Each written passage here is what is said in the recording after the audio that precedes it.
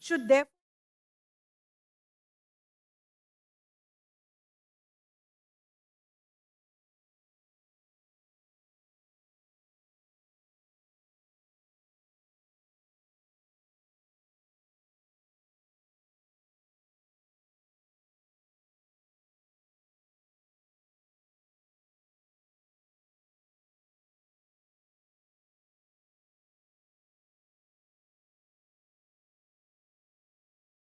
the stage today, Ms. Kaveri Dhawan, Manager, Urban Wash Vertical Dasra, NFSSM Alliance, to share her opening remarks with the audience.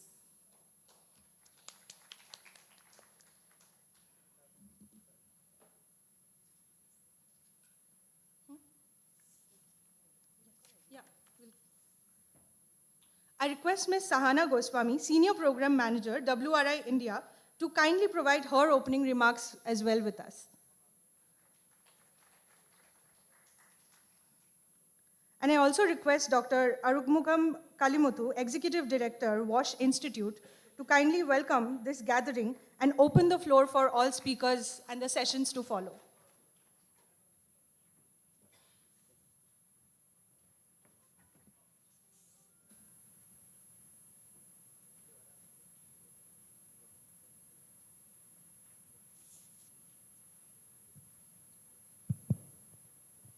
Hello, everyone, and a very good morning to all of you.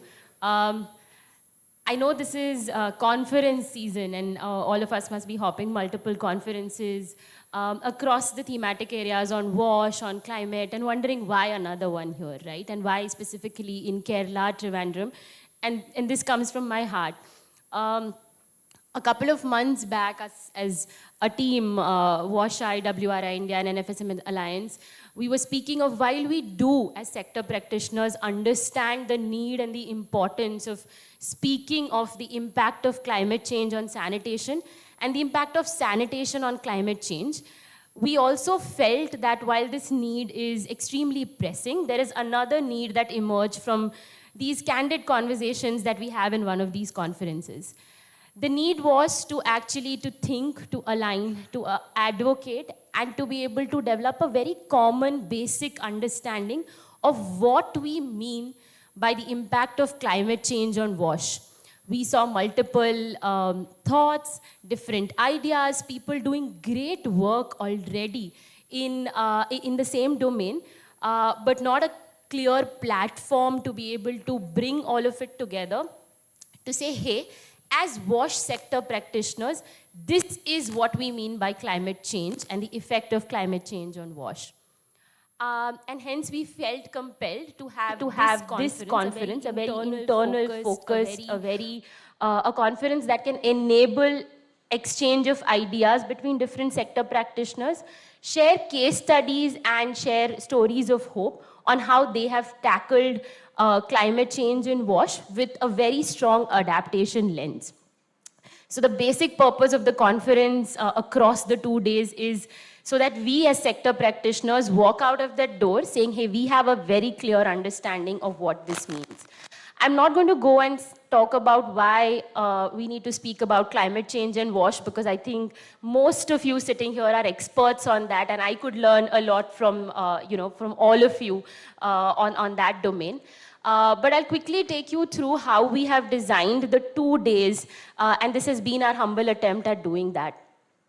Across the 2 days, first we will begin by exploring the intersectionality of what we mean by climate change and WASH through panel discussions, through case study presentations. We move forward to actually then speak to a little bit about some lighthouse stories that have actually embodied what climate change looks like, and it is something that we're sort of crowdsourcing, if I may use that word, to speak of what it means to be able to do that. We will have sessions where we speak of what are certain frameworks that we can leverage as sector practitioners to understand the adaptation lens even more strongly and to strengthen our understanding on this. We are exploring various thematic areas on data, finance, because these are 2 very key areas that emerge from multiple conversations, and we've really tried to ensure that this platform serves as a means to it. And Apart from that, I think something also emerged in our conversations with a whole lot of academicians was that there is a need to develop a strong cadre of workforce of people, especially the upcoming workforce who are currently in our colleges, in our universities, and are being trained and spoken to by all of us, to temper them a little bit on what we mean by climate change in WASH and why it is a key area that needs to be embedded in WASH services, because yes, WASH services are something that are affected in any calamity, especially when we talk of floods, droughts, which are very common these days. All of this is going to culminate tomorrow into a beautiful field visit, and that answers a little bit of the curiosity around why Kerala, why Trivandrum, and why a very different location this time. As you know, India's 60% water demand is met through monsoons. Kerala is the first state in our country where the monsoon hits, and that's the date that we're looking for. When does the monsoon land in Kerala?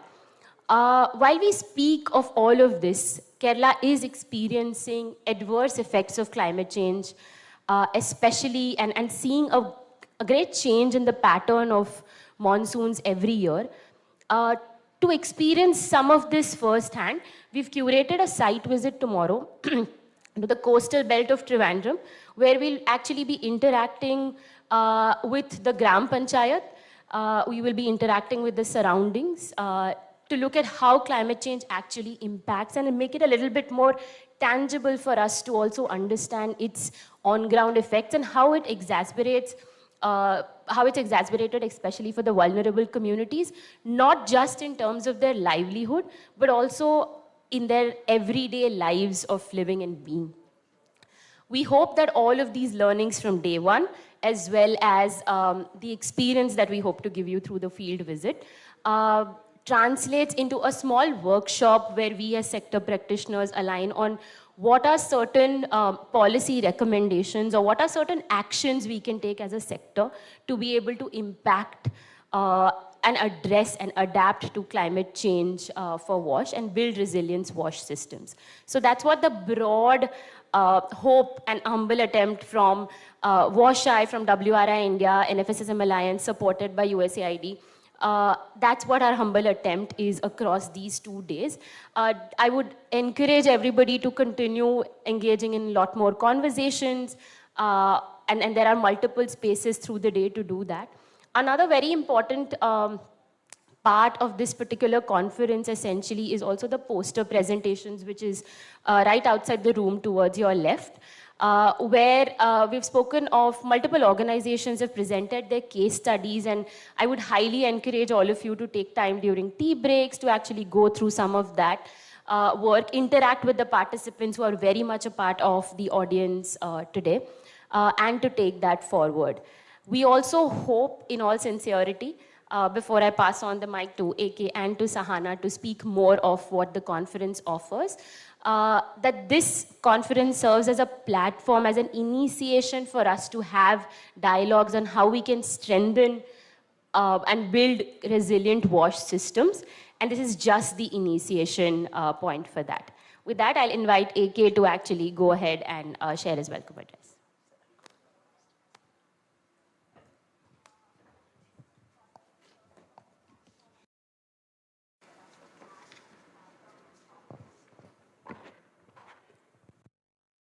Dignitaries on the dais, and officials, sector players, and friends. Good morning to all of you, and a warm welcome to this 2 days conference on building climate resilient WASH system in India.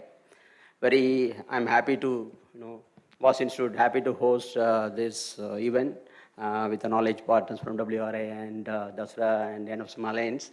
Very important and very relevant and important topic now, because particularly water and sanitation sector already facing a lot of problem and also going to face severe impact due to climate change.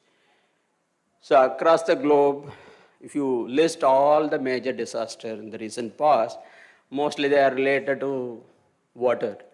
But unfortunately, water was not part of climate agenda for many years, right? Just a couple of years back, it got added. So thanks for all the people who put hard effort to bring water also focus as agenda in the climate change focus. And the recent COP, and there is a resolution also passed around water. It's a good thing, things are moving towards, and getting the sector is getting more focus. But if you list climate change with respect to water, maybe it can affect the three major areas, particularly for temperature rise. That's what we all talking about. And the next one is precipitation, the rainfall and snowfall, whatever you name it, and the sea level rise. What will happen? The temperature rise, how it's going to affect all of us. Rise in temperature particularly leads to the increase in demand for water, for domestic use or agriculture use or drinking water. So everywhere it's going to be it's going to be increase in demand due to, rise in temperature. And so rise in temperature also lead to a lot of evaporation loss, which lead to the faster depletion of the surface water bodies. Again, it's going to affect. And there is the analysis indicate that 1 degree rise in temperature, it will result something around 2 to 5% decrease in wheat production in India. And maybe if it is 2 degree rise in temperature, 2 to 10% rice production loss in China. This is what it's the predictions, right? So if we look closely about the impact of climate change, not only water side, and also we look at the other sector as well. Water resources, the major one, because there's going to be increased competition for water. And water quality deterioration, we are going for a deeper groundwater, and maybe water quality deterioration is going to be the major issues. And because of the non-availability or maybe less water available, also we need forced to change in the water infrastructure system, right? Access to drinking water or domestic water or industrial usage is going to be a major hit. And if you look at the health side, weather-related morbidity is going to increase, infectious diseases going to be spread very fast, and also maybe respiratory illness, particularly for the quality of air. So it will lead to respiratory illness. These all maybe, if you list around the health side. And if you see not only that, we look at forest side, maybe the change in forest composition. That's what this prediction is, that there is going to be a change in the forest composition. Forest health and productivity going to be affected. Shift in geographical focus in the forest also is going to happen. This is all under the forest side. Impact on coastal areas. If you see what is going to happen, erosion of beaches, flood or maybe the submersion of the coastal lands, and increase in cost to defend the communities living along the coastal belt. The moment we talk about sea level rise or seawater rise, whatever you say, that is the saltwater intrusion going to be the major problem. The water sources we depend. So because of the saltwater intrusion, the quality is going to get affected. The sustainability of drinking water sources is going to get affected. Then, so the people living in the coastal area, because of sea rise, they have to migrate. So again, there are a lot of issues around we are going to be faced because of that. And also what will happen, the damage water infrastructures along the coastal belt due to sea level rise. The moment you talk about sea level rise, people think that Malati may be X or Y. It's happening in our own country. You must be knowing that West Bengal, South 24 Parganas, couple of islands already near Sagar Islands, couple of islands already submerged. Goramara, one more island, Goramara. Already the government of India has issued a notification for the people to go out from that island because the island is getting submerged. What will happen to all those communities, right? They are forced to migrate. It's not happening somewhere else, it's happening in our own country. And you look at the agriculture sector. There are 20 agroecological zones in India. Maybe if you group them into 6 major categories, it's called arid ecosystem, semi-arid ecosystem, sub-humid ecosystem, humid and perhumid ecosystem, coastal ecosystem, and island ecosystem. So the study conducted along this, so 87% of the farmers responded across all this ecosystem felt that lack of sufficient rainfall forced them to reduce the cultivable area. Almost the farmers living in the arid and semi-arid regions reported that reduction of cultivable area was due to insufficient rain and unseasonal rain. It's happening already. 41% of the farmers reported that they had abandoned their cultivation in India, partially or fully. So water is affecting everywhere. It's not only when drinking water, domestic or industrial. It's agriculture sector also going to be a major hit. And the Water Resource Ministry data, if you look at, so 1951, our fresh water available in the country was 50 lakhs liters per capita per annum. In 2000, it came down to 22 lakhs liters per capita per annum. The fresh water availability is going down. What will happen? So what will happen to your infrastructure? What will happen to your combined sewer, right? So if there is no water, the water carrying system, how it's going to function? If it is too much of flood or cyclone, what will happen to the infrastructure? It's going to be a lot of problem. Already we are facing it, we are going to face, So that's what maybe it's a good time that we are, hosting this, conference. Let us discuss next 2 days all the technical issues and what are the emerging issues, and maybe let us list, as he mentioned, let us also come up with a strong recommendation or suggestion to move forward. And also I would like to add, particularly for the not only discussing about technical issues, and also let us also focus around how it is impacting on vulnerable communities in the rural areas, right, urban slums, how it's going to affect. And so also maybe I would like to add few suggestions for us to take it forward. Developing state, region, country-specific fact sheets on climate change impacts and its vulnerabilities. That is a need of the hour. So maybe we need to come up with a clear-cut fact sheets what's happening. And also maybe state-wise, region-wise, and national-wise. Detailed assessments should be carried out to assess the impact of vulnerable communities due to climate change. And also maybe the moment we all talk about so the hi-fi stuff about climate change. Maybe all the messages and information should be simplified so that we can disseminate to the poor community or vulnerable community how they can cope up, then they can adapt and they can move forward. And adopting favorable policies, allocation of adequate resources to implement coping mechanisms are critical. So maybe with all these points, let us spend next 2 days, maybe let us discuss and come up with a concrete action point. So once again, I welcome you all for this great conference. First, I hope you will enjoy next 2 days discussion. Thank you very much.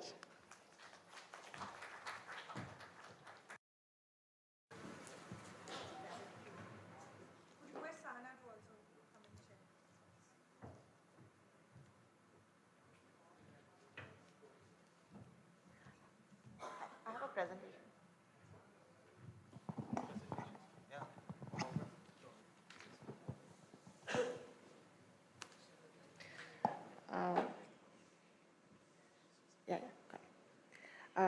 Thank you for setting the context and kicking off with the first presentation of the 2 days. And hopefully this will be quick and engaging. It will be a bit of a add-on to what Sir was saying right now. And I hope with some of the visuals and maps that at WRI India we have been using and generating, that it'll really help visualize some of these impacts and challenges around climate change that we are seeing. So what I'll really focus on and what's the ask for me is really to set this much higher level context of climate change, just put some definitions across so that we are speaking a similar language over the next couple of days. And again, it's not something that's absolutely new. These are things that all of you are very familiar with, but just again, bringing us all onto the same page. So really, when we speak of climate change, it is this very what we need to understand is that it's a very complex system of interrelated and interconnected systems that are working and are getting impacted. And that's this whole planet that we are on, right? We imagine ourselves sitting in this city, in this country, but we are really all of us on this planet really impacted by all the things that we do and that have been done historically that have brought us to this point. So whether it is temperature change, precipitation change, it is an interconnected system. And that is something that as individuals or as communities, we may not always see. We may think that this is something that's happening to us out of the blue, but really there are very clear scientific connections that are happening. So just to start off, I will show this visual.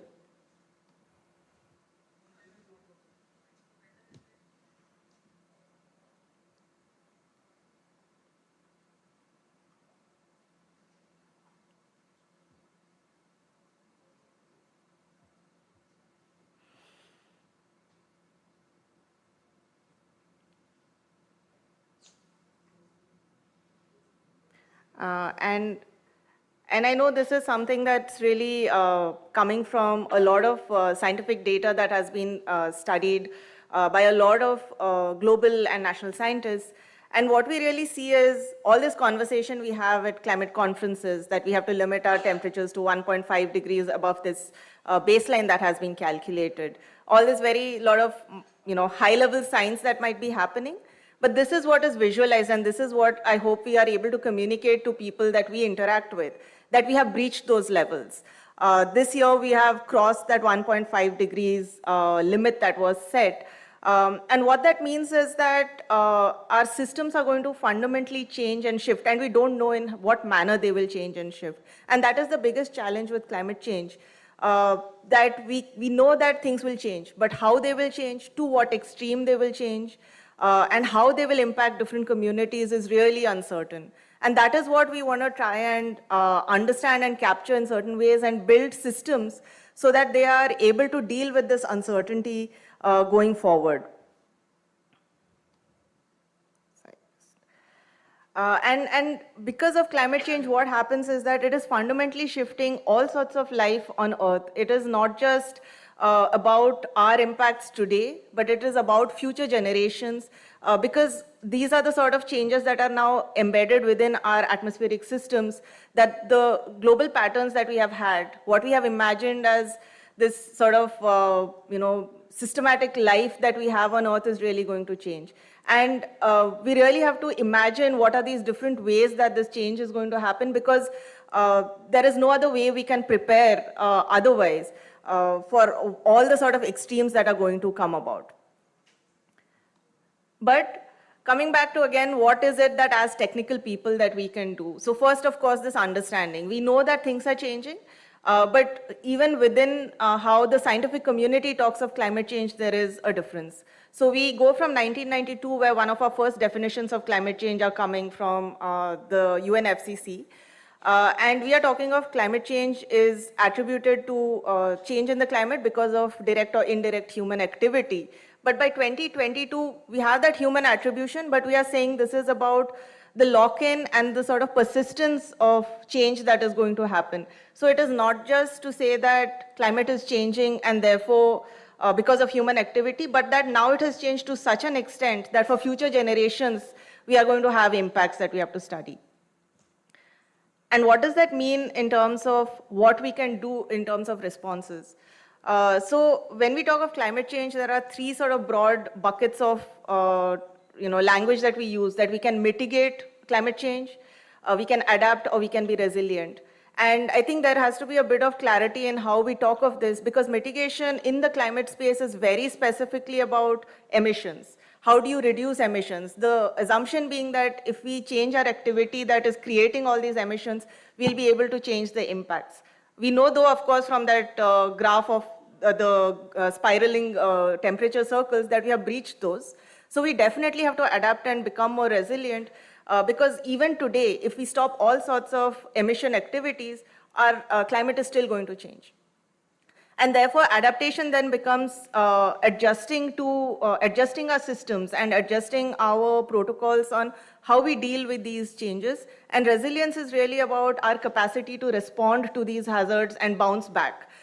So these are the sort of broad languages that we use when we talk of climate change, that how do we mitigate, how do we adapt, and how do we become more resilient. And I think the water space is really important because it has a role in all three. As water sector practitioners, we know that the work we do also has impacts on emissions, but it is so also very strongly linked to adaptation and resilience measures, because those water is such a fundamental requirement for us that if we don't secure it for ourselves today and for future generations, that is going to be a big problem. And just linking to some of the hazards that Sir was mentioning, again from the UN disaster risk reduction frameworks, there are a clear list of issues that are faced across the world. So it isn't just about increasing temperatures, it is how that then impacts rainfall and causes floods or droughts, how there is land deformation happening because of how we are changing water systems. and also the environmental impacts that we see in soil degradation, in air quality degradation, and so on. And all of these together are really climate hazard. We really should move away from imagining climate hazard is just about rising temperatures. It is rising temperatures and everything that is linked with it. But speaking of rising global temperatures, one of the key things that we are seeing is, we can assume that why would it impact us? We just have air conditioning, we live our lives, and that's fine. But when we go see the sort of projections, if we are going beyond the 1.5 degrees, that's the limit that's provided, we are looking at more than 100 cities in India, just in India, that are going to face more than 150 days of extreme temperature. So that's like half the year of extreme temperature where people can't be comfortable outside. And imagine our workforce, which works so extensively outside, in agriculture, in construction, and so on. So that's where this whole conversation of the fundamental shift really comes in. How do we think of those aspects, and what are the water requirements for managing those aspects? And similarly, where we have temperature rise, we also have global water stress. So across the world, we have 25 countries which are facing extremely high water stress, and they house more than 1/4 of the global population. And within that, India is such a large contributor, 18% of the global population, 4% of freshwater resources. So that's really that stress point we have, and then climate change is really making it much more uncertain. And this is where this linkage is, that climate change is impacting water, the hydrological cycle the most. It is really changing how we have rainfall, when the monsoon happens. Those are the things that Kaveri mentioned, that, Kerala, that's the harbinger of the monsoon. That is really shifting now. Year on year, we may not see it, but over long terms, we are really seeing that those changes are happening. And that, again, brings us back to how does India function as this monsoon-dependent society where our monsoon patterns are really shifting. We have Bombay 2 years ago where the entire season of the expected monsoon rainfall happened within 1 week. None of our systems in cities or our agricultural production is set up to manage those sort of extremes, right? Like imagine more than 1,000 mm of rainfall happening in a week.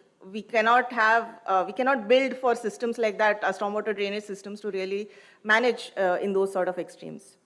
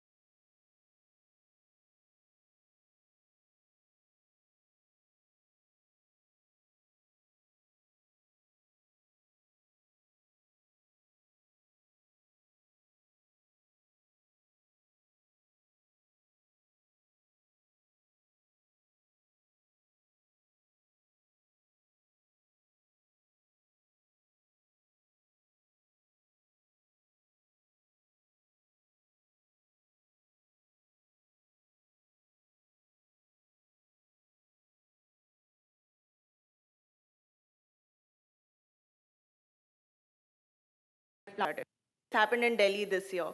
That means that you have floods, but then there's water scarcity because water is shut off in the rest of the city. And these are the sort of very ground realities that we have to think of. Climate change is this very global thing. Temperatures are rising. But on the ground in India, across our cities and regions, these are the sort of impacts that we are facing. Just a couple more slides on this. So it is not to say that India is not doing anything around climate. We have an extensive amount of work happening around climate. We'll be hearing from other colleagues later in the discussion about what specifically India's policies are. But what we can see is from 2006, this is tracking up to 23, 24, is that India has put in a lot of intention behind its climate responses. But much of it is still focused on the emission sector, on the energy sector, which is fair. That is a requirement, of course. But then we also know that the water sector is a really critical part of just human development.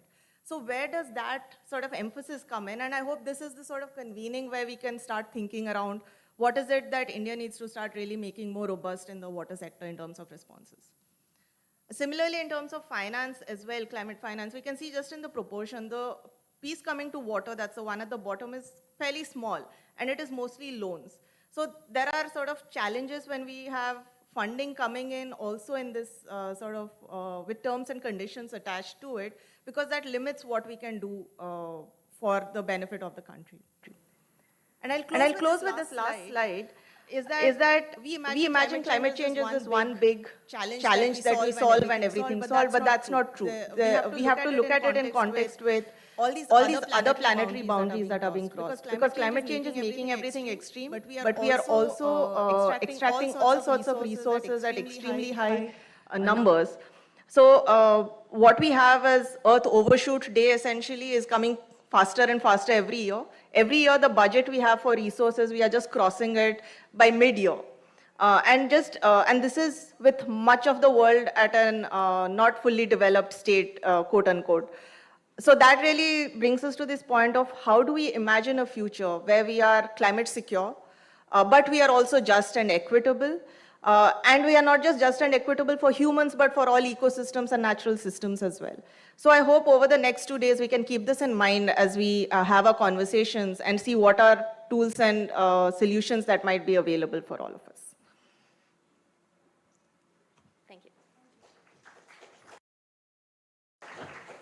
Thank you so much, Sahana, Kaveri, and AK for just setting the context of what the next 2 days will look like. And with that, we formally begin our presentations and the sessions for today. Thank you so much. A quick round of applause.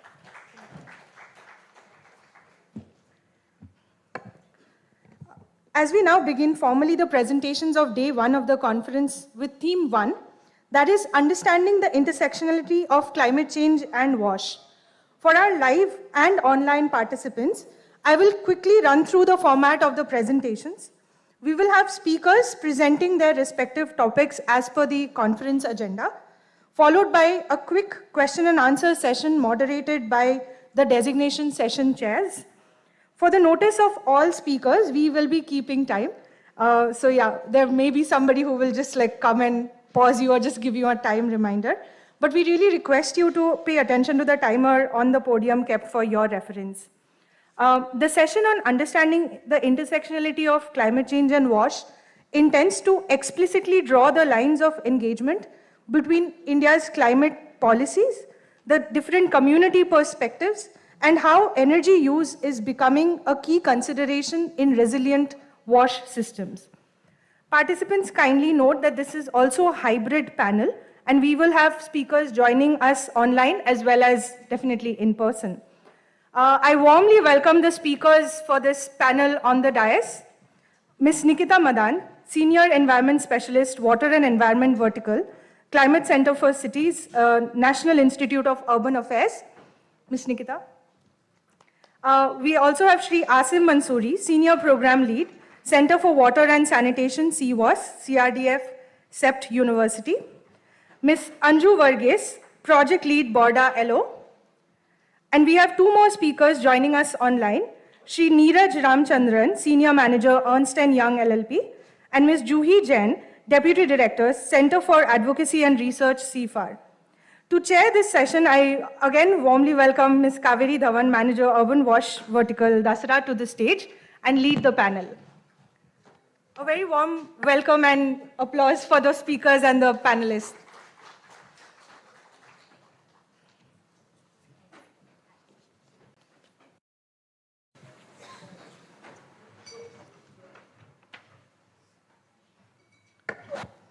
To begin with, we will first have Ms. Nikita Madan sharing her presentation on the Government of India's climate change plans and initiatives, including frameworks for climate change resilience in WASH.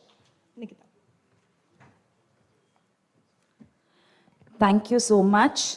And thank you so much for that brief introduction as well. And thank you to the organizers for inviting me here for this session. So coming from the introductory session that we had, and we've been set, the tone of the day has been set very right as to what are the climate threats and what are we facing with. But I'll deep dive into detail about what exactly are we as development sector experts and our cities facing, because we at NIUA work closely with the cities, and I'll share some experiences from their side of understanding. To introduce myself, I work as a senior environment specialist with the Water and Environment Vertical under the Climate Center for Cities at NIUA. NIUA is the think tank of Ministry of Housing and Urban Affairs. So we work with 4,800 urban agglomerations all across India. And we have an alliance of 150 cities wherein we are working with these cities closely to address their challenges related to water and sanitation and other aspects. Can I have my presentation? Okay, that's there. So I've been asked to focus on the Government of India's climate change plans and initiatives, specifically focusing on the wash sector. So building on the narrative that was there, that climate change intensifies the challenges in the wash sector through various aspects that we heard about. But how are the cities seeing it? So in terms of flooding, what we are seeing, and this is the latest 2023 Indian Express headlines, which says, while 66% of individuals in India are exposed to extreme flood events, only 33% of the exposed individuals are covered by early warning systems. So we are talking about the rest of them that are left to deal with the flooding situations in our cities. Again, as a result of climate change, we saw that we are facing water scarcity challenges. So the World Bank Group in 2030 said that India has 18% of the world's population, but only 4% of its water resources, making it among the most water stressed in the world. So our Indian cities are facing with dire situations of water stresses due to climate change. Extreme weather events as well that we were talking about. So India faced extreme weather events reflecting climate change impact on 93% of the days in the first 9 months of 2024. So out of 274 days in the first 9 months, 255 days were facing some sort of extreme climate impact. So we are facing with these dire situations, and that is the magnitude that we as development experts have to deal with, and the going on risks to public health and all. So we can very clearly say that climate change is here. We are facing the challenges of climate change. We keep seeing articles, publications about these, but we need to start thinking about how do we address this. Even at COP, there was lately this discussion about the climate change agenda and its interaction with WASH. So I was just now reading an article that my colleague shared from COP, which was about water is in the spotlight at the UN Climate Summit at COP29. So it talked about the COP29 declaration on water for climate action, which was calling countries to shield their freshwater ecosystems from the impact of climate change. And it very nicely pointed out that the cities and the countries need to tackle water more like a public good it is. So we need to treat it as a public good and ensure that it is dealt with such nature, it is protected as a public good as well. Coming to India and the climate change aspects, so we are talking about the nationally determined contributions to address climate change. We always see these in our conversations around climate change. But how are they directly or indirectly impacting the WASH sector? So say, for example, we are talking about propagating a healthy and sustainable way of living. That's one of the NDCs. And we say lifestyle for environment. What we are also looking at in terms of WASH is water use efficiency and ensuring sustainable water resource management for a healthy, sustainable way of living. So that's how this sector is touching upon the NDCs. We are also talking about reducing emissions intensity by 45% by 2030. So herein we are contributing by ensuring energy efficient wastewater treatment plants and sanitation systems, also adopting low carbon technologies in the WASH infrastructure development. A lot of work around these are being discussed in the cities today. We're also talking about promoting investment in development programs, particularly the vulnerable sectors, and one of the sectors is water resources. So even in COP, the theme has been, because our colleagues were there and many of you might be coming from there after having discussions on the wash sector. So there have been conversations around how do we promote investments in the climate sector, the climate finance aspect. So we are talking about adaptive capacity in water and sanitation to reduce the climate risks. And again, to mobilize domestic and new additional funds in this sector. So mobilization of climate finance for resilient infrastructure in sectors like water and sanitation. There are many more targets that India deals with, and we are looking at the wash sector very closely and how we can contribute to those.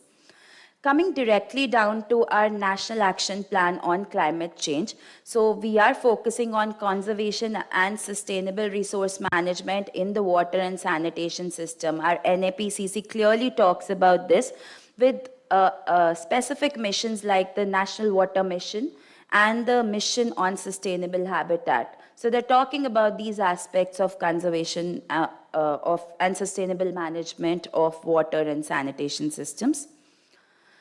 The states, the work happening in our states is also very, is also happening in this direction. So we did a research publication on the state action plans on climate change. Based on a 2021 analysis of all SAPCCs, what we found out that many of the SAPCCs were focusing on region-specific issues like water scarcity, flood management, and climate-sensitive sanitation. So they were talking about very clearly three major aspects in this sector. The first one is creating flood databases and flood modeling. Even Kerala's SAPCC talked about flood modeling extensively. Then constructing flood infrastructure and also flood-resilient urban planning. But we found out that while many of these SAPCCs are talking about these aspects of WASH, there is a dire need to get these implemented on ground, get them into action plans for the cities that we are talking with. Then coming to Government of India initiatives and missions, so many of you working in the WASH sector are already familiar with, but we have the Jal Jeevan mission talking about access to safe and adequate drinking water. We have the Swachh Bharat mission talking about ODF free status, solid and liquid waste management, and sanitation behavior change. We have the Amrut focusing directly on water, urban water supply, sewage treatment, and climate resilient city infrastructure. We have the major large-scale Namami Gange program on holistic river rejuvenation. So a lot of Government of India initiatives and national policies are linked with this sector. It's just that we need to link it to the on-ground implementation and action. I'll touch upon another thing that we at NIUA are working at, a strategic framework supported by the National Mission for Clean Ganga for managing urban rivers towards climate resilience. We call it the Urban River Management Plan Framework, or the URMP.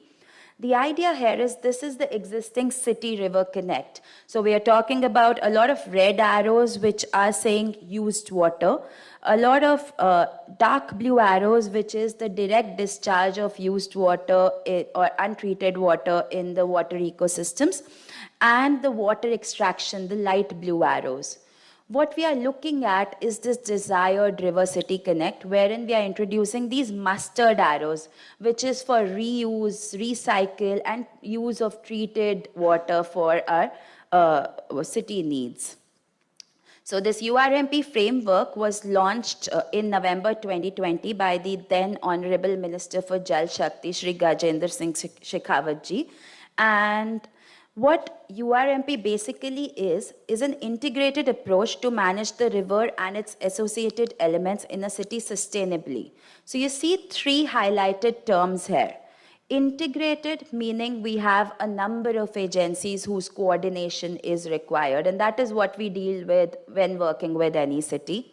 It is also talking about not just planning-based, but project-based approaches. So we need to start at a large scale and then come down to a micro scale. We need to look at all the water ecosystems in an associated manner. So we look at water bodies, wetlands, nalas, rivers, all of them in a holistic manner. And talking about the environment, social, and economic aspects of river rejuvenation.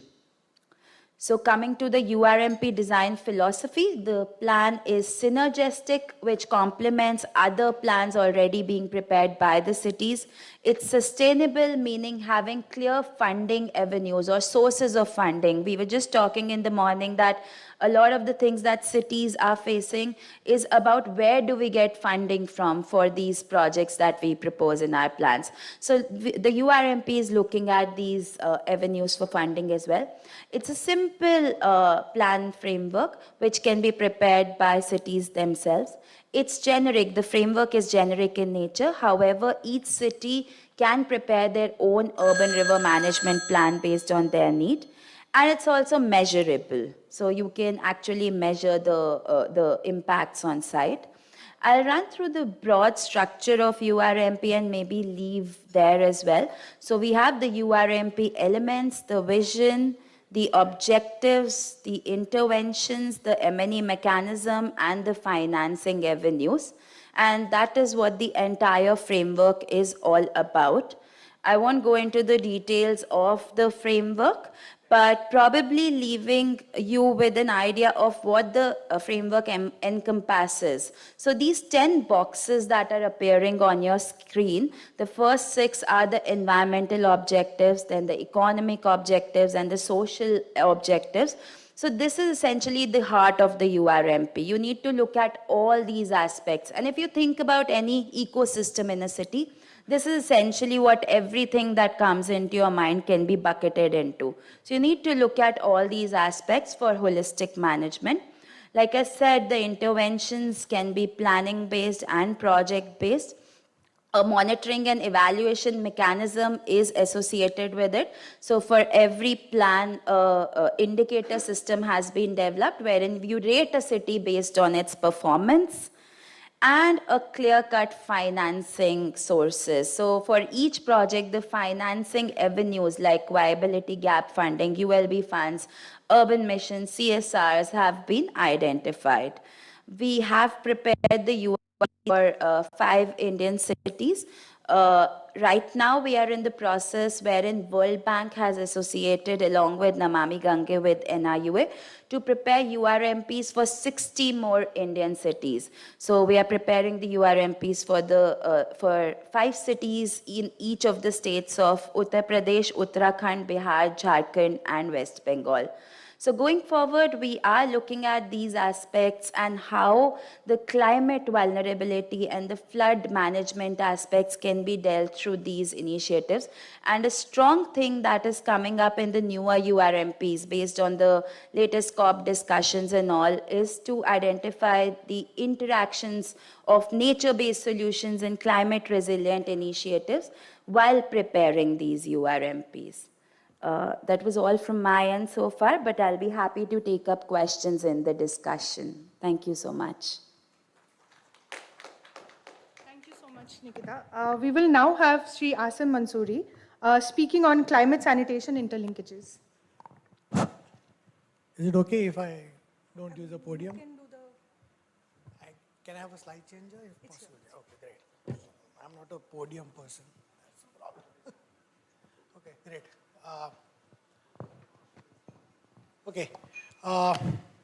Good morning, everyone. My name is Asim Mansoori, and I think my eminent speakers before talked about climate and water linkages.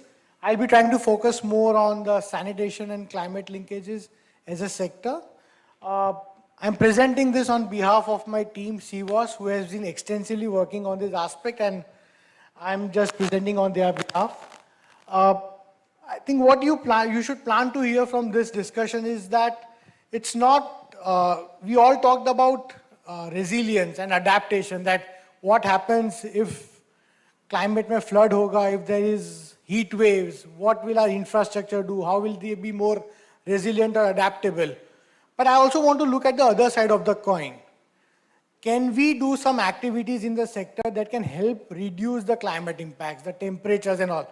Sahana rightly mentioned that the sector is not big as compared to other sectors like transport, but every drop counts when we are talking about the reduction in emissions and the temperature in terms of climate perspective. So you will hear two sides of the story. You will hear both the adaptive actions that can be taken up. This is a bit general presentation that I'm going to present. We have more case studies down today that we'll be presenting as well, but I'll give you an overview of what we have done or what we plan to do in this sector for sanitation climate linkages, both from adaptive side as well as from the mitigative sides. Great. So I think, not to highlight too much, but we all know that vulnerability is high for our wash infrastructure. The Delhi floods, the Uttarakhand cloudburst, most of the services, the urban services had stopped. The water treatment plants, the sewage treatment plants, even the Kerala floods. And India is 7th most vulnerable country in terms of climate hazards if you talk globally. But at the same time, from the mitigation perspective, I think she rightly mentioned about the NDCs. India has committed to NDCs that we need to attain. And how can sanitation or wash as a whole play a role to help attain the NDCs, even if it's 10%, 20%? Can we add a bit to that so that we are part of the discussions? India has committed all this reduction in emissions, clean energy, creating carbon sinks. I think that's an important point from a sanitation sector perspective. That's why I've left it here, that we need to talk about carbon sinks through wash. And I think the life concept that my previous Nikita Madan talked about. So these are what we have committed as India, what we need to do in terms of nationally determined contributions. So for the adaptability part, I think we all talked about climate resilient infrastructure, and it is well understood. But we'll of course do that. But the point that I want to bring in this discussion for these next 2 days is also talk about the last mile connectivity. We did a study in 2 states, Gujarat, Maharashtra, and we found that with all this SBM Amrut, the infrastructure is there, but the last mile is missing. The vulnerable, I think AK talked about, let's talk about slums. Are they actually getting the services? And they are the most affected in terms of climate hazards when we talk about floods. We know that COVID taught us that if we have excess, sorry, this is a bit funny, okay. COVID actually taught us that under SBM, because many had access to own toilets, people were able to use toilets. There were less people going to community toilets. People had water supply access at home. So we know that universal access to services at home is the ultimate aim that we all should aim for, to become adaptive in terms of services. Infrastructure can become adaptive through the missions that we are having. SBM, we have Amrut. A classic example I want to give, in Ichalkaranji where we work in Maharashtra, the sewage treatment plant was in the floodplains. Under SBM, they proposed a new STP, which is entirely elevated, almost like a floor, and the entire STP is constructed over pillars. So that's a resilient infrastructure. They looked at the floodplains, the flood levels and all. So there is funding that is available. It's about how you cater to, how do you catch. SBM is not only about building STPs, but how build climate resilient STPs. So what infrastructure? The cost may be only 10%. But sometimes it's not in our mind. We just want to, let's do an ASP, let's do an MBBR and get away with it. But can we think that how our technology can become climate resilient is what we need to start thinking about. Now, if you talk about emissions, I think Sahana rightly mentioned that it's 4% of this is from the GHG portal of India. But I want to highlight one thing, that the sanitation sector, the wastewater sector is, which we always assume that the solid waste is a higher emitter. We somehow found out from this literature, wastewater is a bigger emitter. So that broke my myth, my hypothesis that solid waste is a bigger emitter. Somehow we found that wastewater is bigger emitter because we are not able to treat that and it's all going in the open. But at the same time, to the point, again referring back to Sana, she said that it's 4%. But what we also need to look at is this 83%, which is the energy sector. Now this energy sector is also big emitter of carbon. of which 45% comes from the municipal wash operations, the water treatment plant, the sewer treatment plants. They emit CO2. So if we add this 45 and this 4, we have a large bucket to challenge. So you need to think about how do you become energy transition to reduce carbon emissions, but at the same time talks about strategies to reduce direct emissions as well. I think we are all talking about scope 1, scope 2, scope 3 emissions, and there are various forms. I think the need for the R, which we felt at the CEPT University, is to talk about local factors. We have national, international factors, but sometimes, for example, they don't consider a sewer as an emitter for methane. But we have found out that stagnant sewers do emit methane. Septic tanks, the emission factor is 0. So if you look at all the international IPCC results, for them, on-site sanitation is not an emitter. But I think as a sector, the alliance, we are part of the Climate Rise Alliance group at the global level. We all have now started advocacy at COP as well, that how do you talk about not only network sanitation, but non-network also as an emitter for methane, and how do you actually mitigate that as well. So this is a very simple schematic diagram that we use for our internal understanding as well, where we talk about, these are the major emissions, the direct. We have the direct emissions, which are the scope 1, and the indirect are scope 2. So mainly the direct emissions are those that are coming from, septic tanks, that are coming from untreated wastewater in the water bodies, the emissions from the treatment plants. Even the septic tanks are big emitters, and I have a case for that. At the same time, the indirect emissions are basically the use of emissions that happen from the electricity that is consumed for operating your wash services. Now, the point to highlight also is that this methane and the nitrous oxide, we all talk about CO2 emissions, which is the general term in which it is equated. But our sanitation system also emits methane and nitrous, which is, as you can see, 28 times and 265 times more polluting as compared to carbon. So, sector has a great potential. That's what I'm trying to convey through this session as well. So what we did at Center, the CEPT University Center for Water and Sanitation, we did some brainstorming and let's work something out. And we started like 4 years back on this. And how can we move towards climate inclusive wash services? So we identified some action. Oh, you can't see there because of me, but that's adaptation there.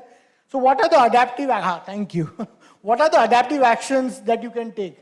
Of course, for us, universal access at a household level is the ultimate way to attain adaptive actions at a household.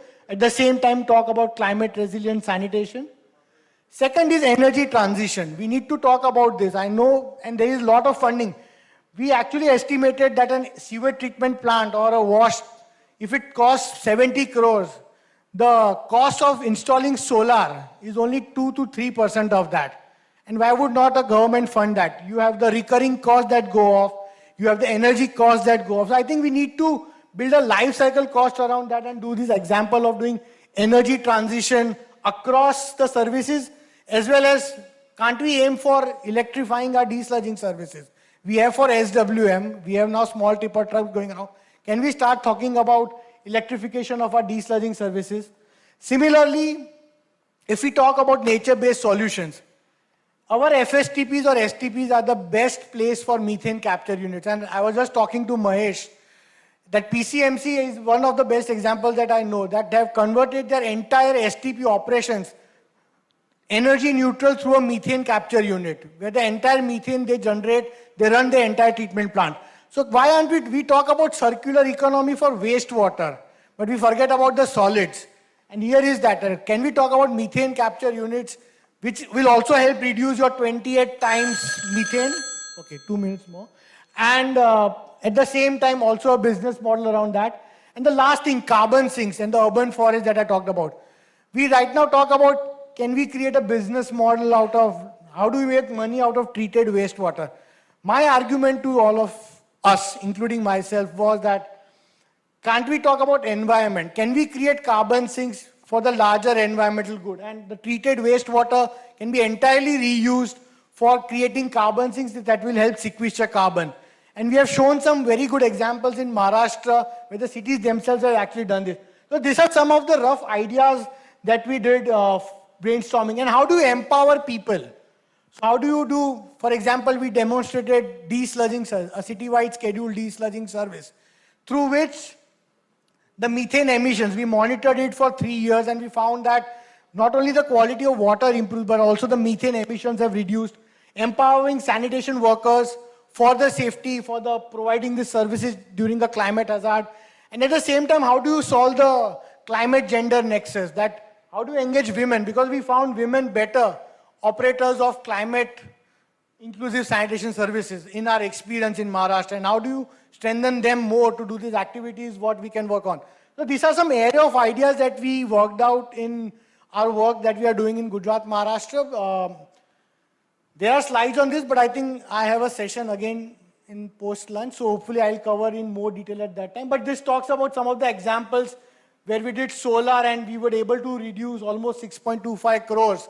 And the city already saved 1 crore for their O&M in electricity, but at the same time reduced so much of carbon. So to summarize, I think like AK said that we'll talk about adaptive actions and all, but I would like to add one more topic to that, with all due respect, sir, that can we also now start talking about mitigation into that? I know adaptation is very important, but let's talk about how do we help attain that 10%, 20%, whatever, through our mitigation actions in sanitation as also a thinking idea. We need to strengthen the evidence. I think there are still evidence gaps that are going on, and I think tomorrow's workshop will be a kickstarter to that discussion. And at the same time, how do we create some monitoring systems? Because I was talking to, again, Parthiv today morning, and he said that there is nothing to monitor. How do you monitor that how much carbon credits a city has earned? There is no monitoring systems on ground. So we need to establish such monitoring systems. So we need to do some monitoring frameworks at city level. Of course, climate-proof sanitation systems are required. For us, universal access and the last mile connectivity is very important as we are talking about the vulnerable. We can build infrastructure, but if you don't connect the people for whom you have built that infrastructure, your entire investment is zero. And we need to implement mitigative actions both for direct emissions as well as indirect emissions. So I think that's it. So, and of course, these are the partners through which we have been able to do all this work. So it's important to acknowledge and the NFSSM Alliance, on behalf of which we are here standing here today, and through which we are trying to scale up this experience at the national level as well. So thank you very much and happy to take questions. Yeah. Only 1 minute ago.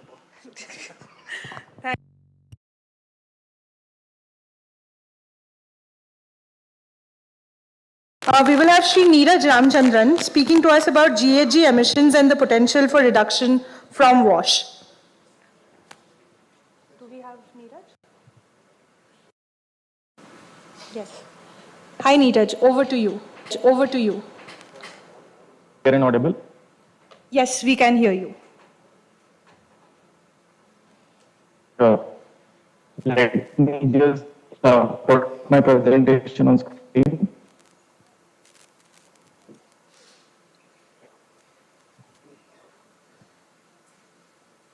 I hope the slide is visible. Yes, we can see and hear you. I hope the slide is visible. Yes, we can see and hear you. Sure. So before I begin, just a quick introduction about myself. My name is Neeraj Ramachandran. I am a senior manager in the government and public sector services team of EY.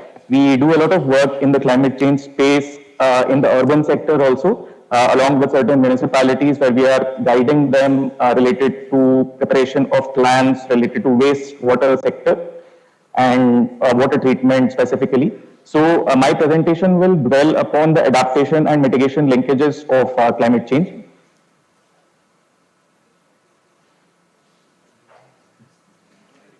So whenever we talk about climate change and its intersection with the WASH sector, the first thing that comes into mind is adaptation, because as my previous panelists had mentioned, the linkage with mitigation is quite difficult to establish considering the contribution of climate change to WASH sector to mitigation in specific, because percentage-wise, this is not a very big number that we would get to at the city level. So I'll start with the adaptation linkage of WASH. So here what you can notice is that there are several weather events that can affect the wash sector specifically. So there are floods, there are rising temperatures, sea levels rise, as well as disease outbreaks that can affect the wash sector specifically. And the infrastructure of the wash sector can get impacted because of these extreme weather events. And that gives more reason for the wash sector to evolve beyond the current sustainability practices. And that's something that would require a change to happen, some sort of a transformation in terms of how the systems are planned as well as implemented. So we all have heard about the kind of impact that climate change is having in general, but wash sector specifically is also beginning to get impacted both at the urban level as well as the rural level. So what we notice is that at the urban level, there are problems such as urban flooding, which are happening increasingly in the big metros. And this is primarily a result of the reactive approach that we have taken in the past to design such systems. So these reactive approaches have mainly focused upon short-term delivery, which means that whenever these systems were being planned, it was not from the perspective of long-term climate risks, but rather a bit more short-term in terms of how the systems and infrastructures had been planned at the city level. Also, what we noticed was that the infrastructure that was planned mostly at the city level, what we observed increasingly at the city level, it's designed for historical norms rather than to withstand extreme weather events. Also, with the increasing resource depletion that is happening at the city level, what we notice is that a lot of resources such as water, groundwater specifically, are being extracted. And that's also causing increasing salinity of water, and that's becoming a big problem lately at the urban level. There are policies, of course, which my previous panelists have spoken about, but what we notice is that interventions have happened in bits and pieces, and specifically city-level interventions could be supported increasingly by policy. There are, of course, national level schemes which are focused on energy efficiency in the urban sector, like Amrut scheme, as well as the national mission on clean Ganga that some of my previous panelists had spoken about. But what we notice is that in general at the city level, the quantification of GHG emission inventory is not that prominent. And wastewater sector specifically, I think it's in a very few cities that the inventory also has been conducted. So once that is done, that becomes a foundational stone for other interventions such as energy transition and decarbonization to happen. And that's something that can be facilitated through a national water and sanitation policy, which can sort of push the city level authorities and also bring in city level stakeholders to develop solutions to decarbonize the wastewater infrastructure as well as the water distribution infrastructure at the city level.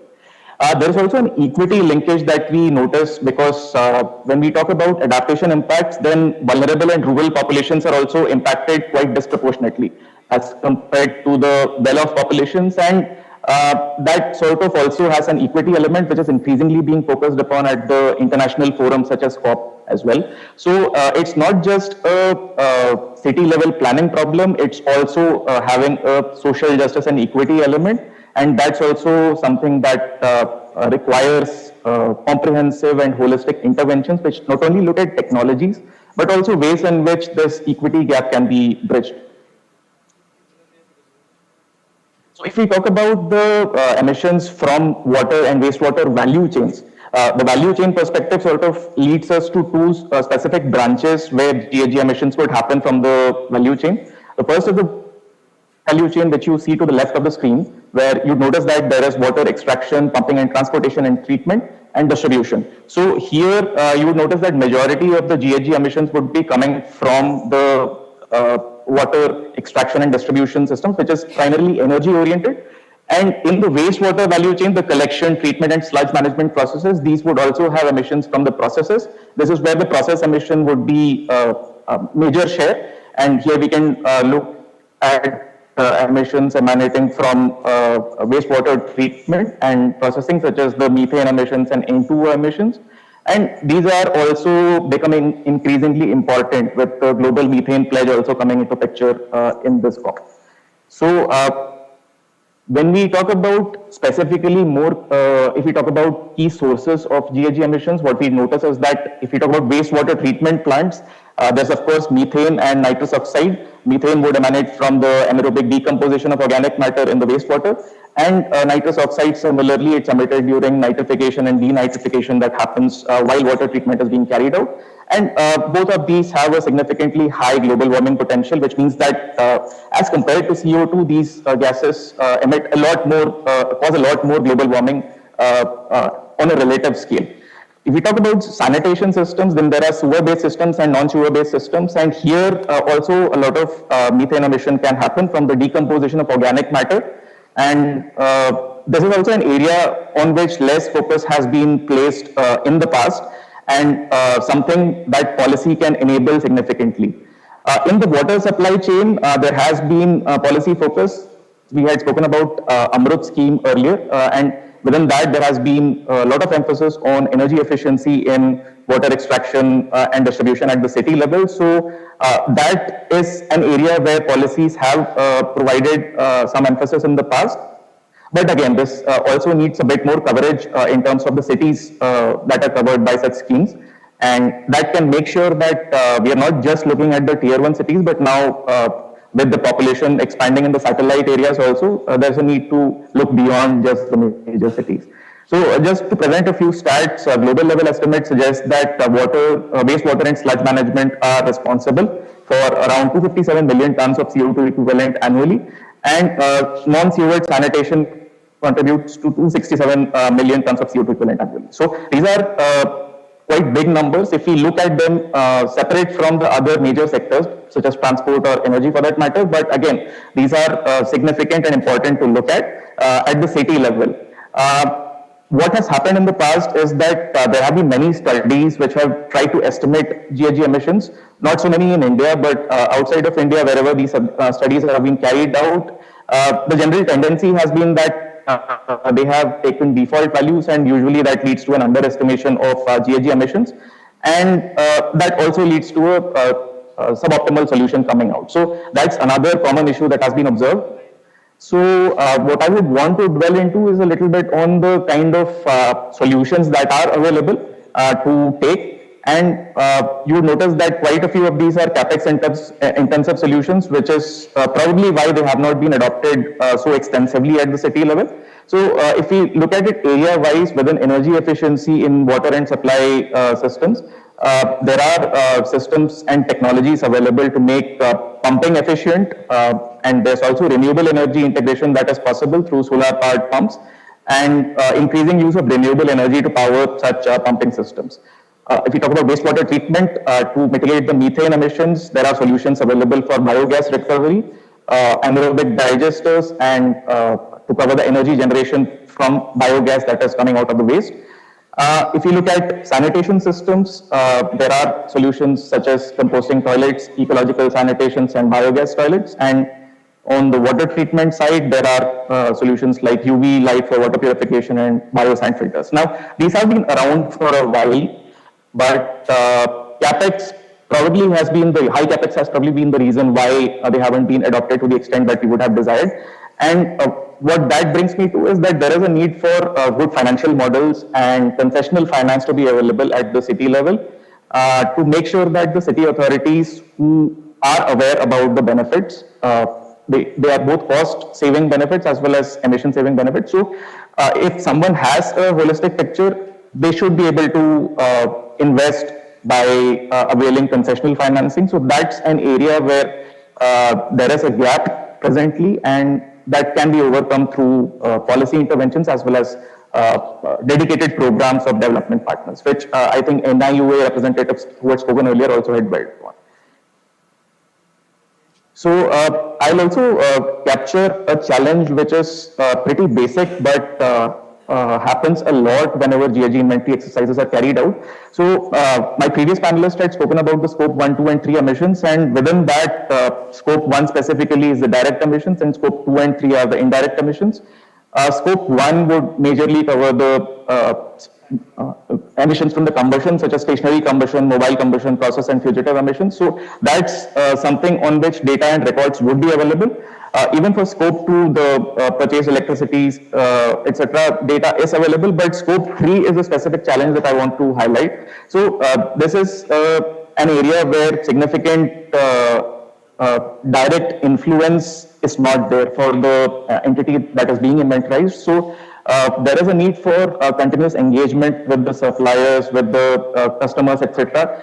And this is supposed to happen across the relevant categories from the 15 Scope 3 categories. So this would need a lot more preparation as compared to development of a Scope 1 and 2 inventory, because this extends beyond the control and influence of the entity being inventorized. So in the past, whenever such studies have been carried out, there have been difficulties in estimating Scope 3 emissions, because often they ended up becoming diluted using default values which had been picked up. So while IPCC does provide default values, but again, on-ground data which is coming from tier 3 emission factors, that's what would be leading us to a more accurate estimation of where the emission hotspots lie within Scope 3.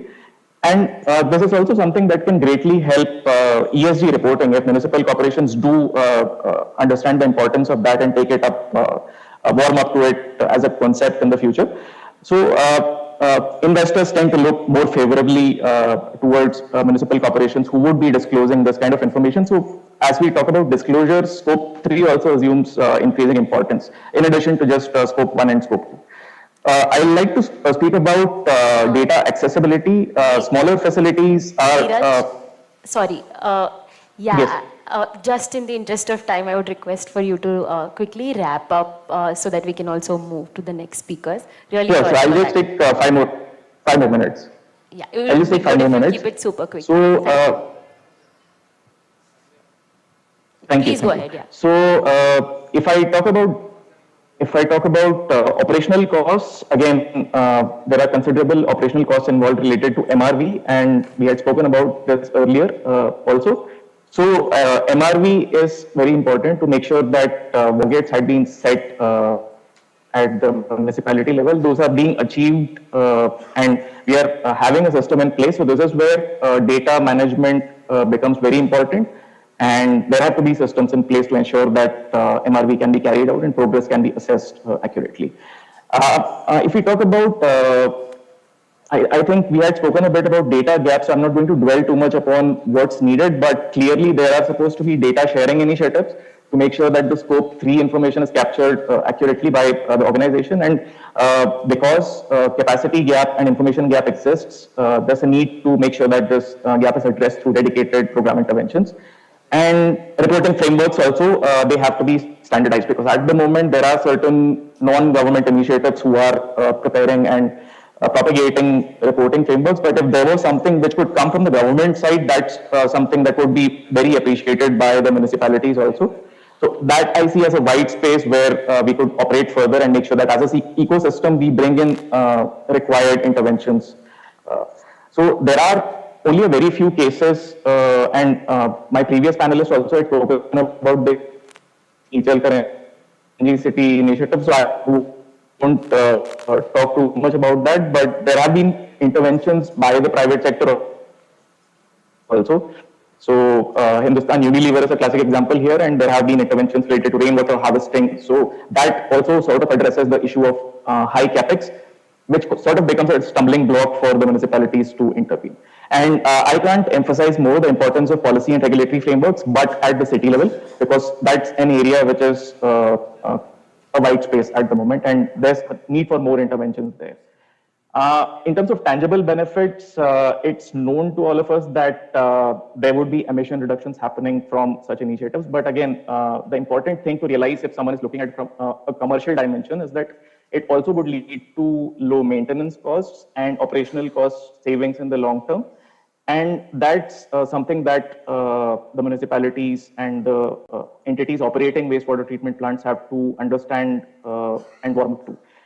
In order to attract investments, there is a need to bring in innovative business models, concessional financing, and increasing interventions to improve feasibility of the newer technologies. Last but not the least, I would just like to highlight that there are, of course, carbon saving benefits, and carbon markets are also emerging as a new avenue to monetize the benefits that come out of such projects. But beyond that, it's preferable that certain regulations and policies provide a push for the organizations operating wastewater treatment plants at the city level to engage in this for could be implemented through compliance. So the savings that come out of such initiatives and interventions have to be understood. These include both operational cost savings as well as concessional finance that they can get from participating in such initiatives. So that's all from my end. I'll open the floor for any questions. Thank you so much, Neeraj. Just in the interest of time, can we move to the questions towards the end of all the speakers sharing their sessions? So we now will move to Ms. Juhi Jain and Mr. Rajiv Das from CFAR, sharing on climate change and what do communities want. Over to you, Juhi and Rajiv. Thank you very much. And just to correct, I got and he is I'm introducing him because he has not been introduced. Rajiv is an expert, monitoring and evaluation expert, and Rajiv has a body of work on wash and climate.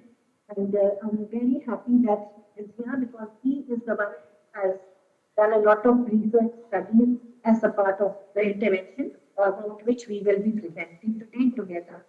And before I begin the presentation, I wanted to acknowledge some people because this is the work we are presenting on behalf of my project, which is in Bhubaneswar and Airport. Also, we want to acknowledge the communities whose work we are presenting here, especially from the right holders organizations, Juhi, hi. organizations, are part. Yeah. There's some audio issue at your end. Could you just maybe? Is this more clear now? Yes, yes, this is much clearer. Can you see both Rajiv and me? If you could speak a little closer to the mic, I think then that will be easier. Yes. Yes. Thank you. And the partners who are a part of our multi-stakeholder. I would also acknowledge,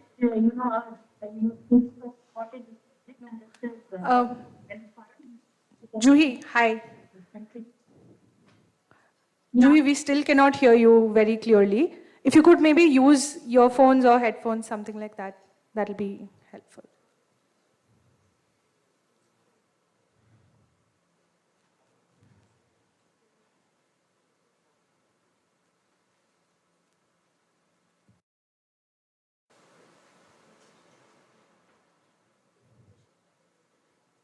Yeah, they are.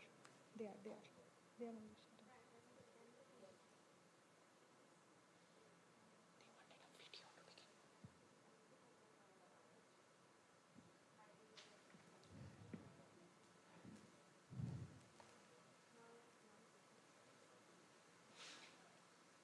Yeah, what's life with a little bit of technical glitch? So, sorry. Now is this better? Yes, yes, now we can hear you, and you can also go ahead and share your screen. Yeah. Thanks, Juhi. We will share. And before we begin the presentation, we would like to, show a short video, and then we will move on to making a few key points on the work we have done in both cities.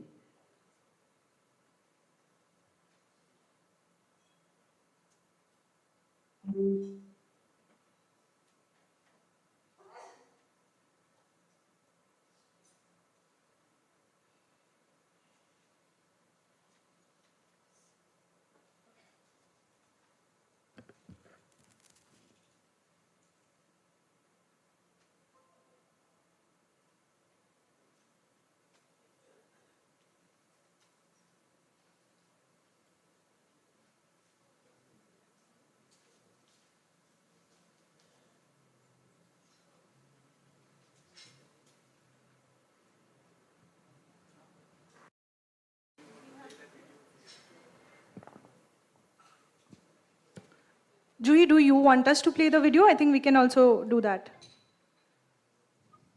I think you can play because I think there is because of the. Yeah? Yeah, I think we can go ahead and share the video. Yeah, please, if you can play the video. Yeah, apologies for the delay. Just.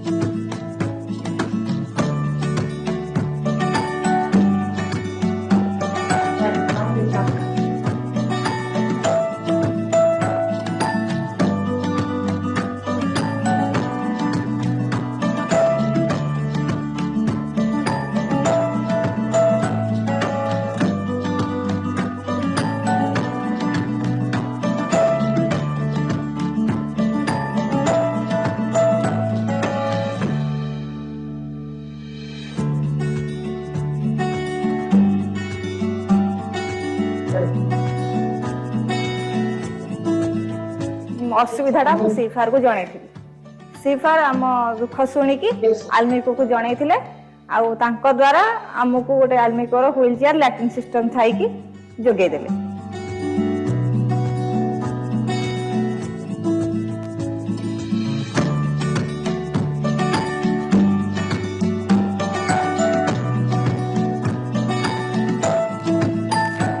It is not for me.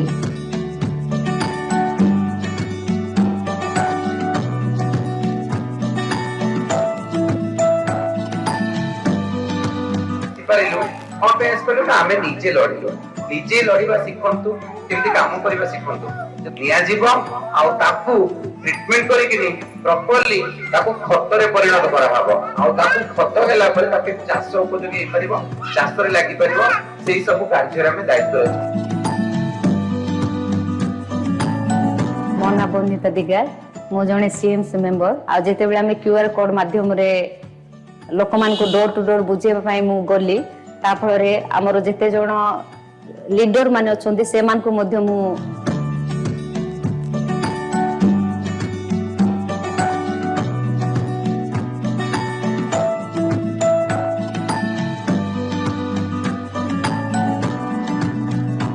सेटा खाल अछि सेपड़ खाल अछि सेटा को हमें आउ टिके ऊंचा करिबो पानी आसीबो आगु को पानी आसीबो सेते बेले हमको जदी पानी बुड़ैबो आमे बा सेते पई एई माटी गुडा आनी किना सेटे पकैबू ऊंचा कर देउछु कोन पई हम सुविधा को आमे देखुछु तुमे सुविधा हमको कहि देलो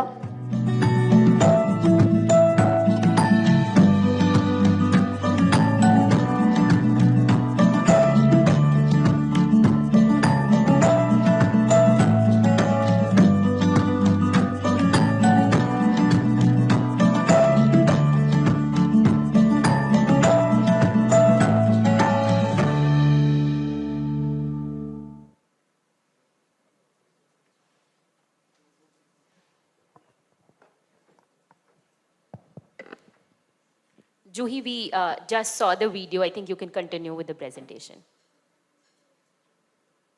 Yes, we will. So we will now screen share the presentation. Yes, please, request you to do that.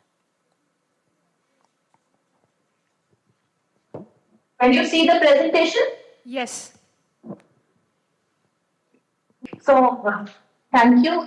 We could not hear any sound from the video here, but Kaveri told me that the video was audible there. So this is a small glimpse of the work which we have done in 2 cities, and the intervention area is, covers across 170 informal settlements in Bhubaneswar and Jaipur. And this is spread across 87 wards. As all of you know that both cities, Jaipur and Bhubaneswar, are highly climate impacted. Bhubaneswar has a lot of cyclones, urban flooding, contaminated water. And Jaipur is in the arid zone, so it faces a huge water insecurity. There are heat waves, and more recently there are flash floods. This is the context in which we have been working. And I will now pass to Rajiv because the brief which was given to us was what do communities want and how does data impact them. So Rajiv will now. So linking it with the WASH before that. So what we did is using secondary data from census, we using UNICEF's framework, we calculated SETI score of each ward. So using 15 socioeconomic indicators from literacy to household accessibility of water, drainage, then households with their occupation and also the age of the persons and percentage of households with SC and ST households. So everything together from the all 15 indicators we calculated SEBI scores of each of the ward. Then to validate it on the ground, we did household survey and KIIs and FGDs to cross check and validate the data. What we found is in the slum areas, 56% of the households are located near open drains and almost 60% of the households located near low-lying areas and drains. And of these, 55% of the households are risk of flooding. Also, post results, 43% of the households show impact on health. So, based on those climate challenges, what we found in our study is that there is a sharp decrease in accessibility to wash, especially for access to piped water. That in the in ordinary cases, the access is around 81%, but after the climate-related hazards, it dropped down to 50%. That is actually one third of the total population who had access earlier, losing access after disaster. And the same with the access to latrines, reduced almost half of the household lose access to latrines during and after the climate-related hazards. And we can see that the open defecation shoots from mere 6% to almost half of the population goes for open defecation because of failure of the toilets accesses. Now I am passing it to Julie ma'am. So before we move further, we wanted to share what is it that we were trying to change or impact. Firstly, we were trying to shape some transformative processes within WASH, and this we were doing through existing community operating structures as well as setting up new structures so that they are embedded, not only they are embedded in the WASH system, and then enabling multi-sectoral coordination at various levels, beginning from the frontline workers to the ULB officials, to partners and to CSOs who were working on the issue. Secondly, we were also trying to improve WASH participatory governance at the ward level so that localization becomes central, communities become central to the entire system, to the entire planning of WASH. And this not only by increasing participation or voicing of issues, but also shaping decision making at the ward level for the kind of services and the quality of services which they were the governments were delivering. Thirdly, JC intentional approach so that WASH inclusion becomes centered onto the communities which are most at risk, because we are working with women, persons with disabilities, elderly, diverse genders, tribal populations who are living in high-lying areas, low-lying areas, facing huge vagaries of climate, and at the same time adopting a targeted approach so that with WASH access and improved quality of services, we also look at other related entitlements which are necessary for their betterment and for their further development. We would now like to present a few slides on the process. Won't go into too many details, but this is the community operating structure and the partnerships which have informed the work we are doing. As you can see, at the center of this is the third tier of governance, which is the Slum Development Committee. Then we have the Sanitation Subcommittee. So the Slum Development Committee already exists. And Sanitation Subcommittee is a technical committee with diverse representation of all the intersectionalities which are listed below: women, adolescents, persons with disabilities, transgenders, and the community management committees which work at the ward and the settlement level. We have multi-sectoral coordination with a lot of partners and allied sectors. On your left, you will see that we are partnering with across levels with the frontline workers, with WASH committees, with Mohalla committees, with Anganwadis, with Mahila Arogya Samitis. And then because this is the generation of impacting things digitally, We also have partnerships with private sector, and we are working with government portals and others. So this is the operating structure which actually makes everything work. And at the center of this process is the marginalized groups. And this community structure we felt is very important because nothing in governance can be influenced unless all actors come together, and no system can function without any administrative governance strengthened. And this is what we aim to achieve. So, from here to build the governance at the local level, so beyond the third tier of the governance, what we tried at the ground is to strengthen and establish the fourth and fifth tier of governance beyond the established system of the third tier government. So what I earlier mentioned that to establish the study using the secondary data and also validating that the same data with the primary data and the primary investigation, what we did is to correlate that secondary data outcomes with the primary data validation. So using our FGDs, KIIs and household surveys, so what we collected the data, then we again that data presented to the community for the validation, so that they participate and they can identify what are the still the problems and what are the possible solutions there.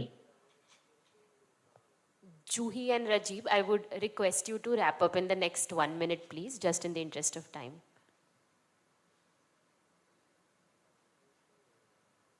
Okay, we'll take another 2 minutes actually, because we wanted to share this process, because I think this is a process of trust building and it is very, very critical. So after this, micro planning became very central because participatory appraisals, mapping the resources, identifying excluded groups and shaping detailed proposals is very essential for any universal wash infrastructure improvement.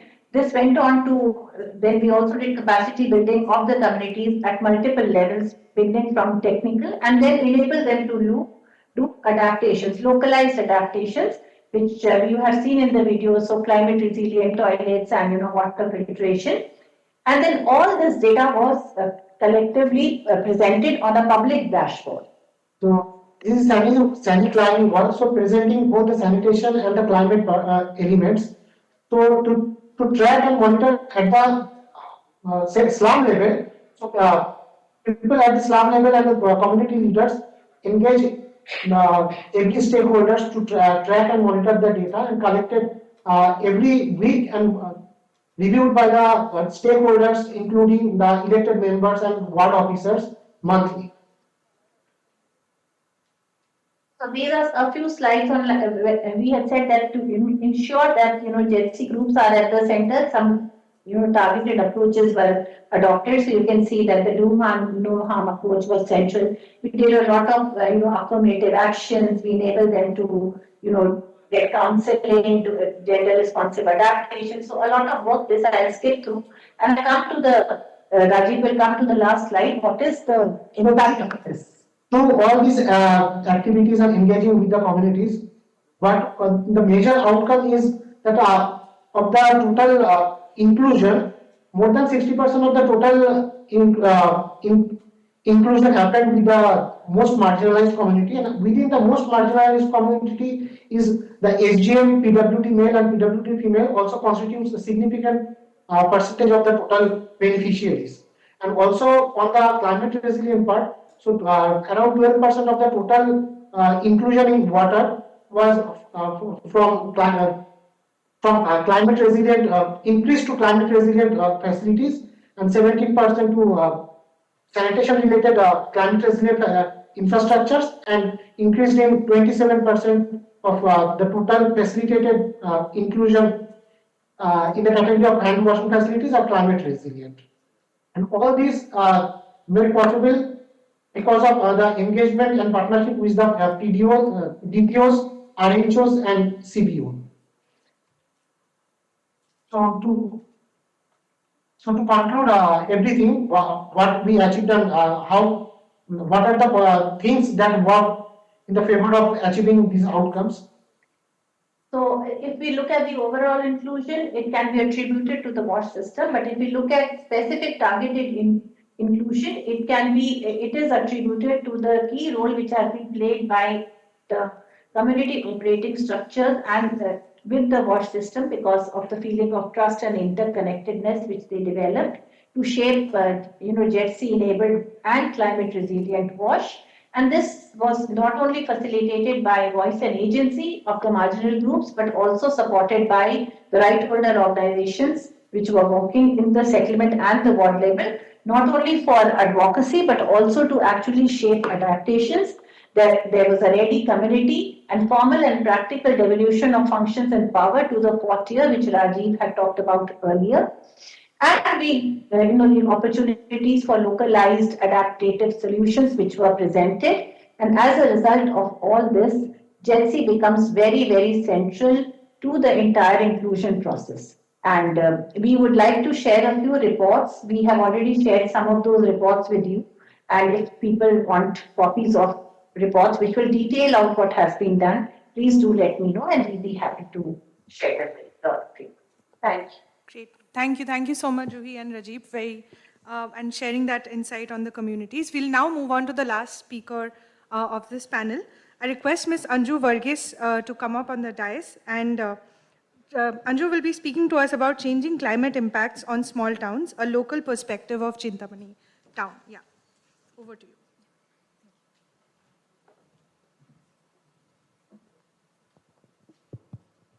Hi, very good morning to everyone. So I think we've heard a lot about climate change, its impact on WASH. And as Sahana had mentioned, it's a time that we have these discussions at global level, but we need to look into the on-ground action as well. So we will take you through our journey of working in small towns. Just an introduction about the organizations. We are Boda South Asia, working in India, Nepal, Bangladesh, and we work in the water sanitation sector on water, solid waste use water, and we work in small towns, which is in and around 1 lakh population. So, okay, before I move on to the, next slide. So most of us are coming from the bigger towns of Delhi, Mumbai, Kochi or Ahmedabad, and we have all experienced flood or heat stress, probably still continuing to experience it as well. And we might have been on the other side also preparing action plans for these towns. But the challenges in small towns is often not brought into the limelight as much as we see of these big towns. And that is where I would like to take you today. So this is a storm-hit MRF facility in Someshwara, Karnataka. Flooding at the STP site. So as Asim had mentioned, the STP sites being flooded. So there is no thought gone much into where it should be kept. Is it an area that's being flooded often, etc. Flash floods in Leh, Ladakh, and heat stress in the cold desert. So these are just glimpses from the ground that we have come across. Now the missions or the national schemes that is there as well aligns a lot with the smart city missions, Amrit, etc., where small towns are not visible or small towns are not a part of those schemes. Apart from that, there's a lot of climate action that is coming up, which is great. But the small towns are missing in these as well. And because of these discussions that are missing in these small towns, even if you go to the municipality and talk to them about climate resilience or adaptation, it would be an alien topic for them. It's not something that is discussed or had a conversation about. So it's not in their priority list. And that's something we had come across when we talked about the same topic with Chintamani, which is a town near Bangalore. So yes, climate resilience and actions are gaining traction, but we're a small town, and that's what we are trying to look into. So we looked into Chintamani. That's a small town with less than 1 lakh population, almost 75 kilometers north of Bangalore. And it's a town that has an arid climate with very varying climatic conditions, precipitation rates specifically. So you see droughts. They had almost 13 droughts in the past 16 years. And we were looking into the hazards that they face and just focusing on the main one, which was drought and precipitation change that was coming in for them. Looking into how this drought had affected the WASH facilities. So we had done multiple consultations with municipalities, with people, communities, and household surveys as well to understand, because data gap is another thing that small towns struggle a lot with. So we understood that in the borewell mapping that we did, majority of the borewells are found at a very great depth. And these borewells, of the 300 of them which was dug, 60% of them only gave a yield. The others didn't even give a yield. And within the 60% that is there going on, only another 60% is functional throughout the year. The rest run dry. And the same is case with the surface water as well, which is contributing to 20% of the town's water supply. That's a lake, Kannapalli, which is dry by October, and it's not even summer. So there is also reported quality issues in a lot of households in the water supply and quantity issues as well. And moving to the wastewater and stormwater impact, if you look into, so those are the points we wanted to map out for mixing of stormwater and wastewater. Most of those came along the stormwater drains and the slum areas and the inlets into the lakes. So this becomes a vicious cycle. It affects your water quality of your lakes, and then it's again going into your consumption with low water quality. And one of the shocking things that we came across was that during the time of drought, almost 23% of the respondents were not using toilets because the limited water that is available is prioritized for your cleaning, for your basic drinking, cooking purposes. So they don't use the toilet. So on one side, we have striving towards ODF free and ODF and also Swachh Bharat mission. On the other side, there is climate pushing against it. So that's something that we are trying to work with. And looking into the slum communities, as we said, so we were looking at the socio-economic vulnerability. So Chintamani town is a small town, and almost 25% of the households have a daily wage income. So if you don't go for work one day, then that's it, you don't have something to lay back onto. And that does get reflected in their risk as well. And 95% of the slum dwellers rely on costly tankers. So you'll see that we were trying to map out the slums and the coverage of water supply. Most of the slums are not covered in water supply. And these are the areas that get affected very much with 3,000 rupees per tanker. That's a great impact on their daily income that's coming in. And when you look at the toilets or public sanitation facilities, very few are there for women. Within that also, most of them are not accessible as well. So the impact on these small towns as well is high. And at the same time, it's not equal. It's disproportionate. The vulnerable communities are affected more. Now, just to hold on to the impact that it has, we'll just look into what is that they're contributing. So in the side of emissions, here we saw that it's mainly solid waste that's contributing, mainly because of the open dumps that's happening. And these dumps are almost 70 of them. And there is also the legacy waste pending to be remediated. Apart from solid waste in the water sector, there was a scope to emissions as well. But these are much lesser when you compare it with a bigger city. So the priority-wise, the mitigation part might go lower. Now, with these insights from the small towns that we have seen, we wanted to, these are the questions that came to our mind actually. The demand is definitely increasing. And are our small towns prepared? They're not able to meet the current demand. How are they going to meet the increasing demand that's going to come up? How will they ensure supply to vulnerable communities? And see where to prioritize, what to prioritize. And are these questions, so these questions are brought about by us, but these questions are not even reaching them probably, unless we have a lot of interactions and handholding with these small towns. So we see that there is a need for a proper, comprehensive, detailed, structured study. And that's where we are working on an inclusive climate-sensitive WASH framework, so that we equip these small towns with the tools and the knowledge. And we bring in discussion. So this is something we see as a great platform because small towns are being discussed in one way or the other as well. So this is the type of conversation we want to bring in, not just with organizations, but with government, with community, with people, so that it becomes a norm with them as well, to include these in the existing plans and master plans and the WASH plans that they make. And to co-create a inclusive WASH action plan with short-term, long-term goals. Now, there are a lot of frameworks out there.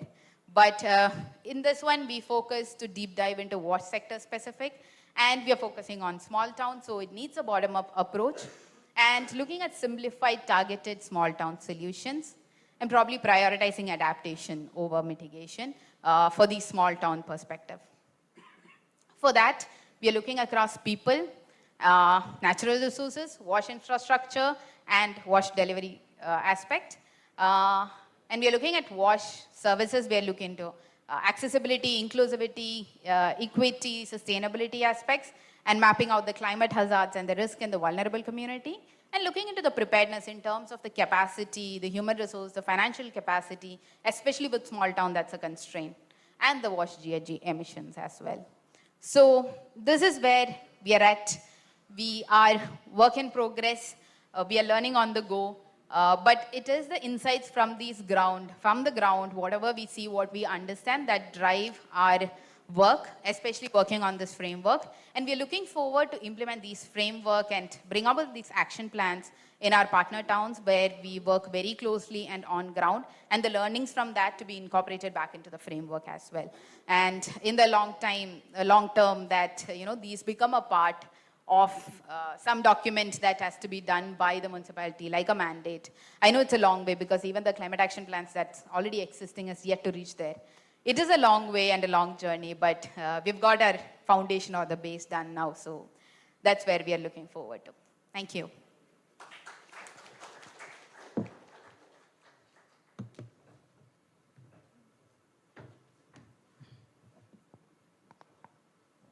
I know we've heard from different panelists across communities, across Government of India initiatives, what data-backed evidence could look like, where the focus is not just on solid waste, but also on how wastewater leads to a lot of emissions. We've covered a whole lot of topics to understand the intersectionality of climate change and WASH. While we did have some questions, but just in the interest of time, I would like to open the forum for the audience to actually ask questions to any of our panelists. And I see a couple of hands going up there, if somebody can just offer a mic. Hello, good morning. I'm Priyanka. I'm from E3. So my question is to Nikita. She mentioned about URMP framework for river restorations in the cities. So you mentioned about desirable state. So I would like to understand, like, desirable for whom, like how you are considered, because there are multiple stakeholders, right? So this is first question. And the second question I have is, like, when we talk about management, monitoring is very important and very crucial. So within your framework, have you also included citizens as one of the stakeholders who can do monitoring? Because in Bangalore, we have seen that lakes where citizens are involved, those are performing much better than lakes who don't have any citizens involved in monitoring. Thank you. Thank you for that question, Priyanka. So I'll first reflect on the desirable for who, and that's a very important question when we design any policy, any framework. So if you notice, there was a 10-point agenda that the URMP was basing itself on, out of which 6 objectives were environmental in nature, 2 economic in nature, and 2 social in nature. So we are looking at enhancing the citizen river connect. What do the citizens want from the river? What is their requirement? How can they contribute to the river? So the river just not can be desirable for the people who are developing it, but in urban settings, it's one of the most important features for the citizens. So how do we make it desirable for the citizens? Again, coming to not just the human or the people-centric approach, but it also has to be desirable for the nature. We are talking about the nature in terms of the ecology or the ecosystem. So how desirable is the plan itself or its outcomes for the ecosystem, for the environment? So we're looking at the biodiversity, the riparian species, and all of those. So we're looking at a set of 10 objectives which capture each of the elements that you have mentioned about. A little bit of your second question is also answered here. So in terms of the social connect that we are looking at, so therein we are talking about how people are connecting back to the river, how their alignment with the river ecosystems is happening. Does that answer you?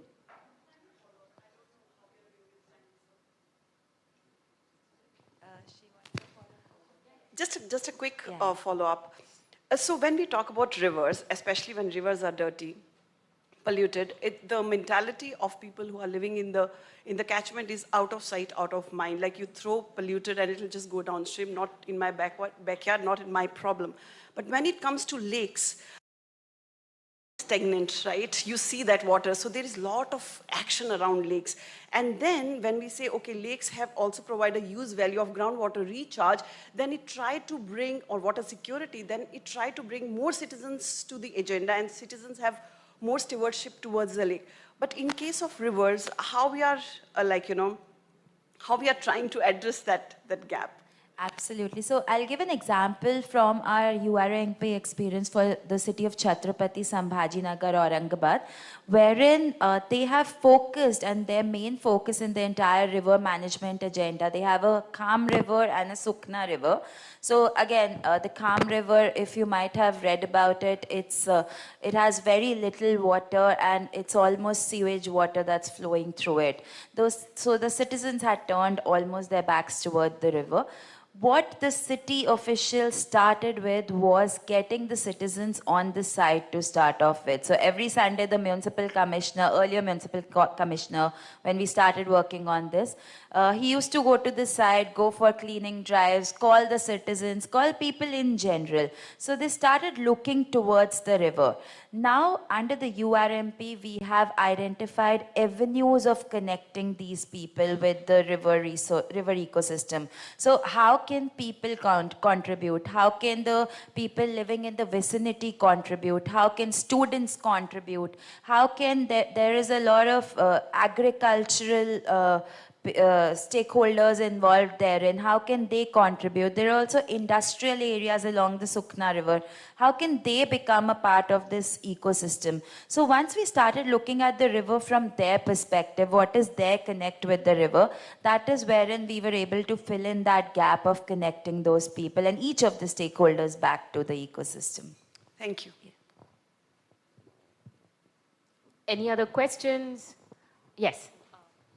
We have a couple of them. I think let's try and capture all three questions and then direct it to the panelists. Yeah. The first table, please.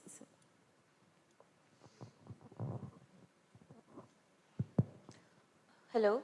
My question is from Ms. Anju. Like you've said that the concept of climate change is still quite new for the small towns and they are not prioritizing that much. So what can be done to create an awareness and mobilize the community as well as the government officials so that they can, along with the infrastructure development and the current WAS services, they can incorporate the climate change, or what have you done for that to convince the people that this is also very important? Thank you for your question. I'll just bundle up a couple of questions and then try to get answers from panelists. I think there was a question over here. Yes, sir. This is for everybody, but maybe specifically for Anju with the Chintamani work. Kind of diametrically opposite of what you asked and some of the comments you made, Anju, about small towns and things not knowing climate change and kind of that being the barrier. But if you look at these communities and if you look at the work that people do, right? I mean, if you look at the farmers, if you look at the entire ecosystem of, say, a borewell repairing service, informal sector that responds to their needs, they are actually already grappling with the impact of climate change, right? Their responses in that context already are showing us responses of resilience. I mean, using wastewater in agriculture, doing something to the borewell which responds to rainfall. Today is a drought year, next year is a high rainfall year. So how do you change the borewell to then be able to capture that? So these kind of responses are already there on the ground. One wonders in all our work, what are we learning from those real responses? Because solutions lies there, right? And how do we bring that up into the conversation? Thank you for that. And I think there was a question from Rajesh here. Yeah. I think already both have asked the same question. Only thing I just wanted to know, what's the time frame you're looking for actually? Because many small towns, I think many of the organization is planning to support such towns. So you could little bit throw a light on that for others to understand. Thank you. Asim over there, yes. And then we'll direct it to the requisite panelists.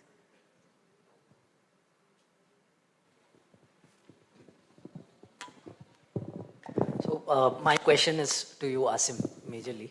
So the question basically lies on the associated cost or the associated, contributors to the climate change. Like for example, let's say that laying up the pipelines, there is also a lot of road excavation work that takes place, but we do not consider it a part of the sanitation ecosystem, right? Not the costing, nothing. But these are also the contributors which are very much associated. So how do we factor in these kind of contributors into the climate sanitation linkage or these kind of conversations? Thank you for that. I'll first pass on the mic to Anju to answer the 3 questions. First of all, thank you for the questions. So first, for you on the responsiveness or how do we get them, how to do it in small towns. From what we have, so we've started off and we have been having multiple consultations with Chintamani. So there are multiple organizations, institutions that is there. As of now, the first stage is to have a lot of consultations because like Sir said, yes, there are these solutions that is there in the field. But at municipality level, when plans are being made, how much of it is being incorporated? How much of it do they see the need to even incorporate is a question. Because they are not looking into much of the reasons why these things are happening, that this is bound to aggravate in the future. So there is a lot of consultation that is required cross-sectoral, organization-wise. And that's the first thing or the first step that we are also looking towards to creating more conversation and awareness. And then going on to detailed discussions on sector-wise, what are the specific challenges, what are the specific issues, etc., concerned with the sector. I hope that answers as a first step. And with Sir, yes, sir, there are a lot of indigenous techniques and measures that is going on in these small towns. But one thing that we have observed is that if my private borewell is not having water for my farm, then I will do it. But sometimes that might not be the case with a lot of common resources like the lakes that's going on. So in most of the pollution, what we saw is that there are households directly connected with stormwater drains as their sewage outlets, etc. So yes, there are a lot of great good practices to be adopted, scaled up, incorporated. But at the same time, we do see the need for it to have a discussion with municipalities so that in the plans that is being formulated, these are also incorporated. And there is an overarching umbrella where all these solutions do come on board. So we see the need of both of those, the ground up approach to be mixing up with the municipal level and together creating solutions. So that ground up is something that is very essential in small towns, we would also say. Yeah. And on the time frame, sir. So this is something we have started now since a few months, 6 months, 6, 7 months on developing. But since years we are on the ground, so that did give us a good head start with understanding small towns. Going forward, in another few months, we would try to pilot it in our partner towns. At least in next year, we are planning on 2-3 of them having proper grounded action plans that is coming up, which can be definitely incorporated, coming up to DPR levels where, it gets floated and doesn't stay out as action plans. So that's a rough timeline that we have for now. Yes. Great. Thanks, Asim, for the question. And you asked the difficult one. So you have rightly mentioned about when we talk about sanitation systems, we generally end up talking about scope 1 and scope 2, which are a bit easier to understand and relate. But I think what you highlighted is scope 3.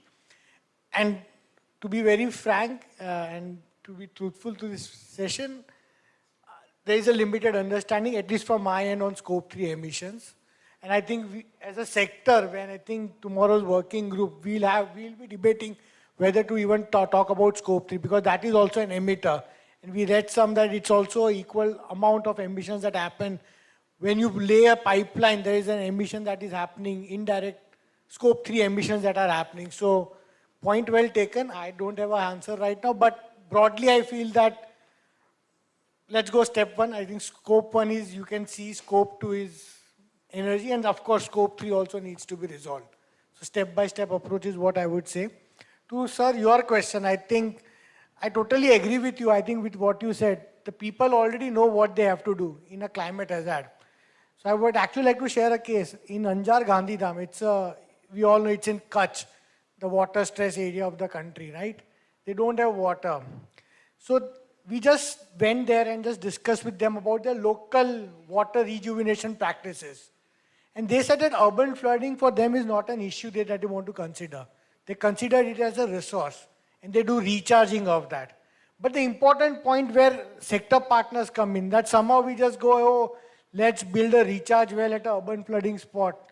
I don't know, whatever depth, 200 feet, 300 feet. But we, as sector partners, I think the role that we need to play is more technical. For example, in that Gandhidham, for example, they have, I think, what AK mentioned, salt water intrusion from one side.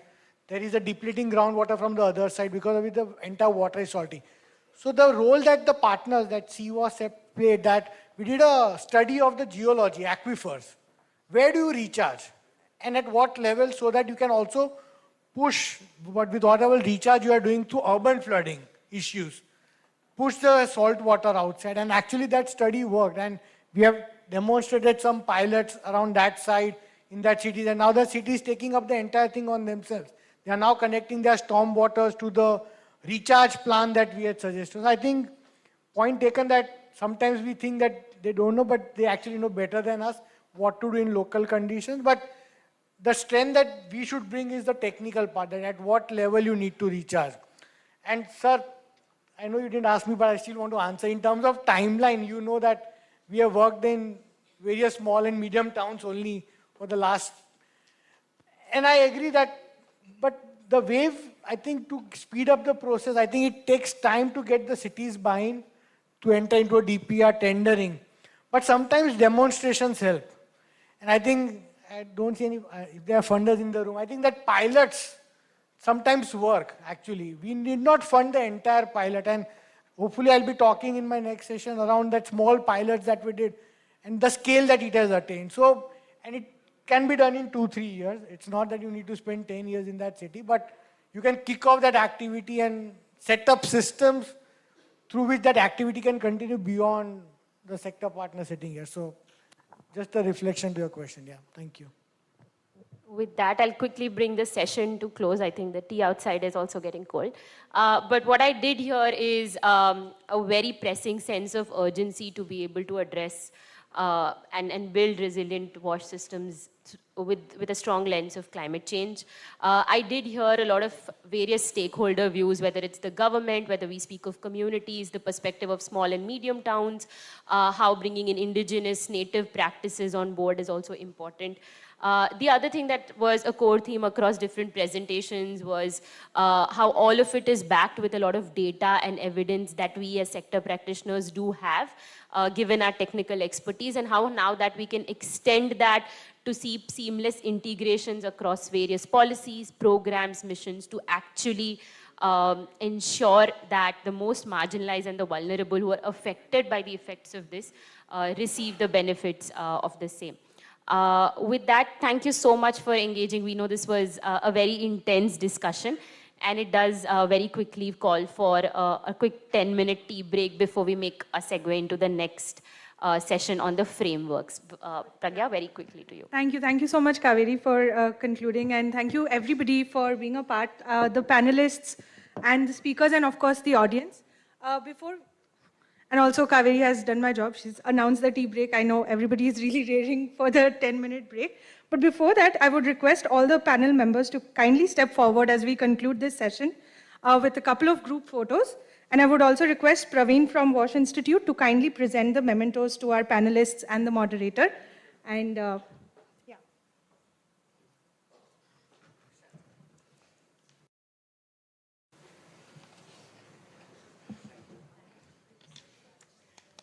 We can have a quick round of applause.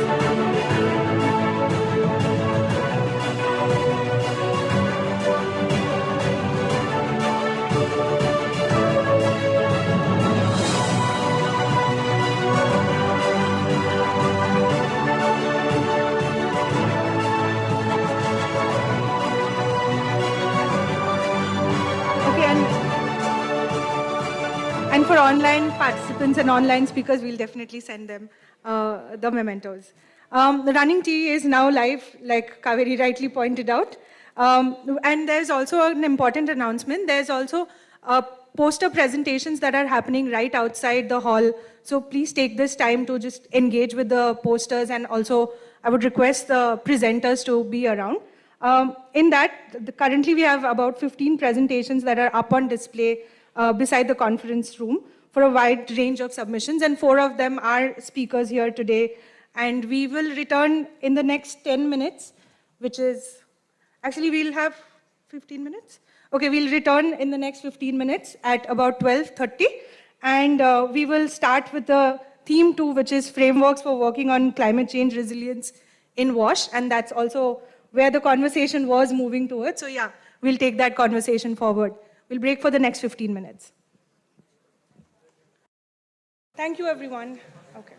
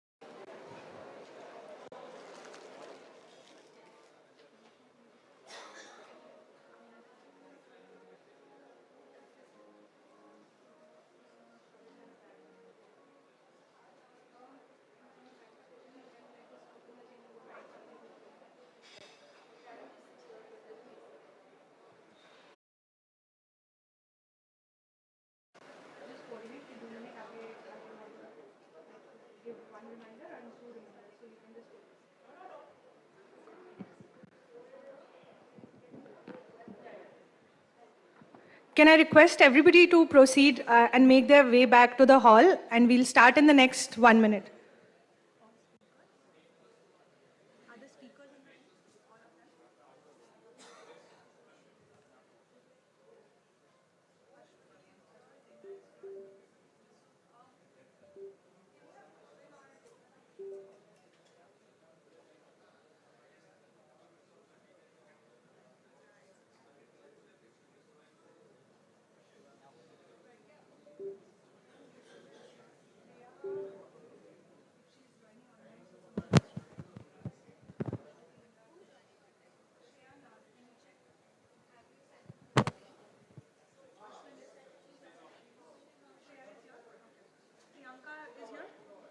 Priyanka is there. Okay. Awesome. Yeah. Priyanka. Welcome back, everyone. I hope you've had like a good time having your tea and catching up with members.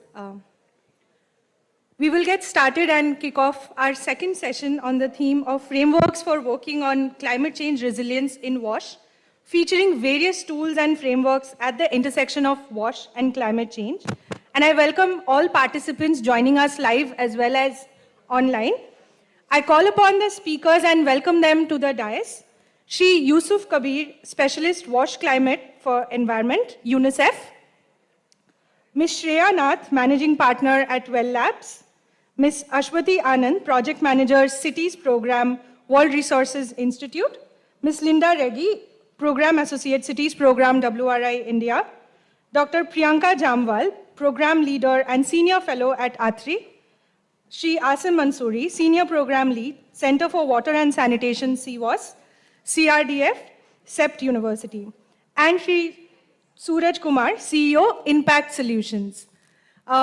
Welcome everyone and welcome panelists, and I would hand it over to Sahana to lead this panel. But with that, I would make one quick request. Given that we are running a little over time, I would request all speakers to maybe set context and skip to the part where they are sharing their important points and just sharing their learnings. And we'll keep all sessions and speaker pointers to 10 minutes. So yeah, with that, handing it over to Sahana. Thanks, Pragya. So not too much of an introduction at this point because we want to look at all these interesting frameworks and tools that are being developed in the space of how climate and WASH interact and how do then cities engage with managing these issues that are arising. So just want to set the context, stay with time, but if we can hold all questions till the end of the session. And hopefully we'll have about 10 minutes at that point to do a round of reflections and hear from everyone if they have additional thoughts and questions from the audience. Sorry, I'll just check who's the first speaker.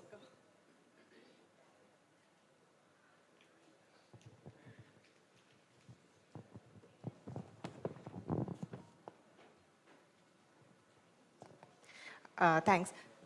So Yusuf, over to you to please take us through strategic frameworks for WASH and climate resilient development. Yusuf is the WASH and climate and environment specialist at UNICEF. We can skip that part. Yeah. Okay.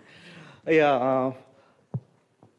So first of all, thank you, WASH-I, NFSS Alliance, WRI for inviting UNICEF. So before I get into the strategic framework for WASH climate resilient development, let me tell you here, my perspective will be more from what UN is thinking globally. What is a Green Climate Fund, the GCF, the largest climate finance, biggest climate finance institute? What is the discussions happening at the UNFCCC level? And what is Government of India is doing? Very interesting, Government of India is also doing a lot of interesting work. It's not that government of in the climate resilient WASH nothing is happening.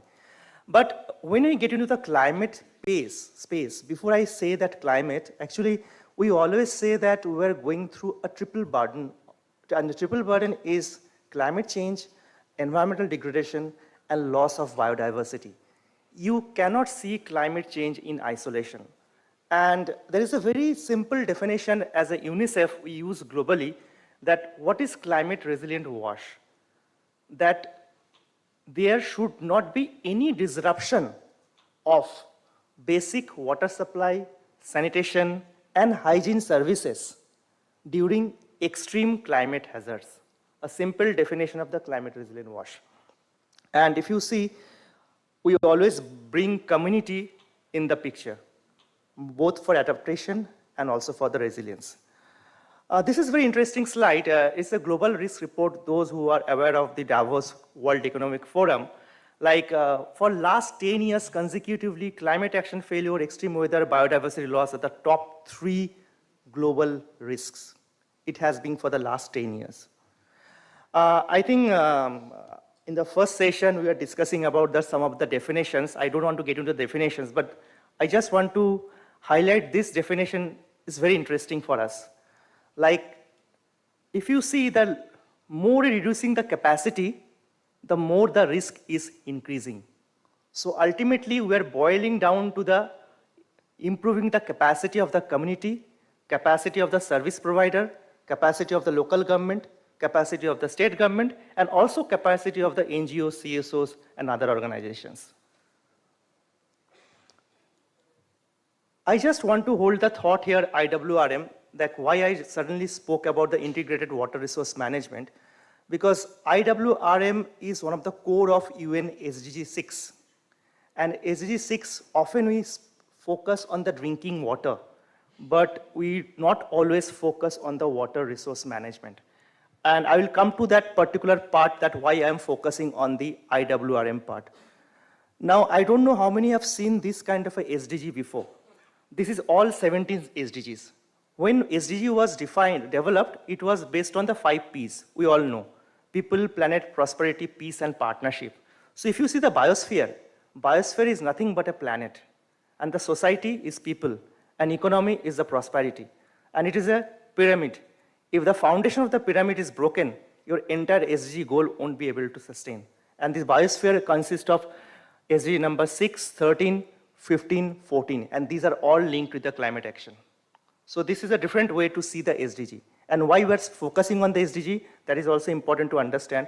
And as you know, sorry for the slides thing, ultimately UNICEF, everything boils down to the children. And we have tried to come out with a narrative that the climate crisis is a child right crisis. And we have tried to find out how the climate crisis in terms of WASH is impacting the life cycle of a child. Now this is very important, that how CR WASH positioned globally. We all know about the Green Climate Fund, right? GCF.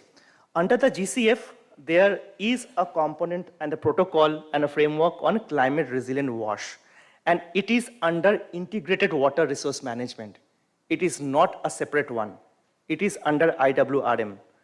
And it is focusing on 4 issues: water supply oriented measures, water demand oriented measures, governance, disaster issues, and integrated water management measures. And of course, it also has a subsector like drought management, flood management. Why I am showing you the GCF water project design guideline? Because globally, all the climate finance, if you are looking for the climate resilient WASH, is governed by this structure. As I speak, similarly, sanitation for water for all and UNICEF and GCF right now coming out with the same framework for climate resilient sanitation. So I think this workshop conference is a very apt time. Now, this is a global climate resilient framework which UNICEF follows. First, that we, of course, that many of the speakers also spoke. I think the colleague from the BORDA also mentioned about that to understand the risk are very critical. How to understand the risks. And also at the same time, the identification and appraisal of options, how to find out the option based on the risks, and the integration of the options into the existing strategies. Here the existing strategies is our flagship programs. I am sure maybe more speakers will be speaking about the flagship programs, but I have a slide that we have all flagship programs have a scope to work on the environmental sustainability and some of the climate crisis issues. And of course, the monitoring the issues. I think that data is going to be very critical in the climate space. We are speaking about the CR WASH, but if you see the SDG indicators, there is not a single SDG indicators under SDG 6 about climate resilient WASH. So there has to be certain kind of advocacy to be made with the JMP or the GLAS who are looking after the entire SDG. And that is something that this group can think of how to define certain monitoring indicators. Now, we have been speaking about that climate resilient WASH infrastructure. How do you say that our infrastructure is a climate resilient WASH infrastructure? Like if the risk analysis of the potential impacts of the extreme climate events with preventive measures are included. This is since the planning, not after the planning. WASH systems are reliable all time, and there's a heavy focus globally for the funding, for the work on the water supply and the fecal sludge and septage management.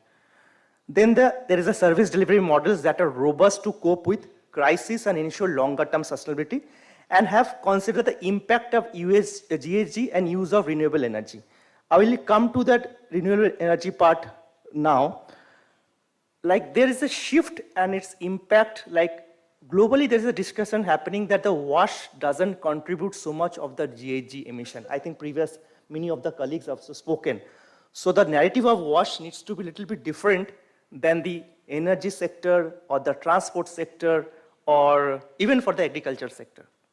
So there is trying to shift that how do you link between the SDG 13 and SDG 6.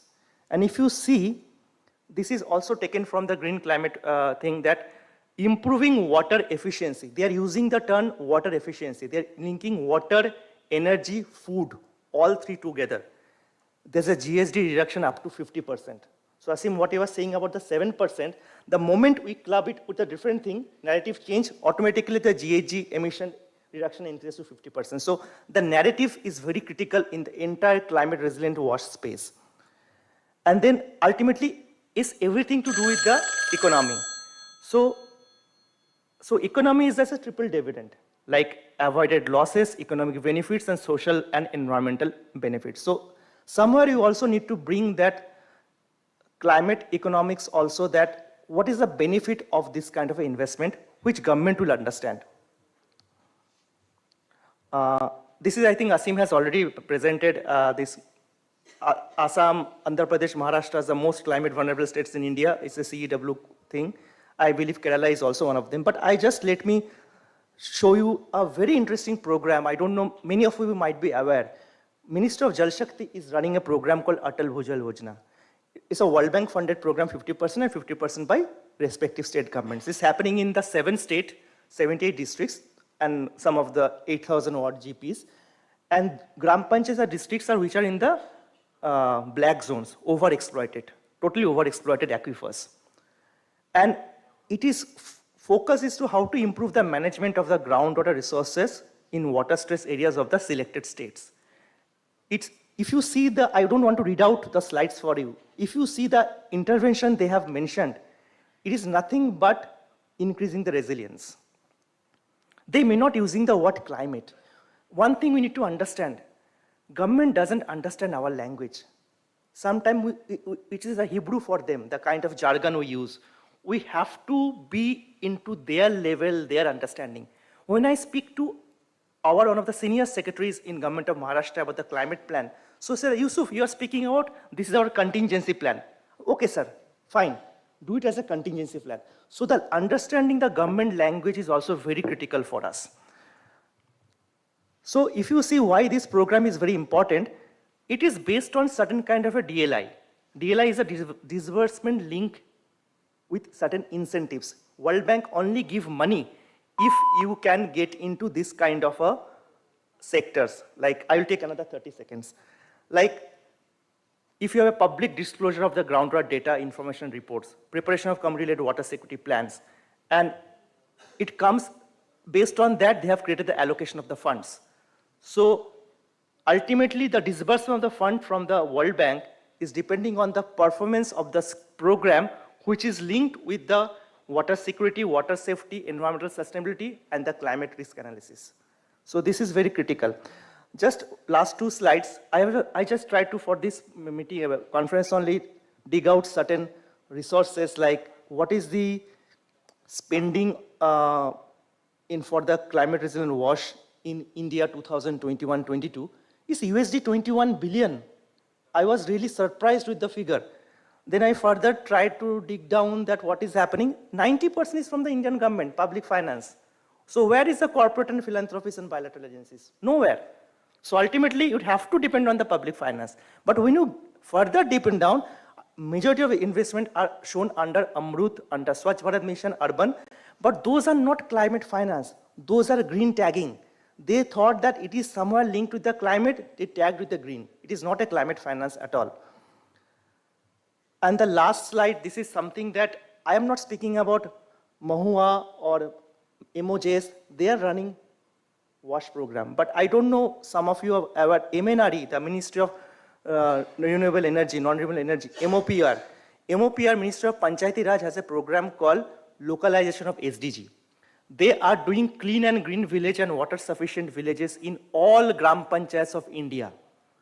It is under RGSI, huge investment in going. And all the indicators that we are speaking about the climate resilient wash, it is there. How to converge with them? MOFCC, like all of you are working in different states, last 10 seconds. All of you are working in different states. All of you have a state climate action plan. Try to engage with them. Every state plan has 21 chapters, and one chapter is on water resources, another chapter is habitat and sanitation. If you can advocate with them to integrate your climate resilient wash, your climate financing option will be automatically addressed. So these are the things. Of course, I have used some of the materials, but I am available for any further questions, everything, and thank you, and sorry for taking 2 minutes extra.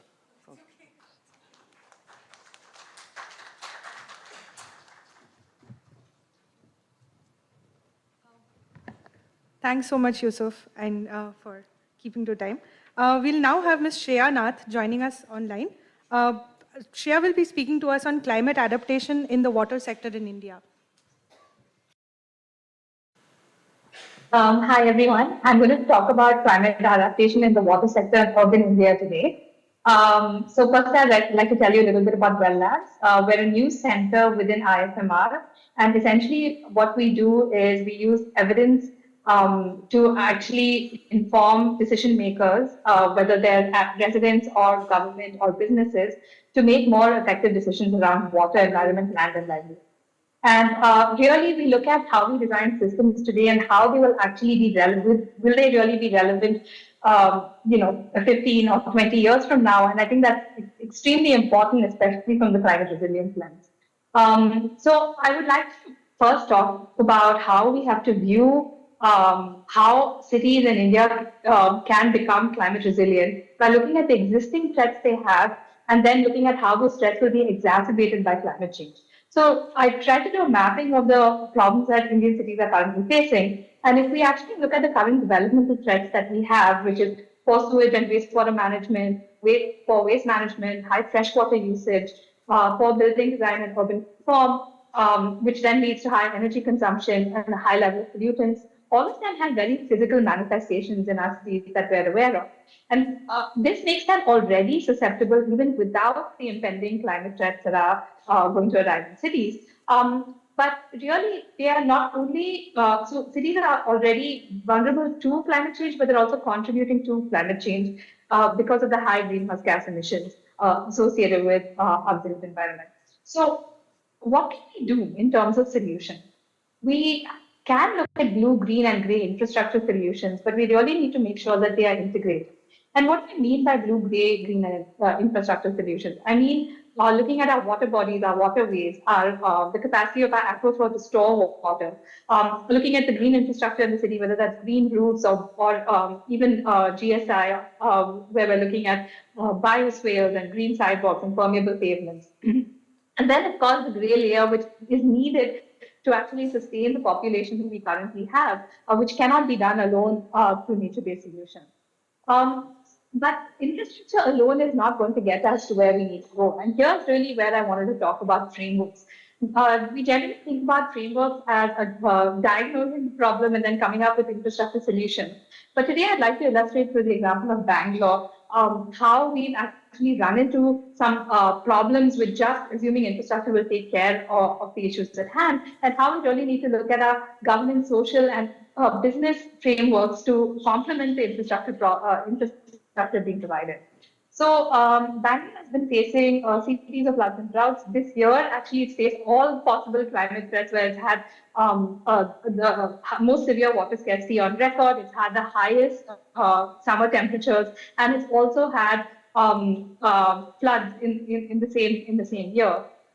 So in order to first understand how we can solve this problem of floods and droughts, we started by mapping the water flows through the city. And this really built on Dr. Veena Srinivasan's work over the past decade, where we were able to create a Python model which emulates flows of water through the cascading lake system, and then look at how much of this water is actually overflowing, running off due to just normal developmental threats. And in a normal rainfall year and in a rainfall year with heavier rainfall. And the reason we did this is because we really wanted to understand when people are talking about solutions, what extent of the problem can they solve?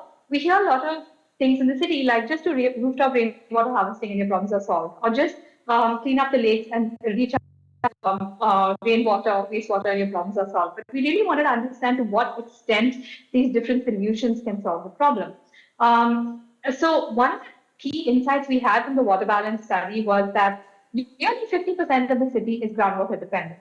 So this year, when we had droughts, our Kaveri supply remained pretty much constant, which is our municipal supply remained pretty much constant. So what we really had was a groundwater crisis. And we're at a population of approximately 12 to 13 million, and it's predicted that we'll be at 20 million by 2030, which means that we're going to have more and more people asking for more water. We can't possibly get that water from the Kaveri alone. So we really have to look at how we can manage our aquifer better. And Bangalore sits on a hard rock aquifer with a very low specific yield, which means that how much the amount that we're recharging is actually 1/10 of how much we're withdrawing.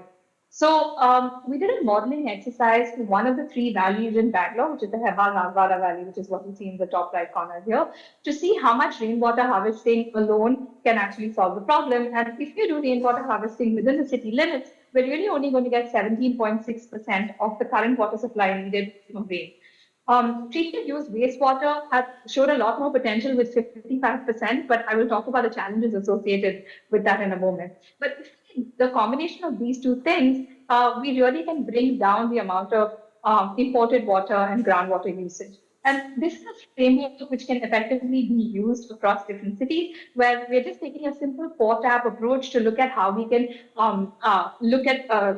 redistribute the way we actually use water. Like Yusuf mentioned, looking at IWRM across different cities, using the simple four taps approach and using a holistic water balance that not only takes into account pipe supply, but also takes into account natural flows and natural assets. So the wastewater, which showed a lot of potential, saying that 55% of the water can come from wastewater, we have 75% of that, approximately 75% of that being treated in Bangalore. So it's actually seen as an example of having very high levels of treatment. And out of that, 75% is treated in centralized STP. So much, Shreya. We now have Ms. Ashwati Anand and Ms. Linda Reggie speaking to us on using the climate hazard and vulnerability assessment framework to transition to CRA, WASH in small towns in India. Yeah, over to Ashwati. Thanks, Pragya. All right. Hi, thank you, everybody. Thank you to the organizers for inviting us here. I'm going to just give a brief introduction and then hand it to Linda and then come back to close the presentation.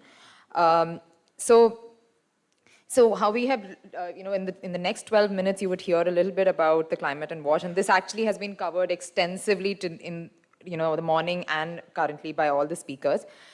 Next, we actually look at how do we look at data and some processes. If we are looking at small towns and we need to create climate resilient and adaptive WASH, then a framework that WRI has worked on, and which is the CHVA, which Linda would speak about. And lastly, we will come to a toolkit that we are developing with WASHI in collaboration and show you the process and take you through the processes within that.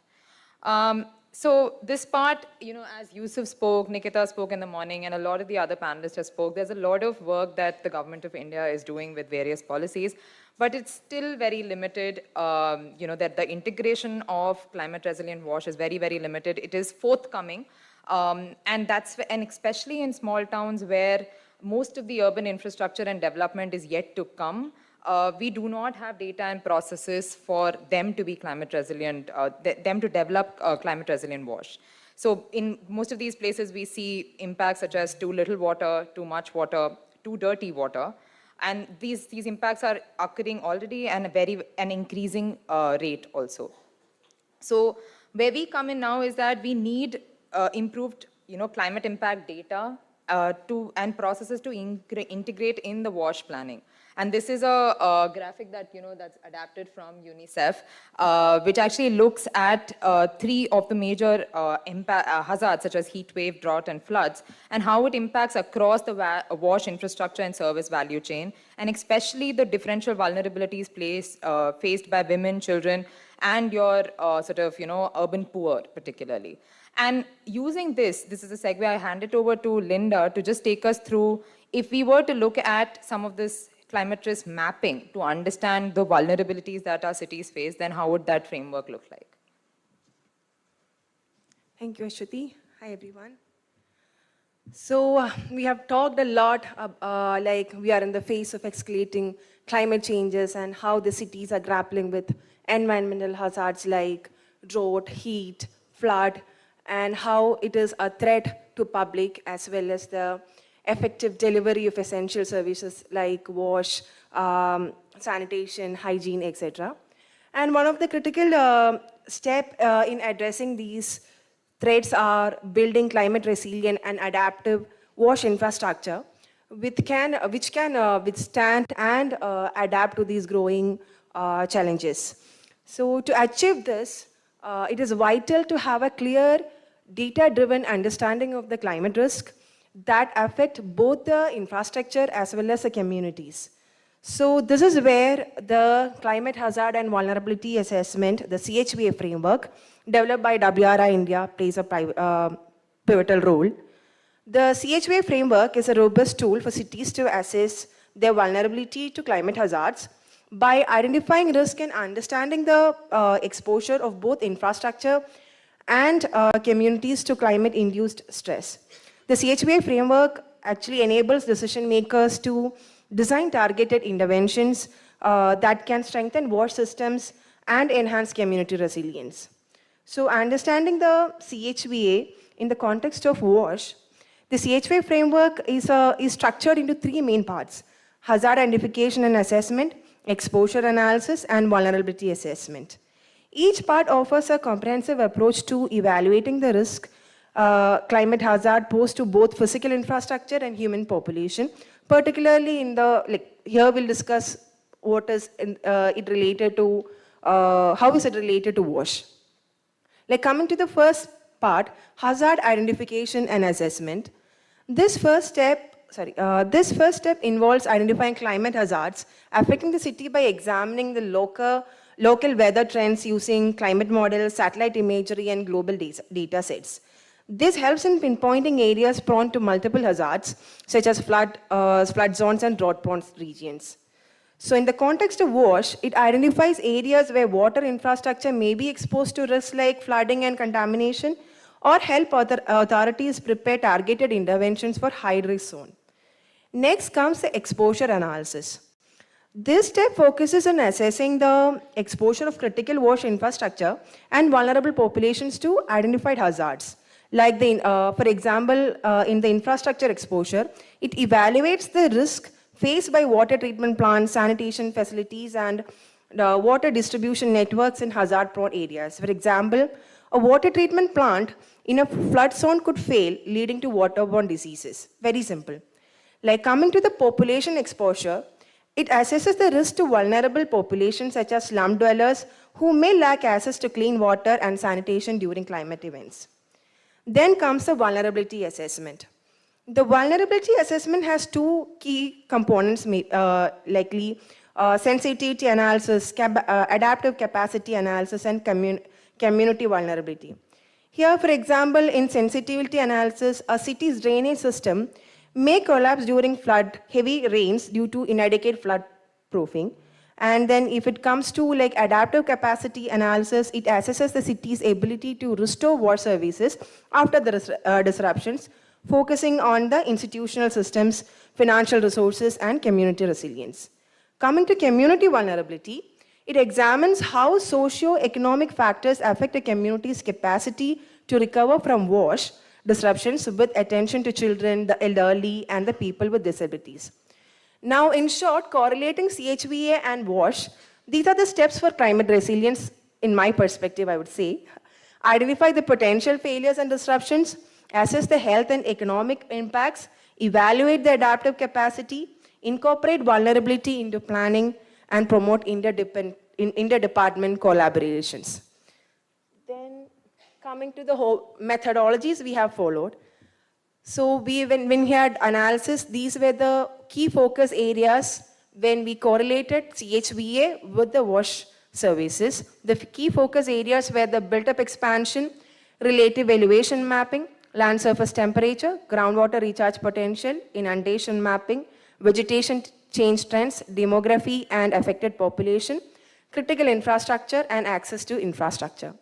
Most of the data sets we used were open source or freely available, and most of them were like Landsat imagery, SRTM, the elevation data, Dynamic World, which is a freely available data in Google Earth Engine, a platform for, it's a GIS platform, and then the household survey data. And the softwares mainly used were the Google Earth Engine and QGIS. These are some of the other tools and softwares we use for analysis like this, and these are the next section is some of the data sources we use. Let me just show you some insights using CHVA. So whenever we start an analysis, it's very important for us to have an idea of that area. So the first step always involves a creation of a digital copy or digital twin of the area we are studying. Usually, or 90%, it is the topographical map of that particular area we are studying.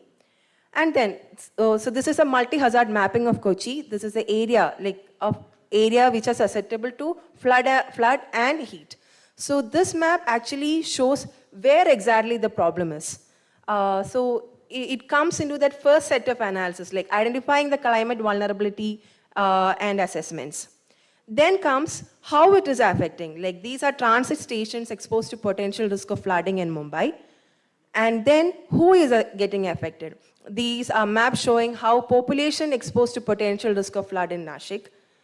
And then this is another map showing possible reduced access to flood shelter during a flood event in Mumbai. This also shows how people or how the city is getting affected during a hazard. So we have a lot of data like this, 2, 3, maybe 4 or 3 or 2, 3 layers of it. We overlay it over one on another to see where exactly the problem is, how much is the problem, and where should we give more priority to. So it's more kind of we are correlating all these data to get an information, to convert it into a knowledge, and then take a decision based on the information we have processed. This is how we process with the CHVA framework. With that, this is one of the results we got. Like, if you see Dharavi and Matunga, which are just like 5 kilometers apart from each other, Dharavi is 5 degrees Celsius hotter than the neighboring Matunga city. There are so many external factors also affecting it, like the type of people residing in both areas, the type of housing they are having, all these things. So collaborating all these data together, we can actually come up with analysis and results like this. So this is how the framework works. Thanks, Linda. So now that we had the CHVA, which was to look at if we were to use tools, the frameworks such as CHVA, and look at transitioning the WASH services in small towns towards climate resilient and adaptive WASH service, how would we do it? So what are the processes that we could look at? while we were envisioning that, we were looking at the water governance and management situation in Bangalore. While Bangalore is a very big mega city, tier 1 city, and we just understand that there are so many actors. So if we were to even create a process, we need to understand that how many players and stakeholders are within that ecosystem. Noted that in a small town, it will be much less. There might be multiple roles played by, the same sort of multiple hats worn by one agency. But even then, all of these would have to be looked into. And particularly the reason for that is in smaller cities and in areas where the urban poor and vulnerable reside, you would have various wash and healthy space challenges that they face. And this is an illustration which actually shows that cities by river, like if you have a tier 2, tier 3 city close to the lower downstream of the Ganga basin, then you would actually have a lot of challenges of discharge of black water and actually the water quality impacting the livelihood and the life of the community that is there. Keeping all of this in mind, along with WashEye, we are currently preparing the CRA WASH toolkit, and we would shortly be finalizing that. Just taking you through, what this toolkit would actually entail. So it has 4 chapters. The first chapter actually looks at something called a self-reflective exercise. And for that, we actually want to convene. I have 2 minutes. In this particular chapter, what we tell, how we help the small town is that we want them to convene a core group of the WASH actors within that ULB, and it could be chaired by a commissioner, and having the water supply, sanitation department, your stormwater, health departments, whoever they identify as the core group of actors, they would be convened. They actually identify their value chain within that small town. And it's very city-wise in that component. They actually look at, and in a very reflective manner, see what sort of climate change hazards they actually face, that particular city's wash infra and service delivery face. And if they do not understand it, then of course, if they say that they don't face any, then they go back to looking at what sort of climate hazards are there. And this is a list that Sahana also in the morning down below mentioned. And different cities would actually be facing different things. They might not understand the entire concepts, but they would be somewhere, having to deal with it and react to it. And apart from that, what you actually, this particular first chapter of the toolkits is trying to, the main output that it wants to understand, get out of it is, what are the core group to prioritize the most urgent wash component and hazard that they think it is urgent. And using that, we proceed to the next chapter.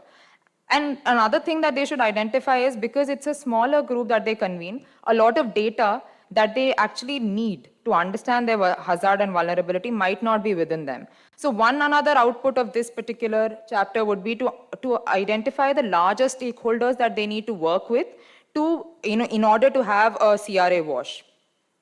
And this is a example. For example, in a ULB, if you have this as a wash value chain, and if you look at just 3 hazards, which is thermal stress, flood, and drought, what are the various impacts on the value chain that it can play? And so this is ideally what if we were to run this toolkit in a ULB, the first particular exercise would be to do this. The next one is, I'm not going to get into this, we've already sort of explained.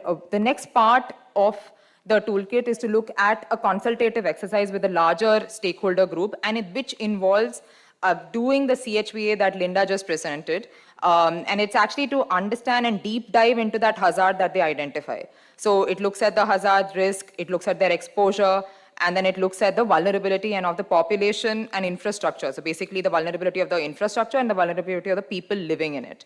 As part of the toolkit development, we are looking at piloting this toolkit in 3 small towns, and one of which is Chunar in Uttar Pradesh, which is along the Ganga. And we had a preliminary workshop with them earlier, a month ago. And these are some maps that we had prepared using satellite imagery for Chunar. So this is the map. And Chunar has a population of 60,000 people. So what we studied using the CHVA analysis is the built-up area from 1985 to 2019 has increased to almost 23% in Chunar.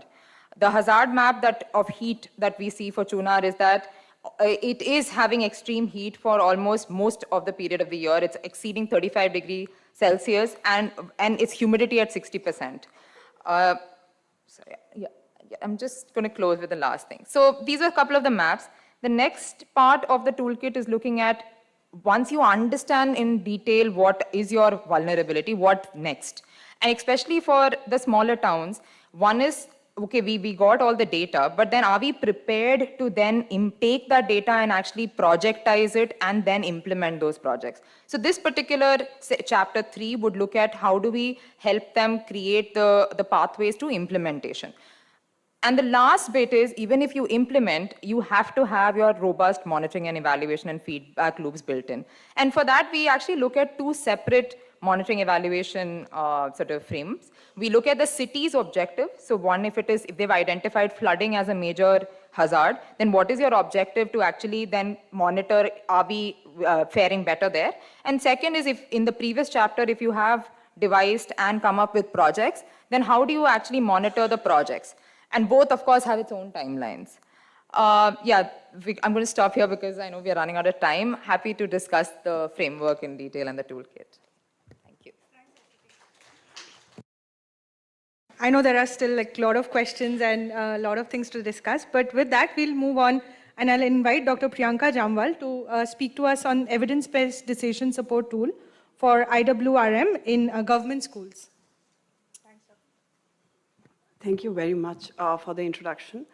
I'm Priyanka. I represent an institute based out of Bangalore called ATRI. We are a private research institution with 24 scientists working on various interdisciplinary issues, and we also offer PhD and master's program in conservation and practice. So today I will be presenting a project, a case study, or a project which was funded by CDRI. I don't know how many of you know about CDRI. CDRI is called as Coalition for Disaster Resilient Infrastructure. It is a coalition of government organizations and UNEP with banks and private sectors, and right now it is headed by Government of India. And this was a fellowship which I received, I and my colleague received last year. And this was the project which we proposed, where we wanted to generate evidence-based decision support tool. So first of all, I would like to thank Mr. Yusuf, who have set an excellent context to my presentation. He mentioned about IWRM, and he also mentioned about how UNICEF is focusing on children's health and nutrition. So I will not delve a lot into, I'll just keep my presentation very simple and quickly move to the presentation. So why government schools? I don't know how many of you have visited government schools. So if we look at the survey report, it states that 28% are high schools and 32% of primary schools in Karnataka lack access to drinking water, clean water. And school depends on tankers to provide water for toilets. And it has been widely reported that the attendance, especially for the girl child, increases if there are proper hygienic sanitation facilities provided at school. But currently, because these infrastructure are very much like, first of all, they are located in semi-arid region, and because of climate change, the drought or the hazard is becoming more extreme. So within this context, how do we make these systems more resilient? So can we have these kind of tools where we can come up with some optimal solutions to address these challenges? So what are the kind of wastewater problems we see in these schools? So if you have visited the schools, you will see that there are 2 kinds of wastewater streams which come out from the schools. Grey water, which is mostly hand wash water, and kitchen water, like midday meal scheme is there, and schools have kitchens, and kitchens also discharge wastewater, which has BOD, COD, and other kind of contaminants. And then there is black water, which is mainly addressed by soak pits at schools. And if you look at the existing scenarios, grey water and kitchen water is discharged to open spaces, either to open stormwater drains. You can see the image over here, where the grey water from hand wash from the kitchen is directly discharged into open grounds, and making so because of this, there is a lot of risk because this wastewater also has fecal coliform and other hazards, contaminants in it.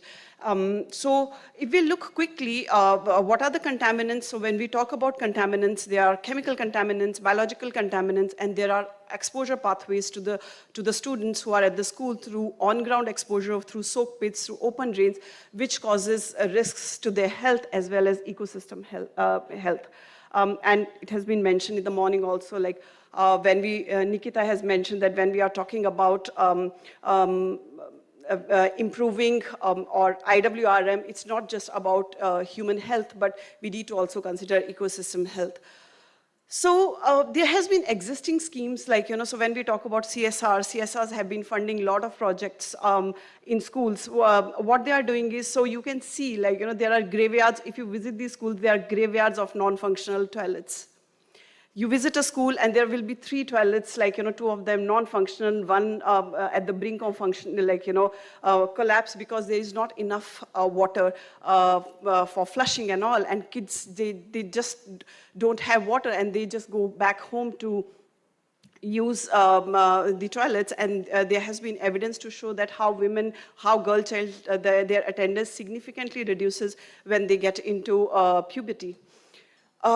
So you can see these are some of the images, and the problem here is that there is rigorous lack of rigorous water quality and socioeconomic baseline when they put these kind of systems in place. And because of this, there is suboptimal design and solutions. So how do we approach this? So what we have done here is we have used this framework called as, broadly called as NOS. First, for value proposition, first we identify what is the need. Yes, there is a need because there is water quality and water scarcity issues, and we need to implement IWRM at schools. What are the outcomes? Outcomes are improved attendance, improved health and environmental outcomes. What are the solutions we want to develop? And we want to develop a tool which can address existing gap in implementations of IWRM in school. And the third is, where is the evidence? So we have the evidence from one of the schools where this system was implemented, but because of COVID, the system had to faced certain issues. So this is the theory of change. I'll not spend much time over here, but let me just tell you about the conceptual understanding of how we go ahead and design this decision support tool. So we named it as AquaWise. And the idea is that the kind of treatment facility or the kind of grey water and wastewater which generated from the school depends upon where the school is located. If it is peri-urban, urban, or in rural areas, depending upon how much water is supplied, the amount of wastewater is generated. And so number of teachers, number of students, what is the area of vacant land availability, because if we want to put some wastewater treatment solutions, we need to have area available. So that will also determine what kind of solutions we want to put. And we also, and there are other other factors which also determine what kind of solutions we want to put. And then there are boundary conditions to the tool which we develop, because the solutions we want to implement is restricted by what is the end use of that treated water.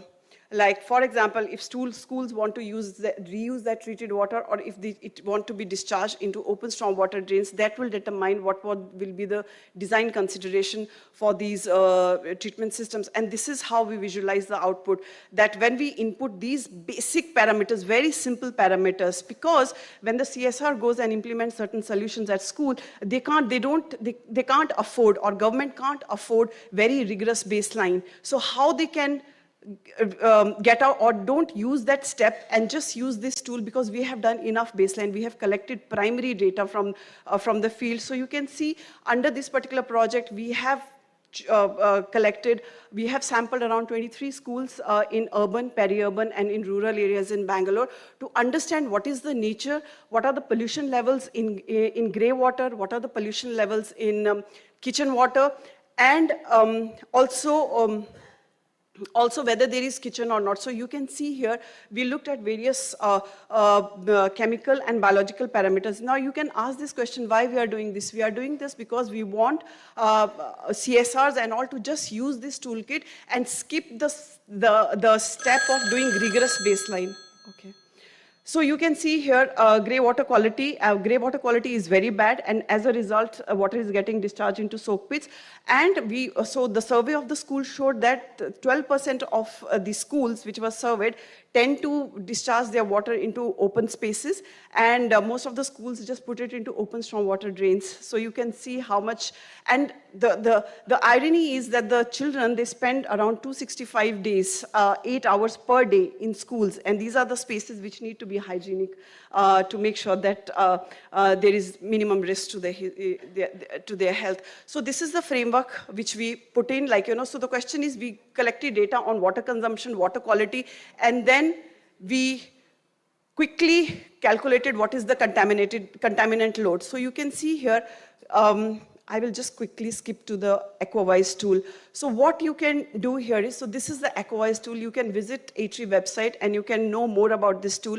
So in this tool, you just have to tell us, put where is your school located, whether it is getting public supply, tanker supply, groundwater supply, what type of school it is, lower primary, higher primary, middle school, so you just have to add minimum information, and we have done the background, collected primary data and have used equations or algorithms to find out what would be the design of the nature-based solutions which you want to implement at the school level.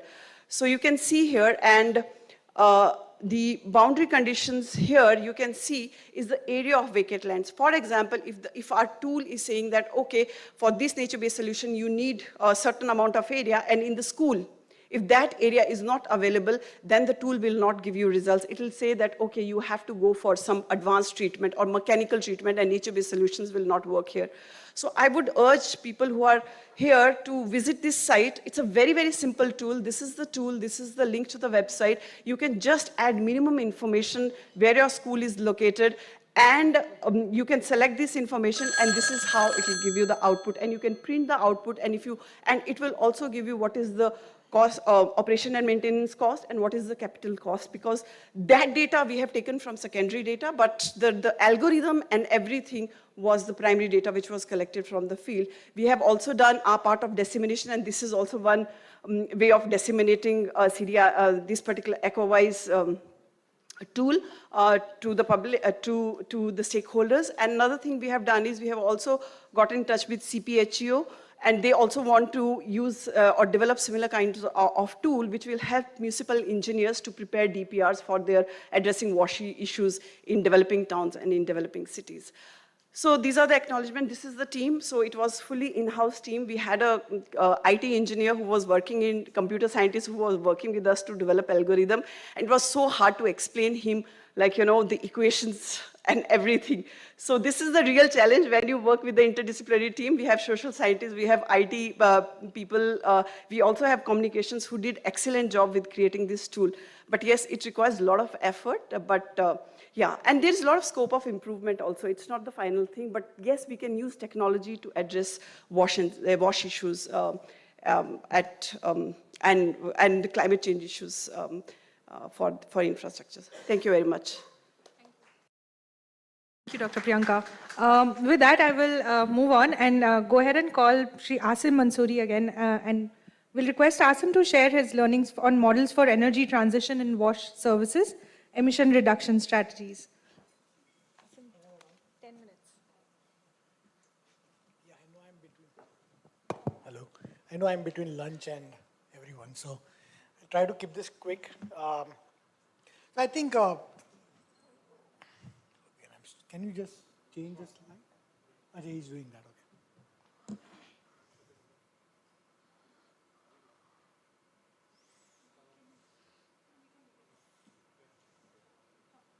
Sorry, can I move the slides now? Yeah. Okay. Great. So I think in today's morning session, I think many questions had come about how do you get this work around climate resilient WASH, made adaptation or mitigation get implemented in small and medium towns, specifically in a country like India. So this work that I'm going to present on behalf of my colleague, Ms. Arva Barmal, who could not, she's joining tomorrow, but she's not there today, and on behalf of CWAS team. So I'm going to tell you a story. So it's not a technical presentation so much, but it's a story of 6 cities.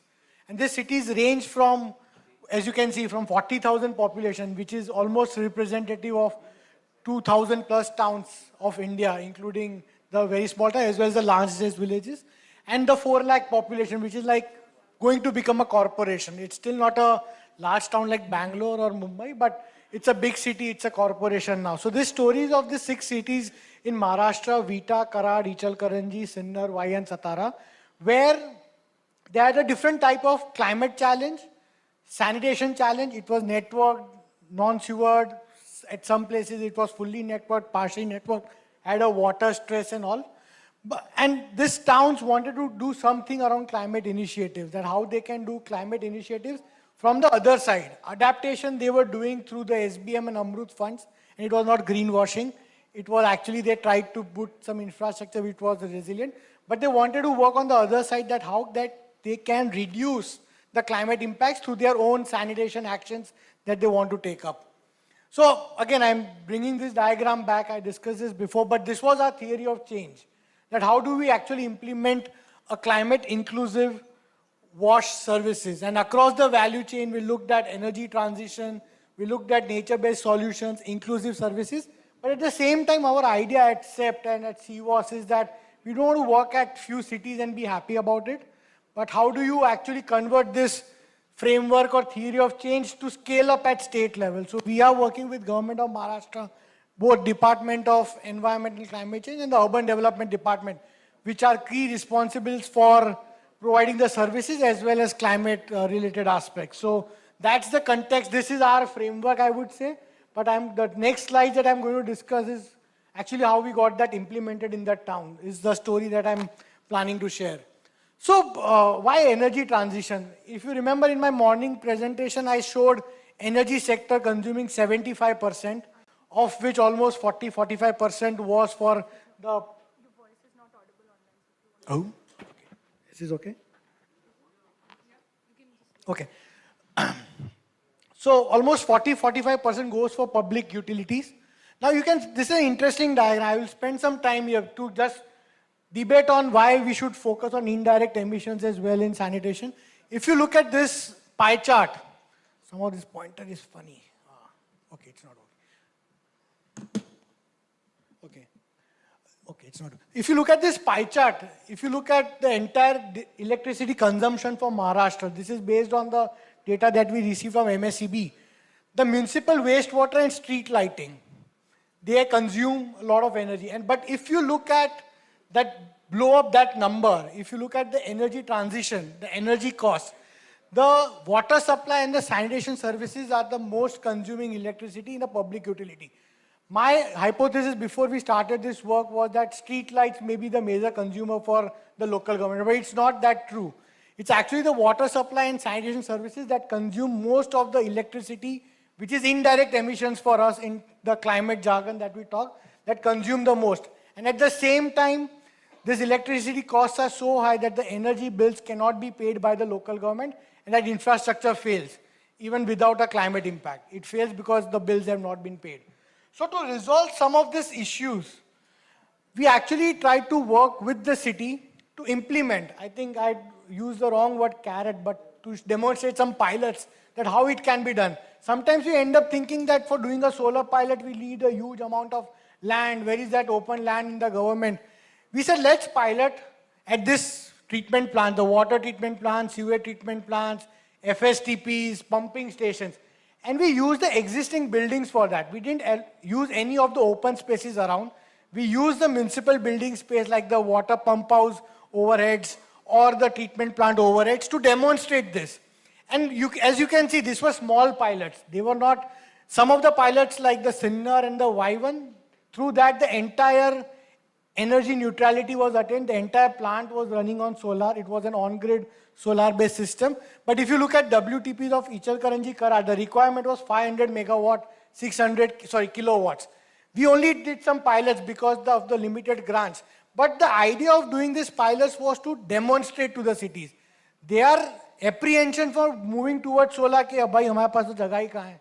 Where do I have the land? Where I don't want to put it here. Political issue, ये issue. We said we don't need anything. We need your existing buildings to demonstrate how it can be done. And there is still a lot of land that is the public building overhead terraces are available where this can be done. So through this, we actually showed them the energy transition piece and about the scale-up story. So as you can see in this slide, we did it everywhere. We also did energy audits. So I think that's an important learning that we had. Don't jump into solar. Do energy audit first, because that's the way you first reduce your energy requirement and then you move to solar. Otherwise, you'll end up doing overestimating your solar requirements. But through the efforts that we did, whatever small efforts we did, around 200 or 300 kilowatt pilots across these 6 cities, they were able to reduce 20%. So एक तरह का वो दो धारी तलवार थी. It not only reduced their energy cost, but it also helped reduce the carbon emissions from a climate perspective. They generated so much of clean energy in megawatts in 1.5 years. And we estimated that, I think the life cycle costing that we were talking about, that in over 25 years, through this infrastructure, they will be saving so much. But the story does not end here. Because we were able to convey this to the cities on themselves took up the other pilots. The entire Karad STP, now they are talking about energy neutrality, the water treatment plant in Ichalkaranji.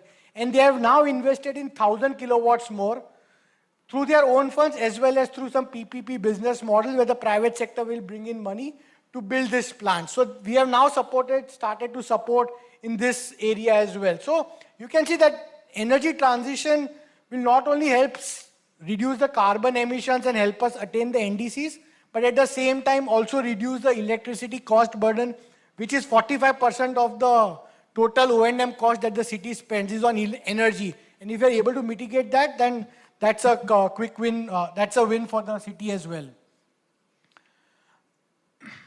The other thing I think I wanted to talk about, and we have been talking about this scheduled desludging concept for quite some time, and it has been taken up by SBM. But what is the premise of that from a climate angle? So there are two things. One thing, it's an adaptive action as well. So for example, right now, when we started work in these cities back in 2014, the desludging used to happen before monsoon, mostly.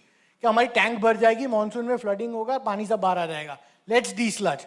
But we came up with the concept of scheduled desludging, like where your SWM services, every day your waste gets cleaned up. Every day in this case, all the septic tanks in the city would be desludged once in 3 years without you calling them. So it's a service from the local government side. So that's the way we looked at it. Now the benefit of that service, and it's financed through tax, so we can talk separately on the financing. It's an innovative financing model that was implemented and no charges were taken. But the climate benefit was two. The water quality also improved. We did a 3-year longitudinal study of the water quality in that area, and overall in 3 years the water quality improved of the river. The river story that you were talking about, the community connect to the river, I think you were asking about. So river was our story for working in this city and how to get the communities on board for scheduled desludging. But at the same time, we are doing a study right now in terms of GHG emissions.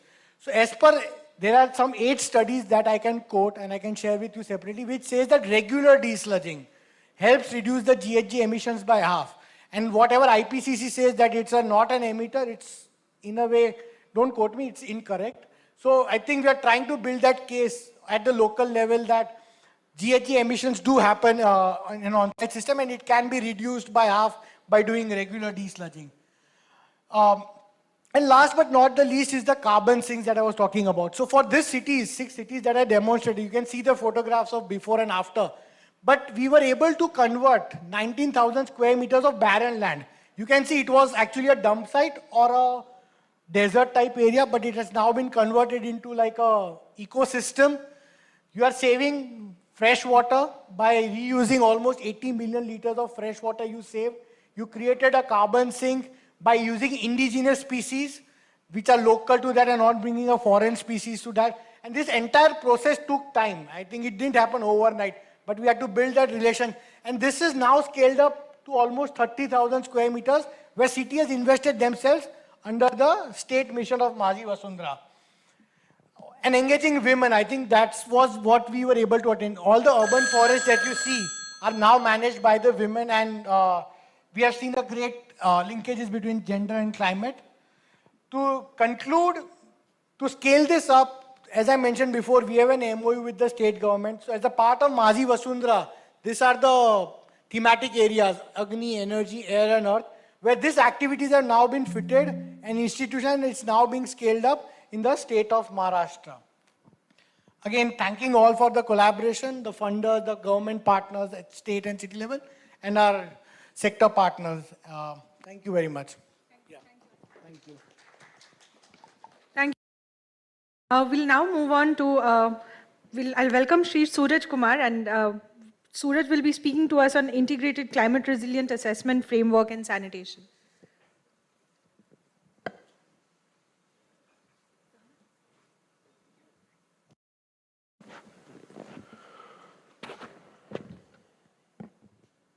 Hi, hello everyone. I guess this is the last presentation, so I'm standing between lunch and all of you guys, so I'll try to do it quick.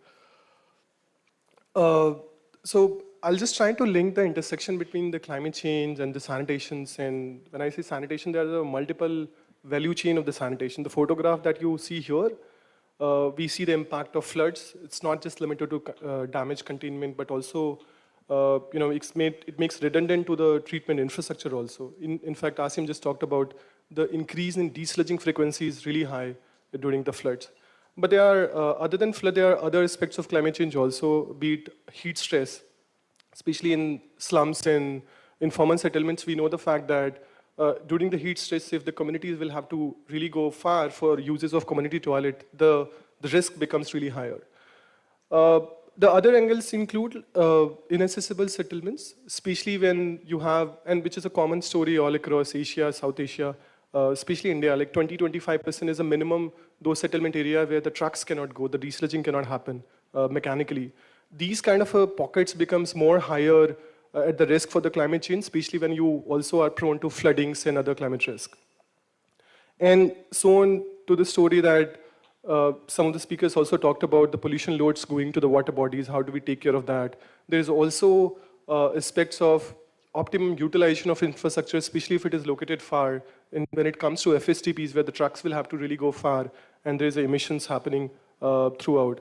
And also the water proximity settlements, good chunk of cities where you have a settlements just immediate to the water bodies, and that becomes the key reason for polluting to these water bodies.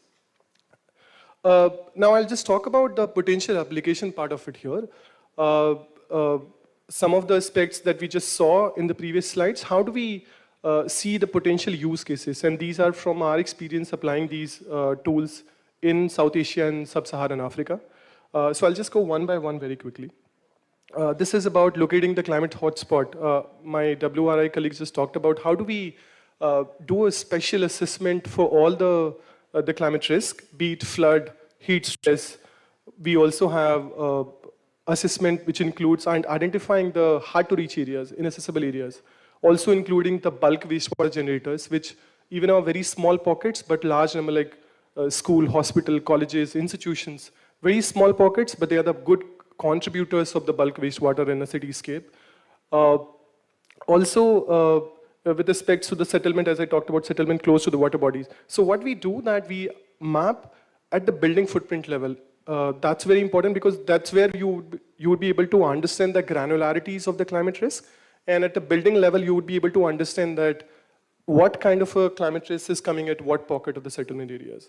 One of the example here that you see for Dhaka, and that's where, so for the flood modeling, we have a two way of looking into it. One, basis to the satellite images from the last 10 years. And that's the tool that we have developed internally. That's basically from the open source platform. What we do that we map from the deep learning tool, last 10 years, hotspot areas where the flooding has happened, the areas where the waterlogging has happened. And then on top of it, we build the scenarios that what can be the situation of, if you have 100 meters, 50 meters, 200 meters rainfall, which all pocket in the cities will possibly get flooded if you have these scenarios coming in. So to make it more clear, For climate risk, we do a time series analysis, which give you a sense that what has happened already in the past, and also give you a sense that what possibly can happen in the future. And we know the fact that which other communities are going to be most affected by the climate risk. And we talk about the marginalized communities as one. And identifying the marginalized community is a big task. We know that, we recently worked in a place called Dhanbad in Jharkhand, and the data from the municipality say that 80% of the population is BPL. There's no data or also that where these populations are located, where these populations are concentrated. But these 80% in totality looks a very high, huge number. So this is again what we develop internally. We use the deep learning models and basis to the building roof typologies, which is also the reason for us in the census to define that what is a kacha and pakka buildings. So basis to the roof typologies, we have been able to identify if it is a semi-pakka or especially if it is a kacha building, where are these located in the cityscape? And this can be applied at any scale, be it town, region, or state, where you precisely would be able to identify which all possible economic vulnerable settlements. And here, when I say economic vulnerable settlements, the population which is living in kacha or semi-pakka buildings, where are they located? And so we have developed this model already, and we have used it in more than 40 plus cities, so which is making this model better and better, because that's how the AI and deep learning tools are. If you apply it in multiple cities, they become more robust. But the benefit here that you would be able to know that exact location of economic vulnerable cities. And when we do an intersection here with the climate, you know that which all settlements or which all building footprint have what kind of a climate risk. You also know that where are those economic vulnerable populations are located. That's where you do the intersection and know that which all economic vulnerable settlements or the buildings in the town have what kind of climate risk coming in. So there's a multiple combination that we thought possibly can come up. This is example of a Bangladesh town in AFD funded project that we did in Magura. And what we realized that the combination of heat stress, waterlogging, water proximity settlements, economic vulnerable, hard to reach, can have a multiple permutation and combination created. And that's one of the examples where we did 11 such combination created, and we mapped that exactly where all these settlements are located in the town. So that we don't just understand that, hey, this settlement is of of a climate risk, but also knowing that what climate risk that we are talking about and where they're located. That's very important.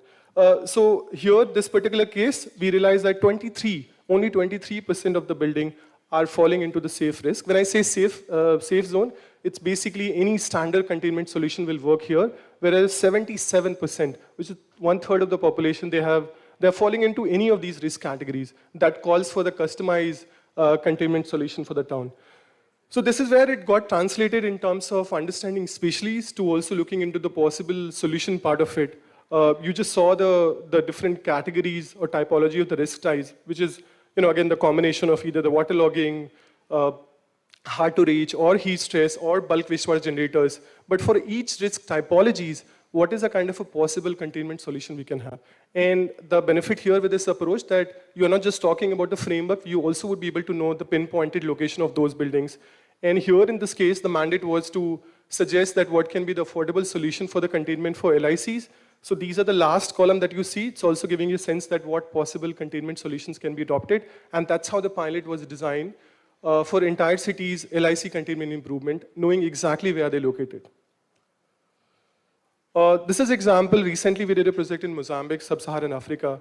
And some of the colleagues talked about school, but in terms of sanitation infrastructure totalities, you have a multiple dimension of it, be it FSTP, school, you also have dry water, interceptor flow, or the interceptor and diversion we talked about, FSTPs, or school, or health centers.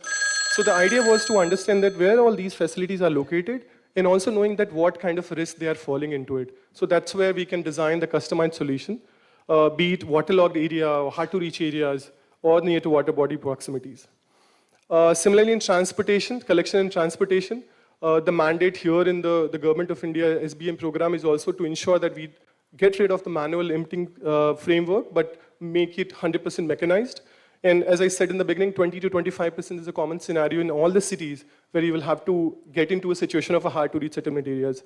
This exercise was done to understand where they are located and how we can have a more customized solutions where possibly 100% mechanized solutions can happen in terms of emptying and transportations.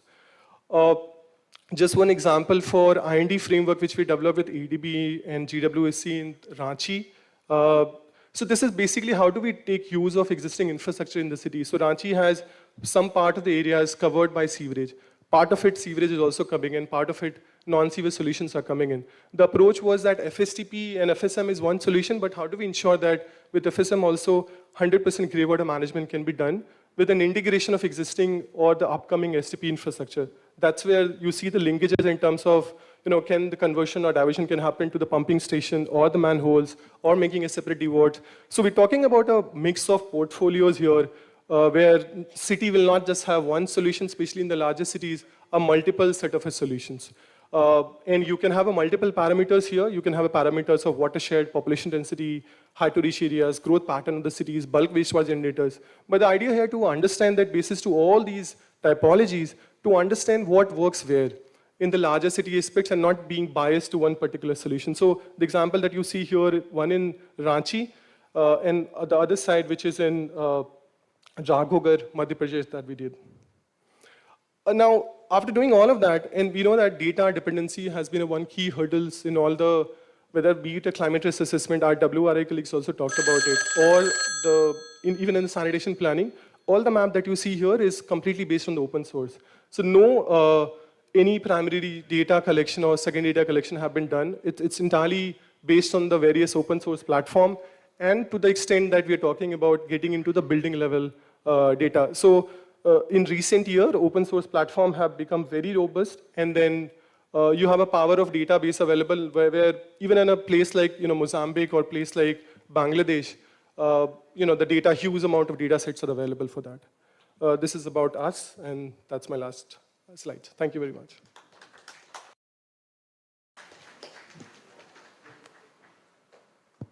Yeah, thank you to all the speakers here and joining online as well.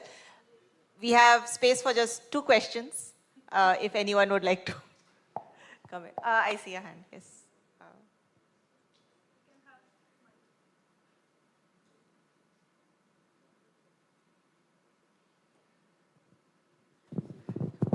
Hi. So my question is on the data side, and it always gives me an anxiety. So see, we are generating a lot of data, and the government is working on a very different data set, right? In terms of, and the data which is there with the government is more inclined towards the success, or how the narrative that is being built is, how everything is, going into a very good direction.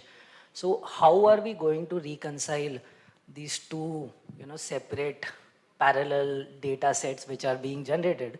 And if we are not able to reconcile it, then how are we going to create an impact? Let's say, how are you going to integrate all these frameworks into actual planning, actual implementation? If any one of you have any idea around that. You want to direct it to a specific person, because we have 3 people speak on data. I mean, anybody who has a better answer to it. Anyone want to volunteer?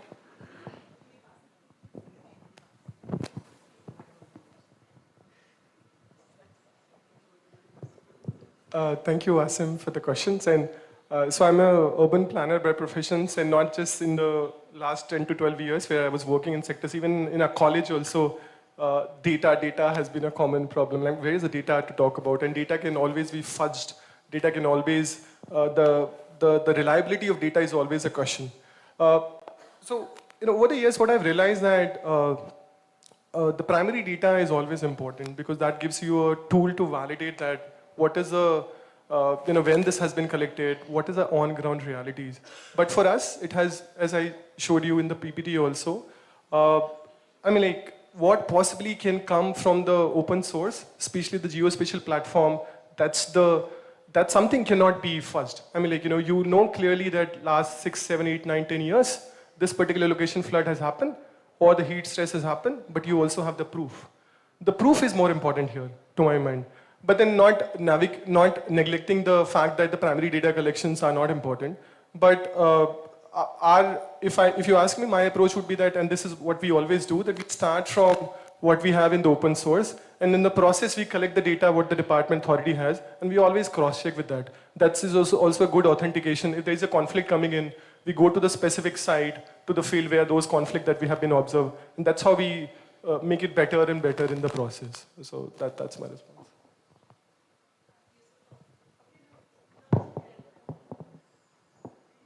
Yeah, maybe quickly, so water quality is one of the important parameter for monitoring and evaluation, right? Sorry. So, of course, collecting primary data, and if you look at how government is putting the data, where their monitoring stations are located at the source where, like, upstream of the source which is contaminating a river, right? So wherever the confluence is, the monitoring station is upstream so that it doesn't capture the pollution. So now there is another earth observation which is coming up, like, can we use earth observation to monitor water quality? Of course, there is ground truthing required, but that is one of the ways, like, where we can bridge that kind of data gap, where we can use earth observation to monitor basic water quality parameters. Yeah. Asim question was also, I think, the integration part, like who will build the cat? So one of the major thing is that what is happening that India reports, Niti Aayog reports to the SDG every year, and Ministry of Environment and Forest report to the NDCs. Now, we really need to see what are the indicators are there for the reporting. And if you see and understand those reporting data, somewhere you won't find very specifically climate resilient WASH indicators, because it is very much well defined from the very beginning. But there are certain scopes, like one thing that of course the group is going to work tomorrow, like one of the major requirement is that, like, when you go to the government with so many framework, very good, so many frameworks are required, but government will be confused which one to accept. So we need to come in all common understanding and the common space. Like we use the word environmental pollution and climate change interchangeably. Those are totally two different things. Now, if you just simple example, like Ministry of Panchayati Raj has a Panchayati Developed Indices, PDI. It has 341 indicators. In India, we have some more than 6 lakhs villages. All the 6 lakhs villages PDIs are mapped every month. How many of us are aware of that? No. And the PDI, all the 340 indicators, you have a climate data, mostly environment data, they don't call it climate, environment data, water, sanitation, all the data sets are there. So somewhere, I think it is, since we are if we call them as a technical experts, rather than waiting government to come to us, we need to go to government with much more simpler, easy to understandable framework if we really want to integrate certain, not also into prioritize, it's a big canvas. We need to prioritize and integrate some of the indicators in their routine reporting. Like we have an IDSP, Integrated Disease Surveillance Program. It reports every fortnight diarrhea and the malaria outbreak. We have the Central Pollution Control Board, we have the Central Groundwater Board, we have the Ministry of Jal Shakti, we have MOHUA, and we have they report also water quality data, but they don't speak to each other. So convergence within the department, also convergence between the CSOs, international NGOs with the government in this case are very critical. So, but unless we put this thing under the annual reporting of government to the SDG and also to the NDCs, it will be very difficult to mainstream in your narrative. That's all. One more question.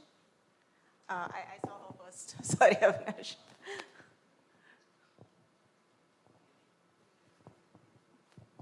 Hi, my name is Paridhi. I had the Climate Core Fellowship in India, and we also train our fellows to understand climate risk assessment for businesses as well as for government. I see that a lot of you are building these solutions quite robust, they seem. What is the uptake? Where are the gaps? Why are we still not able to use this data to direct policy making and to channelize disaster management? You want to direct it to a specific panelist? I mean, both of you, I think WRI has been working with the government, so maybe from the government lens and from the private lens, if you want to take that up.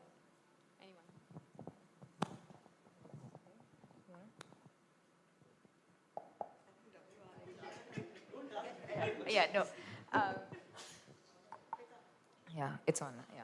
So thank you for that question. So at least we'll talk about the CHVA, and the CHVA was, it was launched earlier this year, and it has had its, it has helped in informing climate action plans that we have worked with different state and cities. So for example, the Bangalore Climate Action Plan has been developed recently, and that has actually led to a lot of work of within Bangalore, where a city climate action cell has been set up, where they're now working very closely using the data and the making decisions informed by the CHVA to projectize, implement blue-green solutions, which could help, in some of the climate adaptation, in adapting to climate risks. Another thing is that in Bombay, we have used this robustly, and actually this is now informed a lot more climate action plans. At least CHVA has seen that. The other frame toolkit that we're developing is to also answer. We understand that in bigger cities, CHVA, like such frameworks can be quickly uptaken because there is a lot of data that they would have. But, and we just, had a workshop in Chunar, and we went there, and that is where some of these processes have to be really simplified. So in the toolkit that we are developing, we are actually trying to make it as a workbook with yes or no questions, going very old school, how we all did our school homework, that this is there, no, then what is it, what does it mean? Because it has to be broken down into that level, and as Yusuf was saying, for it to be actually be useful for them. There too, data, a lot of time what we understood, the satellite data might not be enough. So triangulation of data with primary surveys and experiences, lived experiences. So that is something that would help inform, the projects there, and yeah.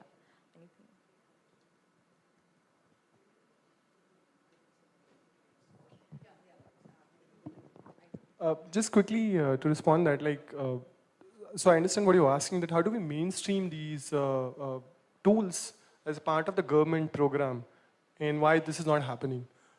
From my lens, private sector lens, if you ask me, I see there's always a progression curve there are multiple tools, first of all, in the market. So it's also very difficult what to choose, what not to choose.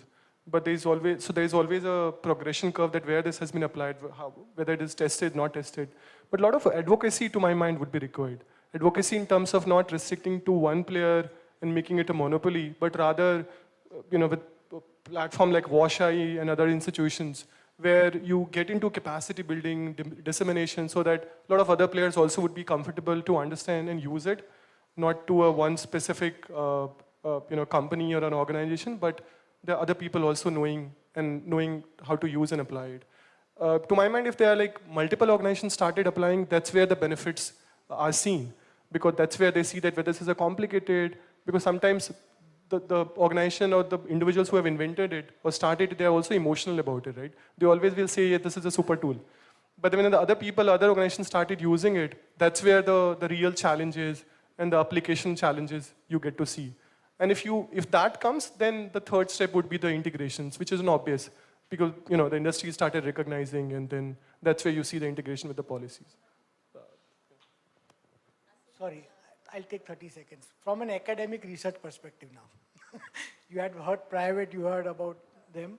So I think if you are aware, and at CEPT University for last 10 years, we have been doing this performance benchmarking for urban water supply and sanitation. Now, one thing that we have learned, we had also developed a tool like 15 years ago, and that has been institutionalized in the city. So all your 16th FC, 14th FC, you have to report on that service level benchmarks, which the government of India had done. So what we did was to align with the framework, with what GOI. That's the view. You can't create a parallel system and say to cities that now you go and report on this as well. Unless you build your systems to integrate with what cities or states are used to reporting, that's the way you have to integrate yourselves. That's one thing. On the climate piece, and my colleagues are here, Dhwani is here, Apurva is going to present. She was our student last year. She's actually presenting on climate indicators. Now that will be integrated in that service level benchmarking system of MoHUA. And all cities report that on a regular basis annually. So that's how you integrate. And about using some existing data, I will just share that ESG we have heard, right? This concept of ESG. We did a short exercise, like a study. We did an ESG for local governments. Because environmental status reports is a compulsion that all cities have to report, the big corporations. So how do you actually get the existing data? I think Yusufji mentioned a laundry list. Exactly, that's how you use data, right? You create a preliminary analysis or understanding of that. So we did an ESG analysis of 20 cities of India based on all secondary data. And then we went back and ratified with the cities and said, so you have to start with the data that you have, and then you have to drill down, I think what he was also hinting at, go and validate on ground. But there's enough of data, I think, that's already floating in the sector. How you get that data to reach to the government in their system is what we all need to work, and we need to find ways which align with them and not create a parallel data collection system in this world. We already have too much of data. Thank you. Thank you so much, Asim. Thank you so much, panelists. With that, I bring both good news and bad news. The bad news is we have to break, and we are like closing this discussion. No, that's we have to. I know there are a lot of questions, and we will be continuing these discussions over lunch. And the good news is that the food is ready and waiting. It's waiting for all of us. With that, I will actually request Praveen to walk up on the stage, and I would also request the panelists to step forward and. Praveen to hand over all the mementos to the panelists. And we will close this discussion with a quick group photo.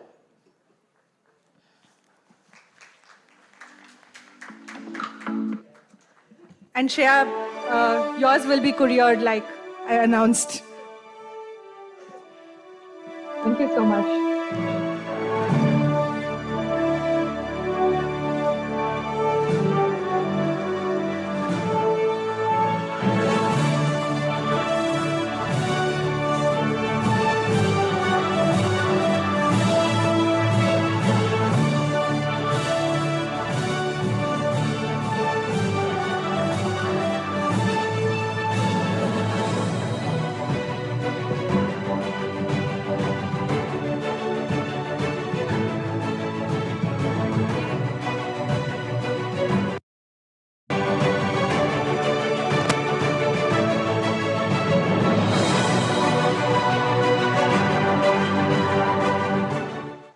Thank you so much, all the panelists, the speakers, and all the entire audience for engaging and staying with us. Like I said, I also bring good news. We will now break for lunch, and we'll have 45 minutes of a lunch break. I know yeah, that may be the bad news. But before we break for lunch, here are a couple of quick announcements. We will share all the presentations that the speakers have shared up until now, and we'll be sharing that over WhatsApp. So in case if you are yet to join the WhatsApp group, once you head out, there's also a QR, so please scan that QR, and we'll be sharing all the resources that are being discussed here on the WhatsApp group. Hopefully continue engaging and use this platform to build new connections. If you have like I remember Kaveri mentioned, this is the conference is like an initiation of building climate resilient wash systems. So find those connections and keep having these discussions. And like I mentioned earlier, there are also poster presentations that are happening outside. So please go ahead and engage with them in the hall right next to the dining space. With that, we'll break for lunch, and I know I'm not giving you too much time, but we'll come back at 3:05. Oh, one last announcement. I also have set up a space for pictures. So if you feel like, please go ahead, take selfies and share online saying hashtag climate resilient wash. So yeah.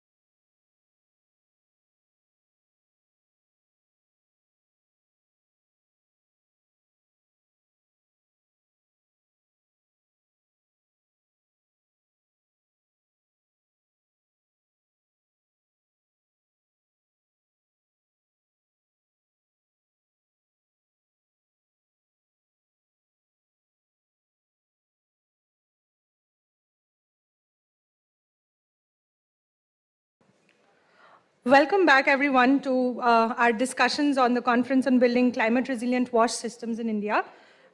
For the interest of all participants, we would quickly like to highlight that all session contents are being shared immediately after the speaker session is done.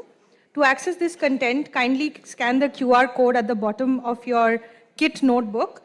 You'll be able to access the link to all session content, and our main intention in doing this and sharing slides immediately is to ensure that all participants can go through the content while the session is still fresh in their mind. While we are unable to offer exhaustive Q&A sessions just due to the paucity of time, we hope this goes a little in the way in supporting further collaboration and discussion. Given that we are running a little over time, we proceed immediately to theme 3, that is Lighthouse Cases in Climate Change. And the session features case studies on climate change, adaptation, and mitigation in the wash sector, presented and discussed by experts involved in these initiatives. Participants kindly note that, again, this is a hybrid panel, and we will have speakers joining online as well as in person. I now warmly welcome all the speakers to the dais. Shri Sampath Gopalan, Wash Technical Expert, Wash Institute. Shri Avinash Krishnamurthy, Director, Biome Environmental Trust. Ms. Pooja Tendulkar, Co-Founder, Lemnian Green Solutions Private Limited.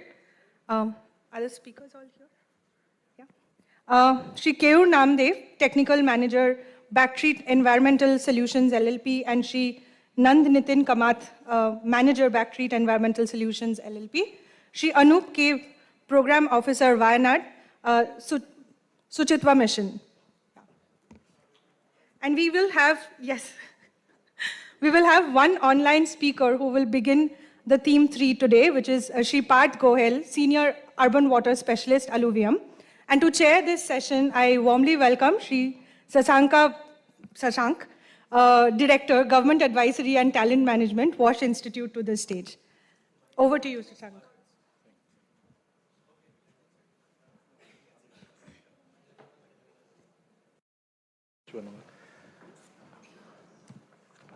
Thank you everyone.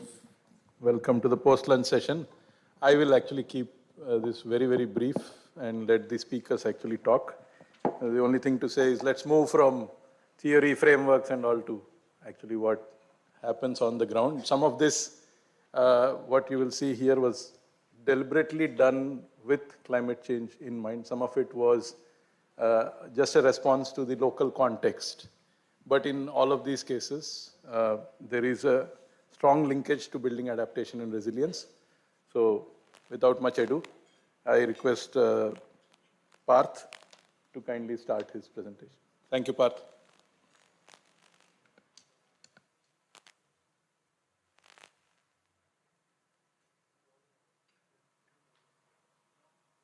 Share my screen.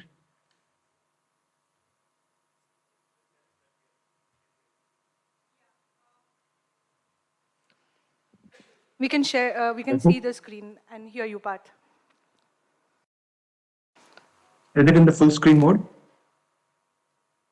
Yes. Right. Okay, thank you once again, Wash Institute USA, for having me here to briefly touch upon an interesting assignment that we did on geospatial analysis of flood risk assessment for urban local planning in Aurangabad. This has been duly supported by the UNDP India office for its partnership as part of its ongoing engagement with Government of Maharashtra on disaster risk management. We also acknowledge the support provided by the Aurangabad Municipal Corporation for all their valuable insights and assistance in terms of conducting this assignment. Just to briefly say that this content and presentation which I'm sharing, the charts, maps, tables, everything, these are all should not be subject to copyright, so please don't quote them unless there's an official authorization from UNDP India or Alluvium International. Just one more thing, Aurangabad city is actually renamed now to Chhatrapati Sambhaji Nagar. However, in some of the official records, there are still references to Aurangabad. So I might use these two names interchangeably. So as part of this assignment, just I will briefly take you through what was the scope, what was done, and how it relates to the theme of this. I'll briefly touch upon that. So we did, the assignment was given into three parts. It was, one is to undertake what we call a hydrodynamic modeling for a river, which flows through the city, and sort of identify the vulnerable locations which are susceptible to flood risk, the infrastructure and the communities, and suggest mitigation strategies around and identifying those priority areas where we can perhaps reduce some of these risks, and prepare a very high level investment plan around and do a very brief cost benefit analysis as to what will be the case if business as usual is there. I may not go into the depth of investment planning because those numbers are still not that fine-tuned. And finally, we did some capacity building workshop with the Aurangabad city municipal authorities just to disseminate the findings and also see what additional measures can be taken up in improving their overall resilience towards flood planning. Since this is a geospatial study, we had to rely on a lot of spatial data sets. So there is the right side, that the table that you see here, it's largely the data set we received from CSMC. And I must say, and I must compliment that the Aurangabad Corporation Smart City has a tremendous infrastructure to have this sort of a data set in place. Whereas on the left side that you see, it's largely the open source reliable data set that we have used, in addition to some information we got from the relevant line departments.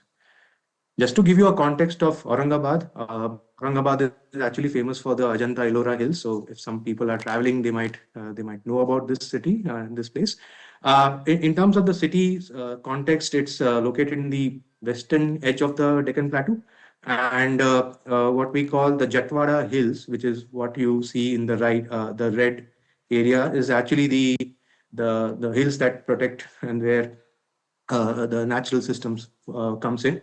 The Kham River, so there are actually two river systems in Aurangabad. One is the Kham River, the one which I have highlighted here in yellow. And it's the length of that river, and our scope was this 7.3 kilometer stretch of the river, which is within the municipal limits of the city.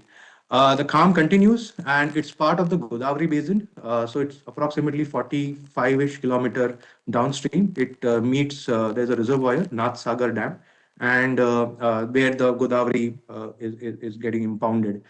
The second river system is again Sukhna. So there are, as I said, there are two river systems. So Sukhna river system is completely different because it has, it also goes and joins Godavari. It's part of the Godavari Basin. But yeah, the focus of this was the Kham River stretch. We analyzed multiple parameters to arrive at some of the understanding. Primarily, one was the whole land use analysis, like how the built up is looking like, and even how the growth profile has happened, like where exactly the growth is happening in the city. It could be, it is observed that it was happening more towards the eastern part of the, as also it's shown here. The dark gray that you see here is the oldest built up fabric that we had, and then the subsequent colors are how the built up growth has expanded. So just to get an idea around how the pressures on the river systems are perhaps building up, or what were there and how it are likely to get built up, is something to understand more from the planning perspective. Secondly, we did a very high level, or very detailed, I would say, not high level, rainfall analysis. So again, we observed that there was a conversation which people were having that, okay, July, August, June, these are the months where rainfall happens very intensively and all. But when we looked at the data, when you look at the fine print, you realize that no, the patterns are a little bit shifting. The patterns is changing towards more of September. And one of the reasons why September was, when we were looking at the some of the secondary reports, we realized that in September month is one of the critical months. So just to cross-check once with the data, whether it was giving that it showed that yes, some of the extremes are happening in September, and it has some implications. I will talk about those implications in my subsequent slides. So just to keep in mind around this. in addition to the factors that I just explained, all these, there were some few more factors which we were considered, but just to keep the time in mind, and so an analysis of these factors leads to what we understand is the hydrological analysis and hydraulic modeling. So these are two terms which people often throw around. And just to unpack this properly, the hydrological analysis largely happens through, there are two softwares actually which we have used. One is the HEC, HMS. HEC is Hydrological Engineering Center by US Army Corps. It's open source software. And it generates what we call the flows and the time of concentration. So for different return periods, what are those peak flows which gets generated? Output of HEC HMS and put it into the HEC RAS, which is the RAS mapper, the model, and with some boundary conditions and some elevation data, we generate what those flows will lead to and how the system or the river stretch or things will behave if such flows are happening. Now, this gives a lot of insights around looking at sensitivity analysis or things, and it needs to be calibrated. It needs to be validated. It's not like whatever the model shows that happens, right? So a lot of these ground truthing activities needs to be undertaken. We did manage to do it very briefly, but considering the time of the project, we were not able to do a very detailed, in-depth analysis of topography and other stuff in this. When you say hydrological analysis, is essentially understanding the dam, basically how the dam is placed in terms of the thing. So Irrigation Department of Government of Maharashtra in Aurangabad, they did this survey, and we were able to get that shape, the dam file. It was a 1 meter resolution, so which had helped improve the overall accuracy of this particular analysis. And the second thing that you see here is the sub-basins. So basically, each of these sub-basins will have some flows. Those flows will get captured in some form, and then these needs to be modeled. That's the whole logic behind some of this. Now, you do all these things, what do you generate out of it? So basically, you generate something what we call as flood frequency mapping, is what we call it. So there are two components of this map that you can see here. One is what we call flood depth. So basically, how the depth is varying in the particular river stretch. In this, you would see that there are, it's logic, right? Again, in the middle of the river, it will be the maximum depth. As you go on the side, the depth will increase. So you can see the white, which has something which is 0 to 0.3 meter of flood depth, but it spreads. And on the other side that you see is water surface elevation. So these are all MSL levels. So basically it gets and gives you an idea as to considering the topography, what is the level at which the water is reaching. This can be correlated. It's just for the simplicity of things we have explained it separately. And if you see it, the event which we have modeled is September 2021. So this was considered as a base event because this is in September 2021, there was flooding reported in Aurangabad. So we realized that it's important to take that into account and model it and see what return period or the frequency it corresponded to. Government of Maharashtra, the irrigation department develops something called floodlines, floodline maps for major rivers. In Maharashtra might know this. And these floodline maps are developed for two return periods. One is 1 in 25, which they call it blue line, and one is 1 in 100, which is called red line. So basically, the intention is they also use some modeling software to develop it. But since these are prepared, say some years back, whether those extremes have been taken up and all, we cannot draw any conclusions around it. So we just did one exercise saying that, okay, if our 1 in 25 year RP return period, how is that comparing with the floodline map? So there were certain areas which were very much aligning, I would say, but there were certain areas where it was a complete mismatch, like they were showing a lot of inundation while our model was not showing any inundation. I'm not saying qualitatively whether it is right or wrong, but it's just to have a proper comparison and see any similarities or dissimilarities against it. So whatever that map I showed you earlier, the next version of it, if that is overlaid on what we call the built fabric of the city, you get hazard maps. So basically this area that you see here, we have divided the Kham into 3 stretches. So A to B is one stretch, B to C is another, and C to D is third one. And if we see here, these are the blown ups of this.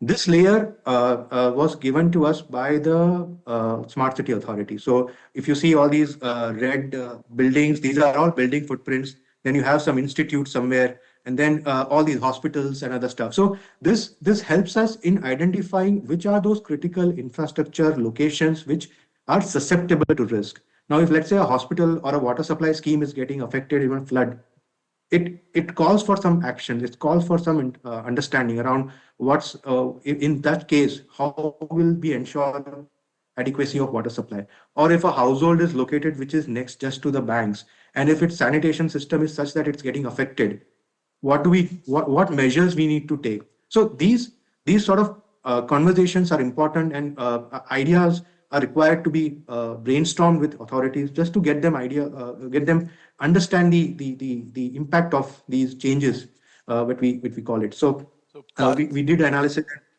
Sorry. Yeah, I know you're getting into the actual flow of things, but I think we need to wrap up quickly. So could you please? Give me 1 minute. Yes. I'll give me 1 minute. Thank you. Sorry about that. Okay. No worries. So then we came to mitigation, but then I'll just run through very quickly the mitigation part. So we told them that, look, there are these areas which needs to be sort of properly identified.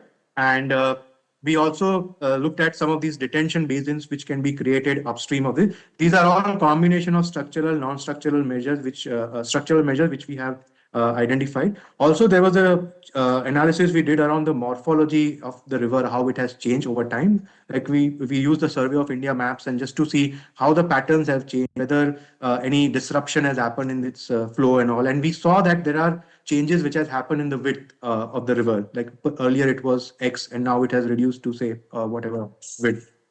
There was one last thing which we did on the flood risk atlas. So this was developed for the city specific. It was hosted on our platform. So, but it gives a good understanding around which areas are getting susceptible. So if you zoom into this atlas, you can easily identify and locate some of these properties which are there.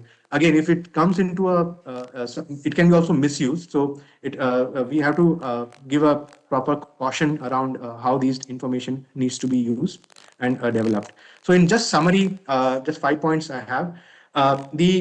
The geospatial analysis of what we did is important to identify those vulnerable locations. It gives you a clear understanding of which all the communities are susceptible. It helps to build some planning control regulations. Now, Government of Maharashtra and Aurangabad officials told us that we will consider the 1 in 25 line as a no development zone. So something which is falling between your river and the 1 in 25 line, that should be classified as a no development zone, so that the river is allowed to spread enough. And then finally, deployment of FLUS, flood early warning system is what we call. It's important that to be on alert around how management systems can be developed around it. And lastly, there is a context around sanitation systems, designing those, and therefore it is important to consider these aspects and help them build resilience overall. I'll take a pause here. Thank you, sir. Thank you, Parth. In the interest of time, we'll move right along. We'll move from a city-scale flood-based presentation to something at a scale of villages, a cluster of villages. I request Sampath, my colleague, to share his experience on water resilience in villages in the Western Ghats.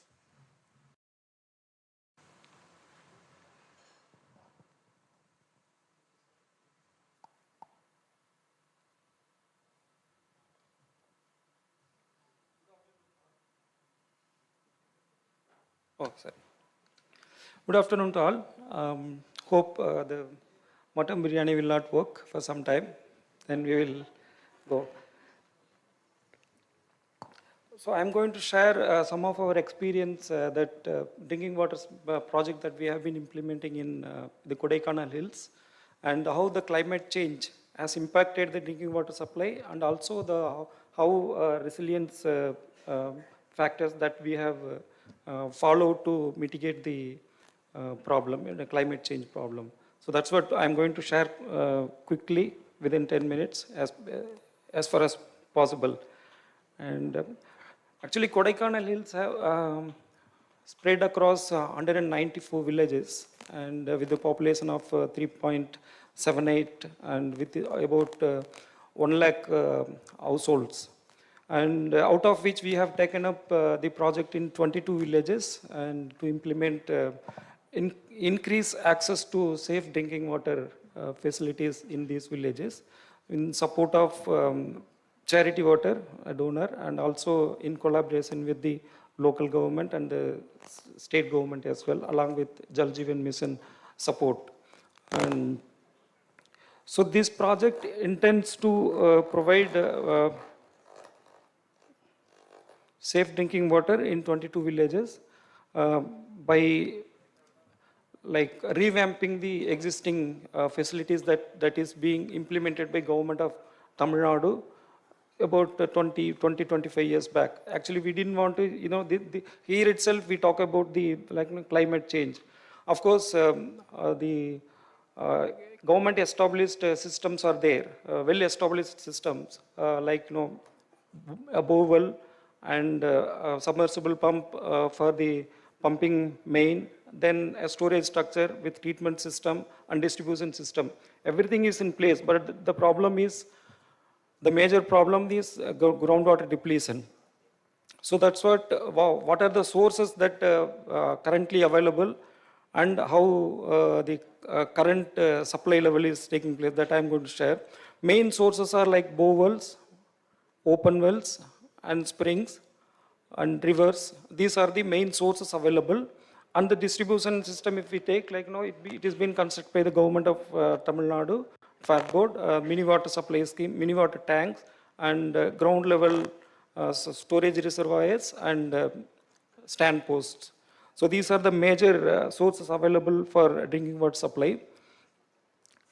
And the problem issues lying with this system, ideally in the village condition, that means in the hilly areas, storage source should be there, then extracts and pumping system should be there, then storage and treatment system should be there, and proper distribution should take place. But here lies the problem, major problem. Most of the sources now, the bore wells drilled by the panchayat or the government, now facing the depletion of, due to depletion of groundwater level, and the yield during summer is very less. And sometimes, no water is available in the bore wells. So that's a major problem. And due to this, inadequate supply is taking place. And added to this problem, animal threat is there. When due to soil erosion and other things, during heavy rains and soil erosion, the pipelines are exposed to the ground. And in search of food and fodder, the animals are coming to the villages and the roadsides, they affect the whatever the pipelines or storage structures available over there. And storage structures are mostly constructed with syntax tanks. So it has been destroyed by the wild animals. And added to that, due to climate change, no predicted rainfall is happening in the hilly areas or across the country. It's a different season, different spell, rains are occurring. And due to heavy rains, all those things, then, sometimes the trees fall down, and due to which in hilly areas, power cut takes place. And, if the electric pole or the trees fallen down on the electric pole, and, the Tamil Nadu Electricity Board takes a lot of time to address the issues, because we don't know where, in which location in the interior forest tree has fallen down or electric pole has fallen down. That identification itself takes 5-6 days. So this is a major problem because of climate change. And added to that, then power cut will be there, then power cut is there, then no pumping system takes place and no supply system will take place. These are the main climatic change related issues. Then added to this, climatic change issues. Because of this, like, people are depending on the pond water or stream water. Then they have to go for fetching water from there. Then even open defecation is also a problem. Because of that, water quality is also contaminated, and it's added issues are taking place. Then, even though these systems are established, this complete drinking water supply system is established, there is no ownership even with the government as well as the community itself.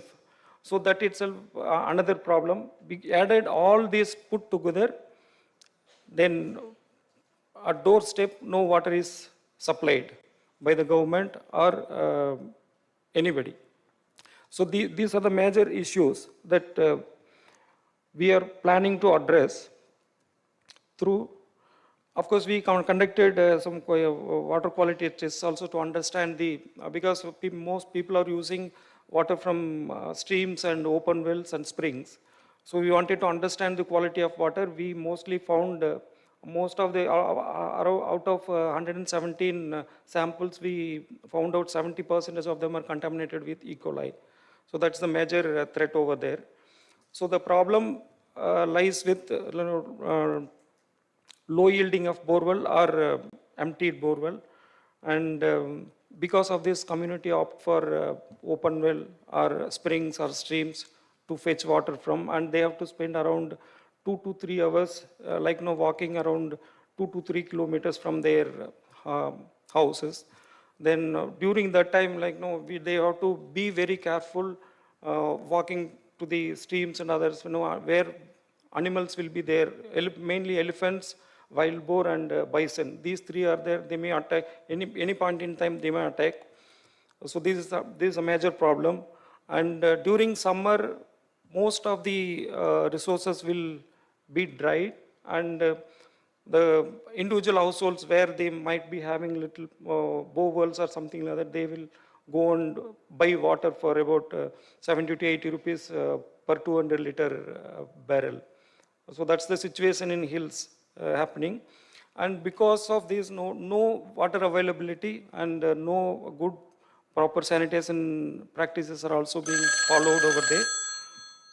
So I'll take 2-3 minutes. Then open defecation is very common over there, even though SBM has promoted toilets and other things, but they are not in practice.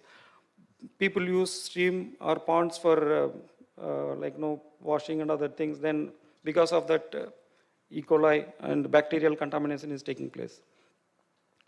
So to address all those problems, we came up with a strategic plan, implementation plan, by engaging the community right from the beginning, and the government stakeholders and local elected representatives, all those things.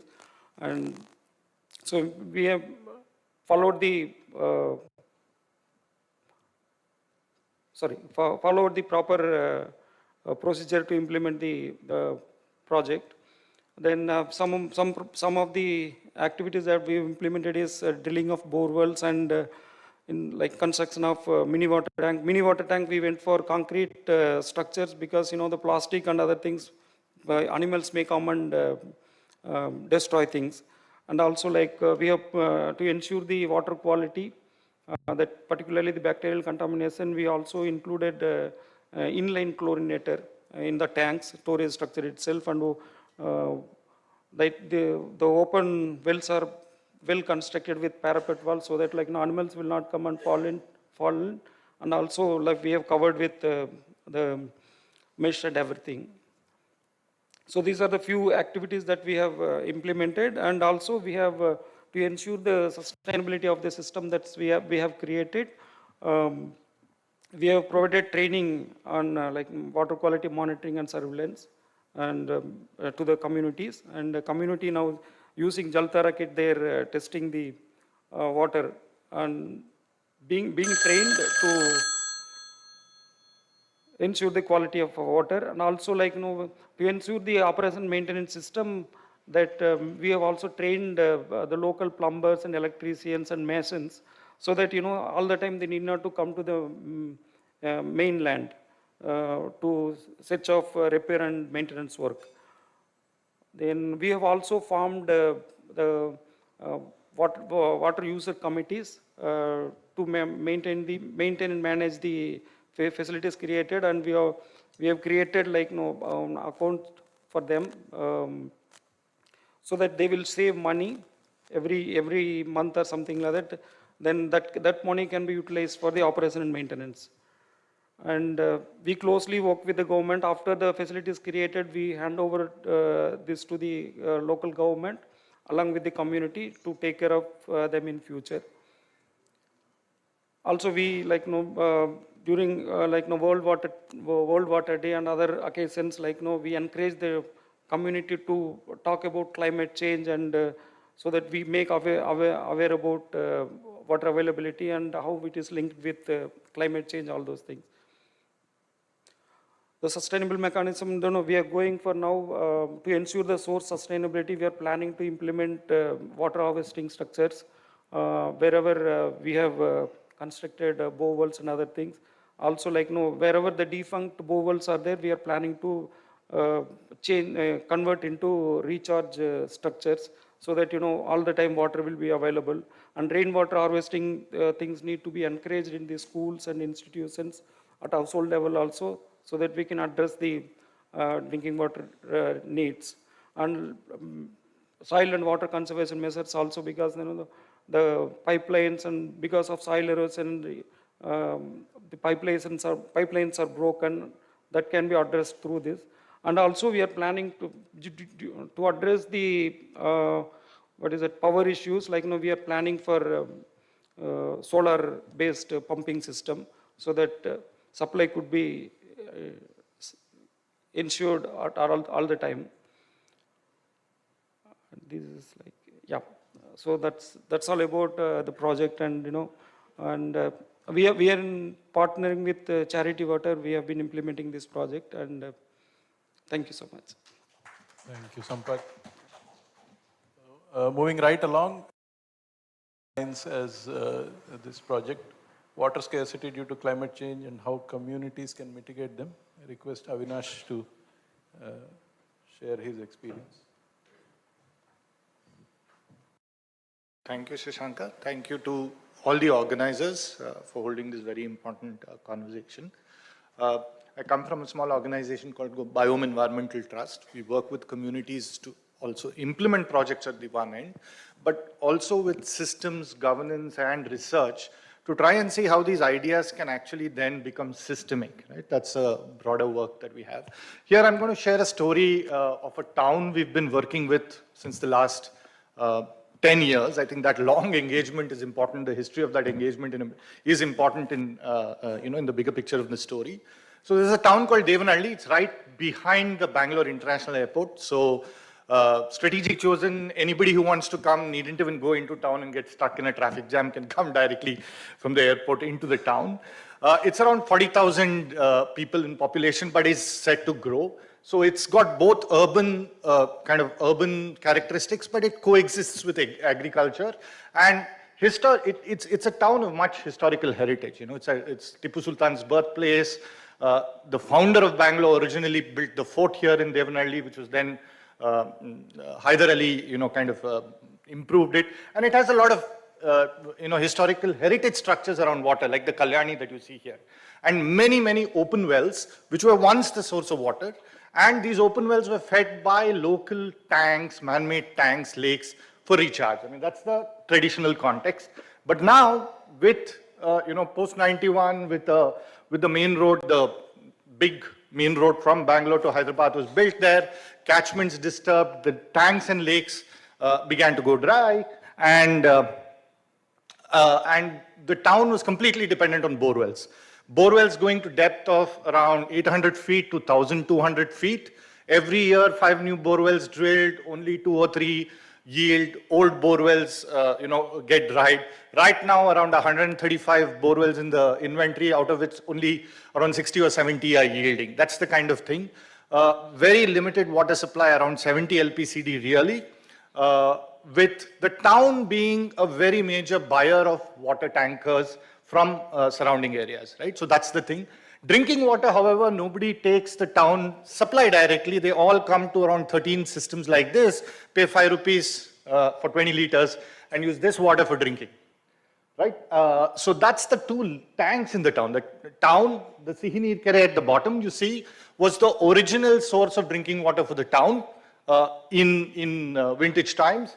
But it also has this thing called the Dodikere, so 2 tanks, Dodikere being the big lake, much bigger, both of them historically gone dry recently. The town, often works being conscious about these things, and they were desilting. We've been working with the town on various issues, including sanitation and in water and sanitation. We've implemented the WHO's SSP trial there, after which, with colleagues here in this room, FSTP has come there. But when they were desilting this tank, they wanted to close up this well. They wanted to destroy this well. The memory of old heritage is going away. So our intervention really has been to engage with the town and say, don't destroy it. Keep it, because once the lake fills, the well will fill, and that may be tomorrow's asset. And that conversation got built.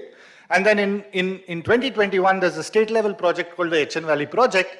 I won't talk much about this project, but this is the backbone infrastructure on which this intervention works.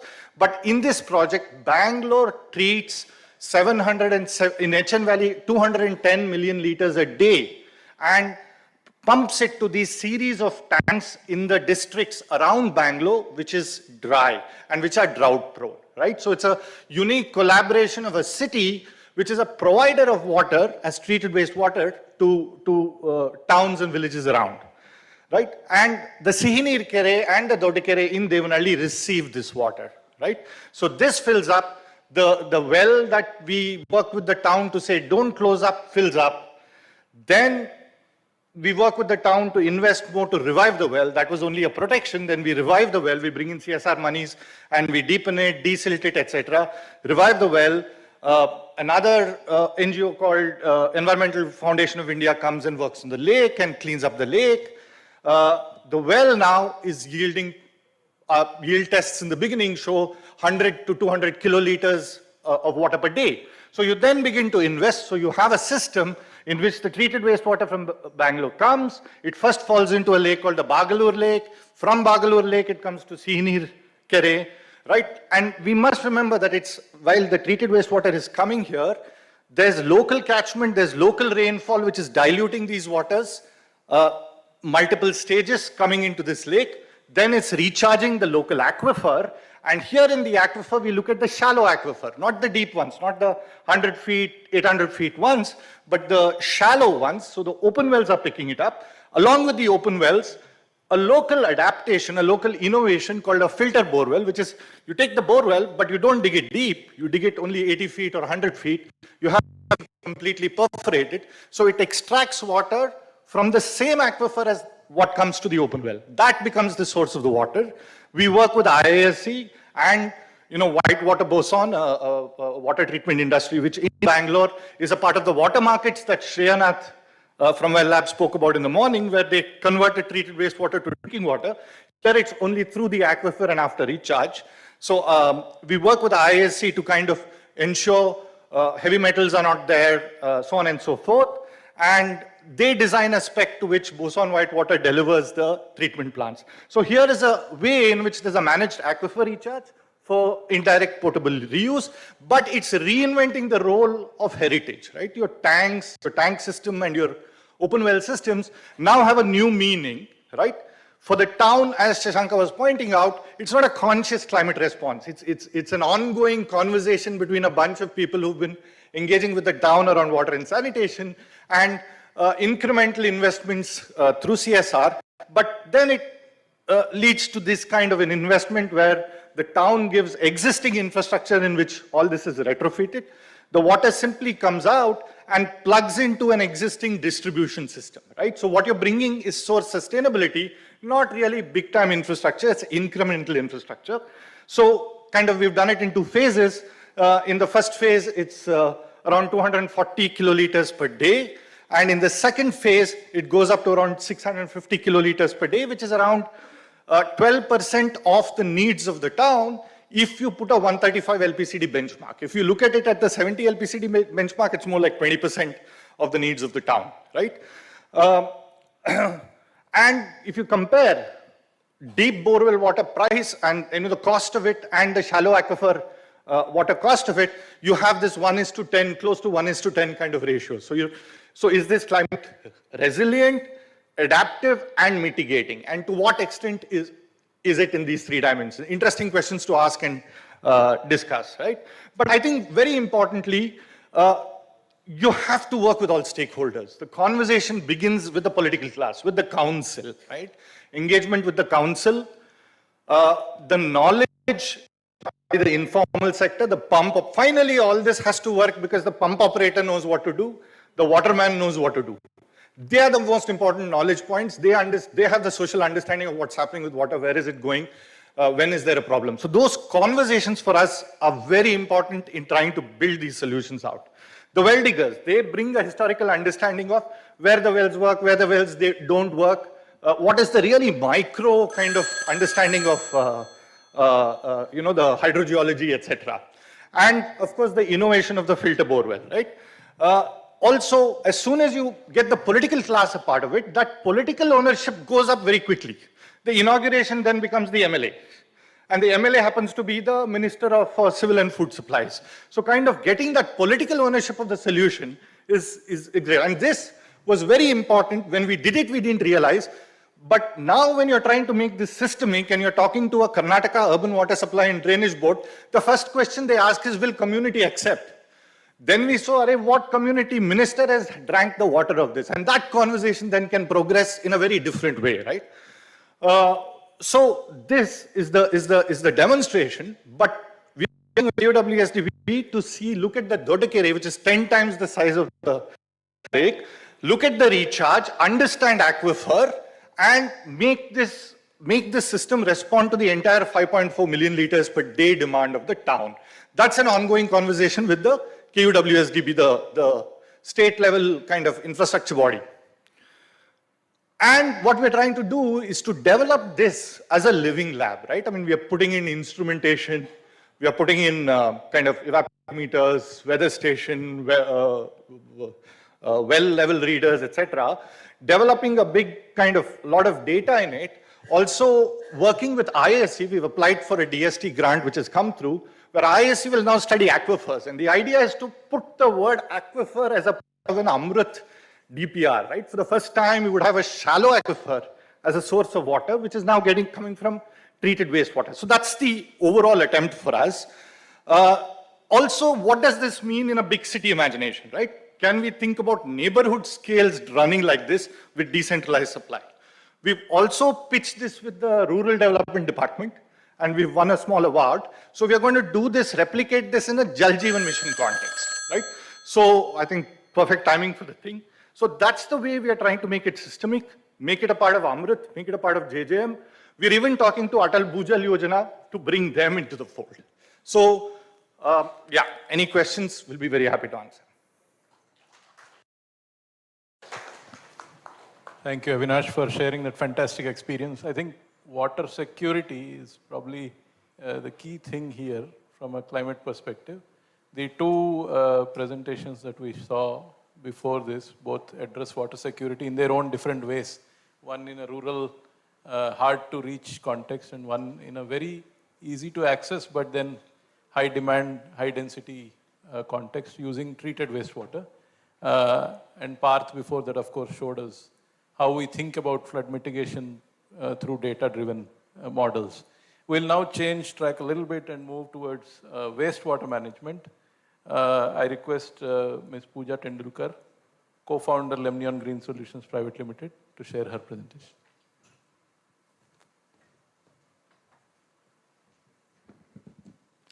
Okay. Hi, everyone.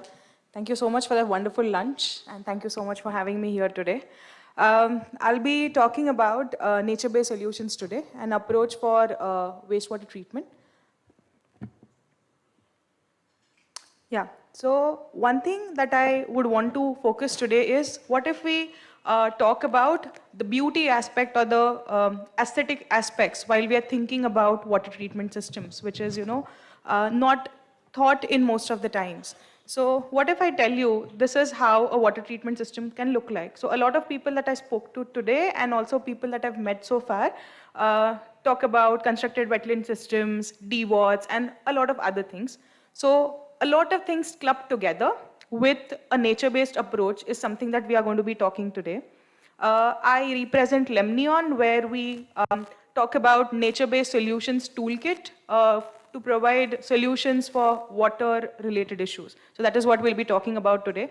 I won't be focusing on one single case study, but I'll kind of put in pointers which talk about an approach of how to look at nature-based solutions as a tool to address the issue of wastewater. So that is what I'll be talking about today.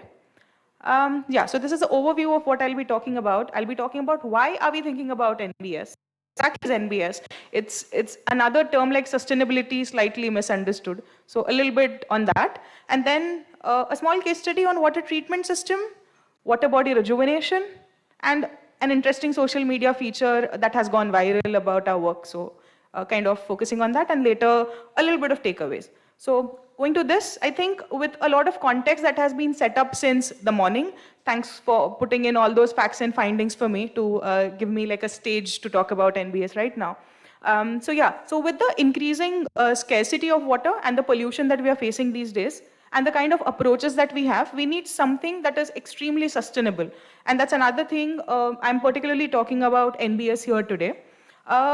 Another reason for talking about NBS is, apart from the technology, it is very important to look at a holistic approach, and that's another reason when we're looking at the deteriorated water quality, we also have to understand the integration of, let's say, multiple other things that come along with water. So let's say if you're talking about a polluted water body, we're not only talking about the quality of water, but we are also talking about the degraded habitat, the stakeholders around it, and then multiple other things. So that approach is extremely important when we are looking at, let's say, a water treatment issue or a challenge.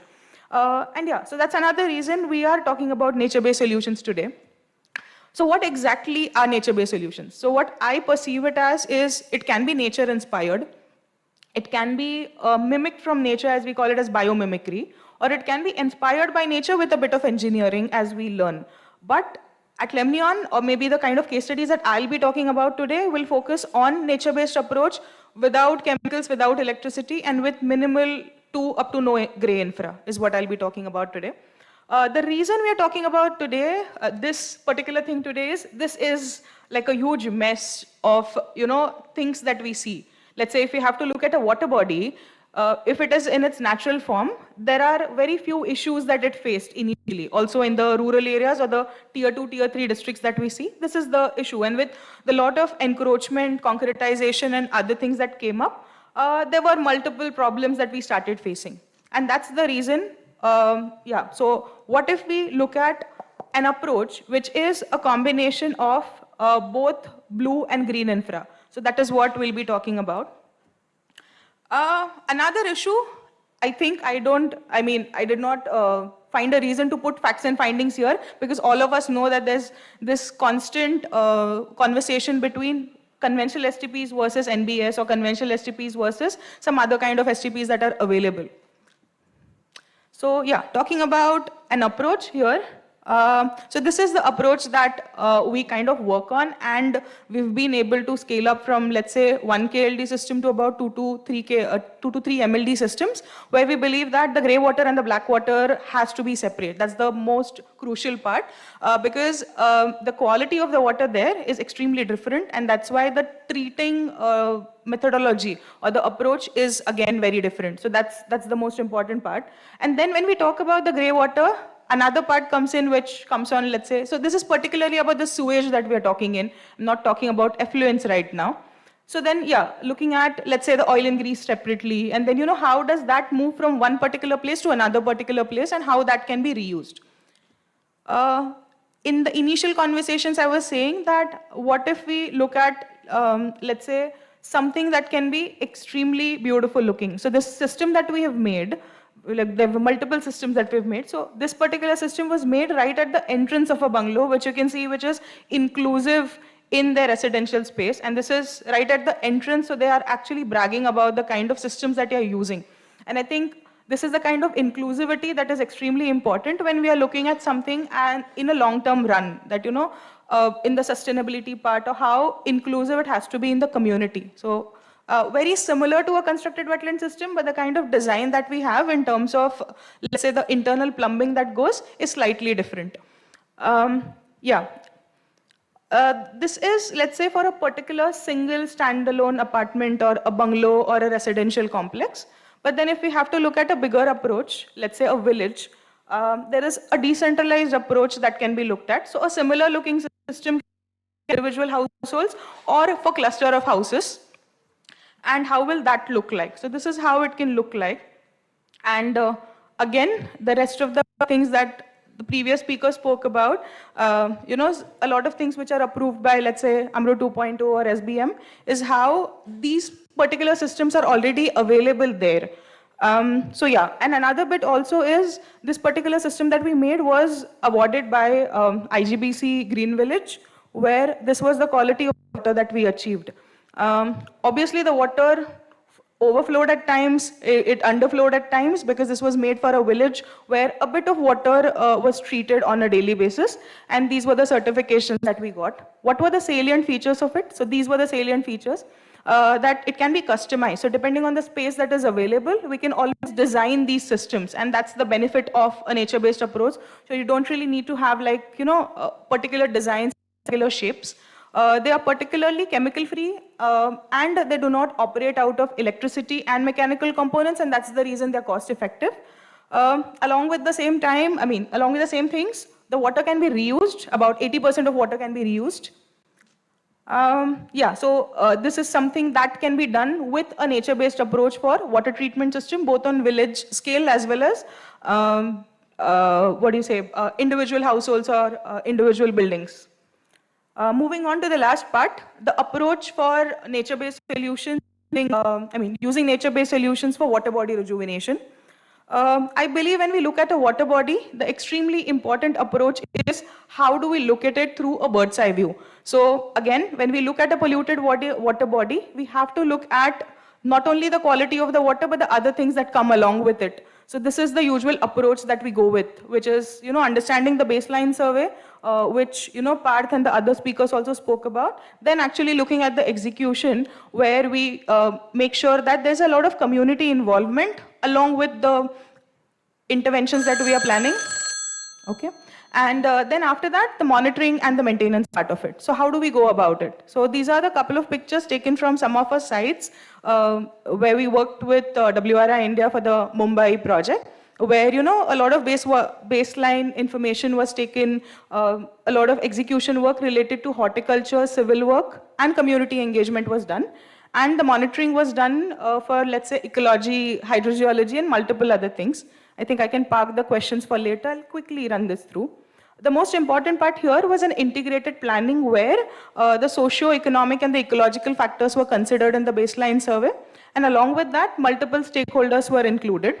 The 10 steps that we followed for this particular water body rejuvenation was choosing the site location, which was extremely important. So I believe that the upstream that we go and the at-source pollution measures that we take, we actually come up with better impacts when we are finishing or, let's say, completing the project, and then identifying the challenges, doing baseline information, and then doing the execution work and the maintenance monitoring, as we spoke about.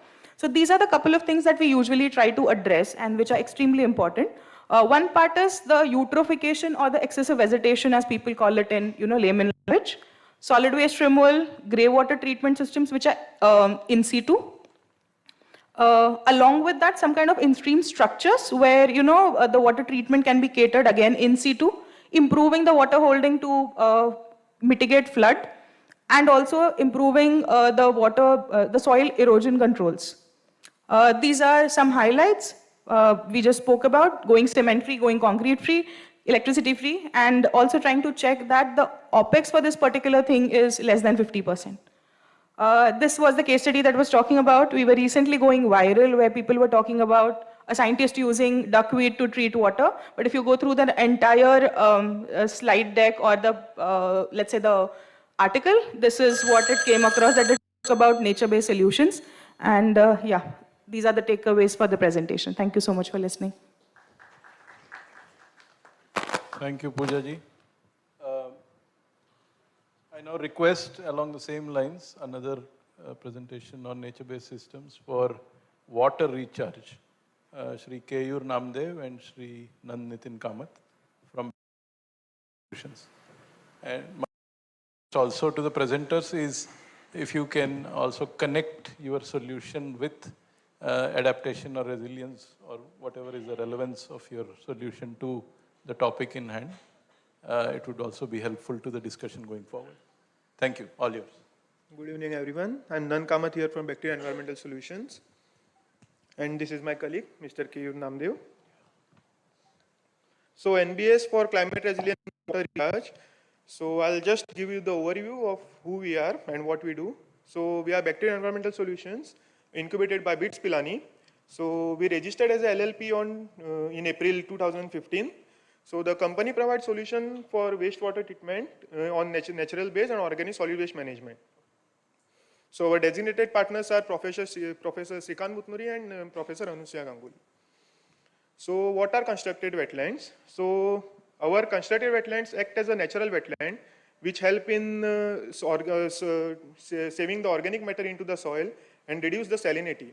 So different physical and chemical and biological methods are also used.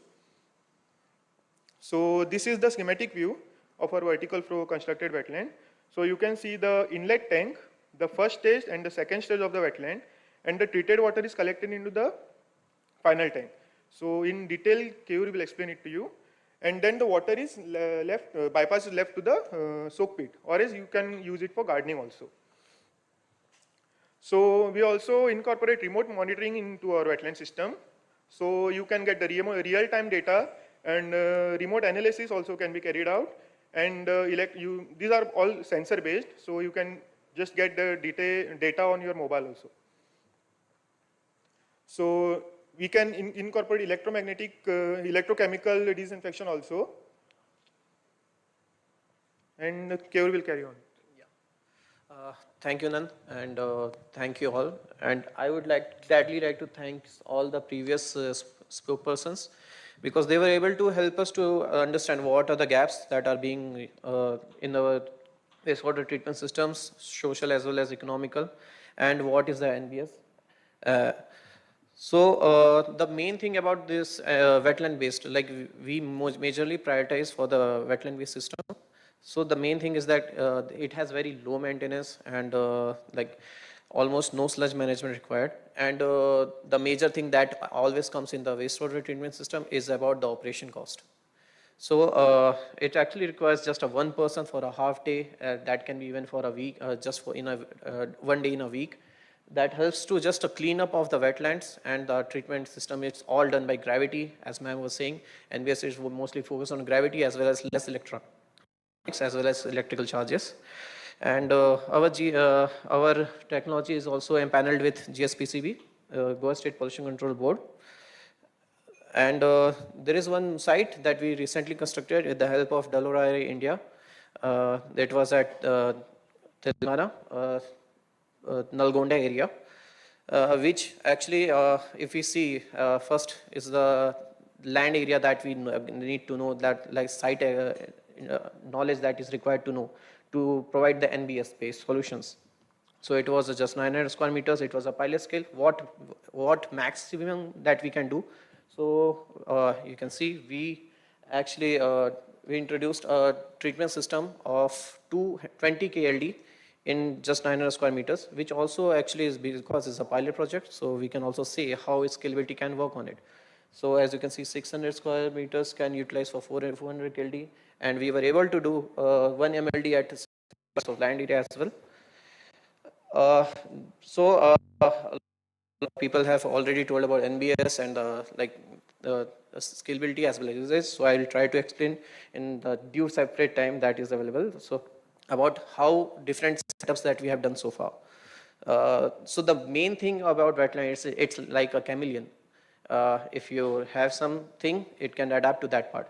For example, this is a setup of a single household, which has a 6 to 8 people equivalent. We can construct it from a single household to 1 MLD that was presented before. And similarly, types of wastewater is also one of the main problems in the treatment systems. It's not just a wastewater or from household, it can be from washing area, from the nala, or different types. So this one is a separate one with a single household empowered septic tank. It's a hybrid vertical flow wetland with an electrochemical system. This was one more of the more sites that we have constructed. It's a 100 people equivalent, which shows that it's not just for a single household. It can also be, if there is a society, we can directly introduce a decentralized treatment system to a society as well. Similarly, public toilets, those are one of the major pollutants also, if we are considering in the societies. So a separate decentralized treatment system on the back side of the public toilets that you can see. So the wetland system that is there is a two-stage vertical flow constructed wetland, and the treated water itself can be used for either flushing, because it's electrochemically treated as well. It can be used for flushing, or you can also use it for gardening purposes. Similarly, for schools also, and also the river water, since like if you can say in real scenario, the fish market areas and the river waters are actually now polluted. So what we can do for that, so the wetland systems can be installed on the side of it, and as we have shown in the Madgaon area, this project was actually in cooperation with GSPCB, Goa State Pollution Control Board, as well as SGPDA, South Goa Development Authority, and it was treatment of the river Sal, which is polluted by local, and we were treating the water, and later because we scaled it up, so we were also treating the fish market wastewater, which was earlier directly getting mixed with the river water. Also, for the single household, as with the inclusion of laundry wastewater as well. And as I was mentioning, it can be increased to any size. So we also did one of the more projects with a single household complex, apartment complex, which was again placed in Goa. It's a Greva place. Plaza. And these are the treatment quality that you can see. Like it's not just the wetland does not treat water. It's the treatment quality is still much more as per the effluent parameter that are required. So NBS systems not only actually require less of the treatment, less of the operation cost, but it also is efficient in the treatment of wastewater as well. This is one of the fecal sludge treatment systems that we installed for a single tanker. So it is actually previous systems that we were seeing, it had electrochemical as well as the pumps which require electricity, somewhat electricity. This is fully decentralized and it does not require any electricity at all. It just works on the function of gravitational purpose, gravity. And the compost, we were able to make compost out of it. It was terra peta, and compost were under the standards of the certifications, and we were able to even sell it. Similarly, the scale up of it was also done. So it's that was for the previous one was for one tanker. This is for holding 15 tankers in a single day, 15 tankers of approximately 8,000 liters capacity per day. And it's the whole system, the whole FSTP was under the gravitational process. There is no electricity involved. We were also able to achieve more compost out of it. And as I was mentioning, it's not just the type of wastewater, it can be any type. So this is one of the major issues that we are facing in the cities. That is the pollution in the nalas or the rivers. So we did one of the bigger projects of treating of 1 MLD in the open nala. So initially, the nala was so polluted. It has the issue that comes around the cities is it's more exposed to the societies nearby and households. So the main issue that occurs is when we introduce STP to them. So they get afraid and they are not in my backyard, as what people have told earlier. So as you can see, this setup was actually installed just next to the whole society area. And it shows that not only they introduce greenery as for the nature, for the birds and migratory birds as well as people, but also it does not affect for the integrity of social conditions that is between people living in the locality. they were happily to accept, and they were not afraid of this basically NBS based systems, as they are more afraid of installation of any of the commercial or traditional STPs in their neighborhood.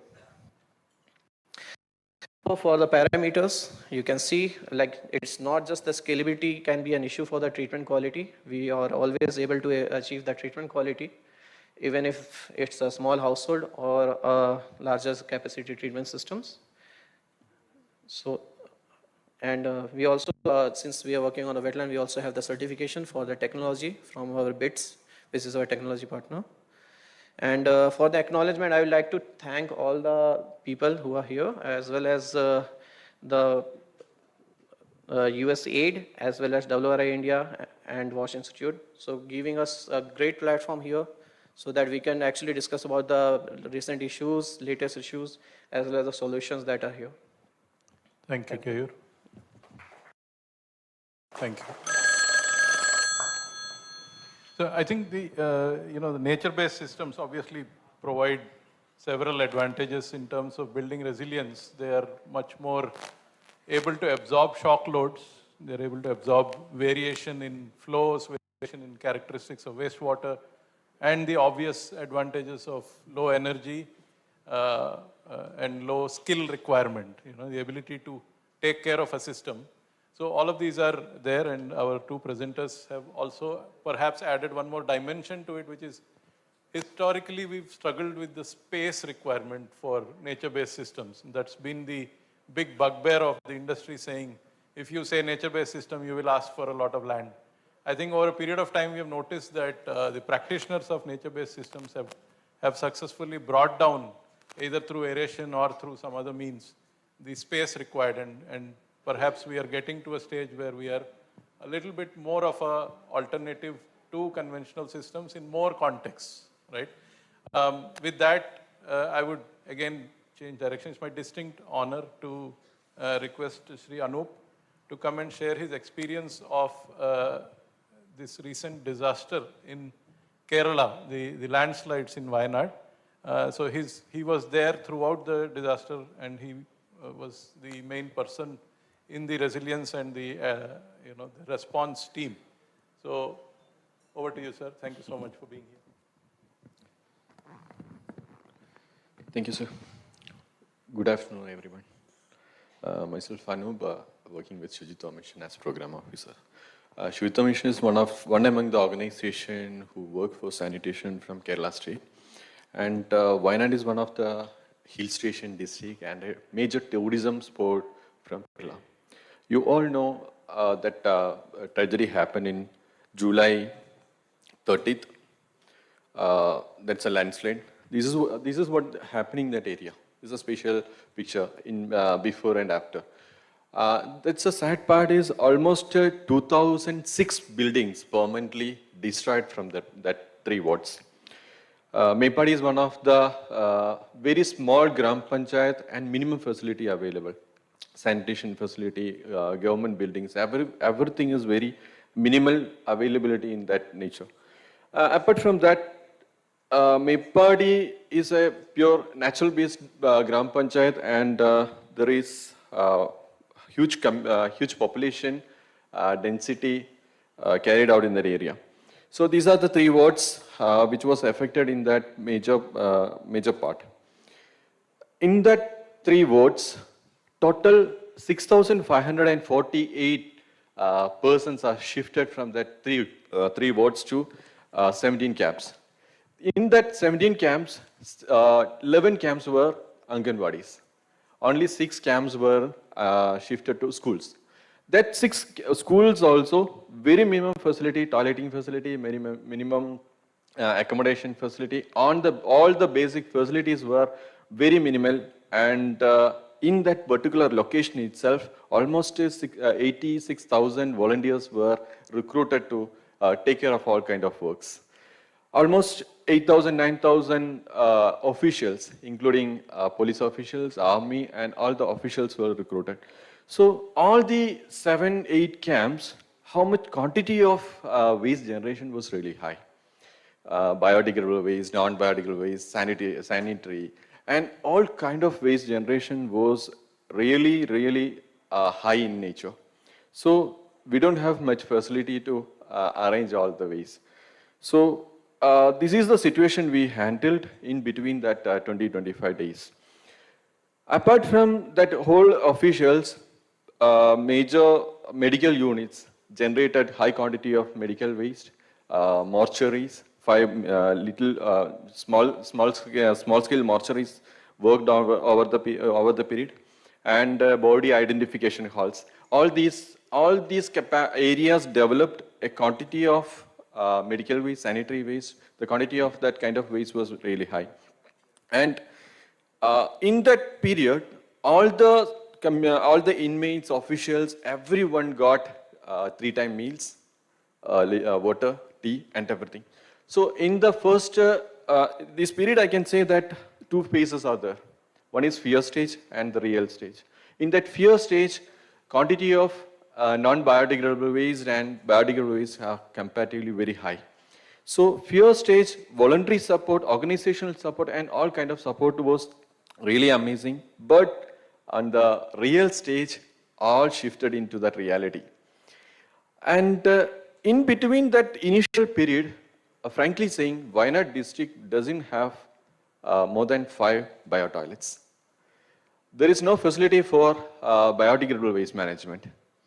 Mepadi Gram Panchayat only having 500 square feet mini material collection facility. So the next day itself, we just converted all the Haritha Karma Sena members. Kerala Haritha Karma Sena members are the volunteers who work for sanitation, non-biodegradable waste management. So these are the wealthy part of Kerala state. So Haritha Karma Sena members who work for in that place, all the 23 Gram Panchayat supported Haritha Karma volunteers into the single Gram Panchayat named Mepadi. So these are the working force to arrange all the basic facilities. So with the support of Haritha Karma Sena, we tried try to happen all the facilities. So we just focused to put more bio-toilet facilities, and all the 7 schools only having 23 toilet complexes. So these toilet complex only having 17 leach pits, 17 containers and 27 leach pits. Within 24 hours, all the container get into full. So this is the it was the condition we just managed with the limited source of officials and volunteers. So in that particular case, as part of solid waste management, we just tried to manage biodegradable waste with the support of Kalpata municipality and all the facilities available nearby Gram Panchayat and other municipalities. So in between that period, 21.9 tons of waste we just managed and handled with the support of these facilities, winter compost, and we comparatively developed a community kitchen composting system. All the community kitchen waste were converted into community composting system within 2 days.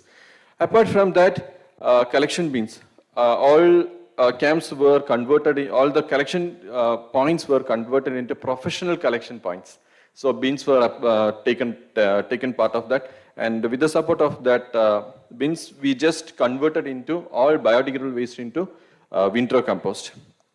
Apart from that, non-biodegradable, almost 120 tons of non-biodegradable waste we just professionally converted with the support of Clean Kerala Company and Green Worms. These are the 2 organizations who supported us for that period, and utilized all the 23 nearby Gram Panchayat areas and mounted all the Haritha Karma Senas are divided into collect all the non-biodegradable and segregate within the space itself.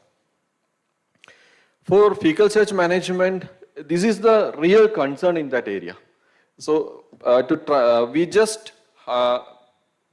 had to try this fecal matter in between that limited resources, and all the containers are not in a capacity to handle in that period.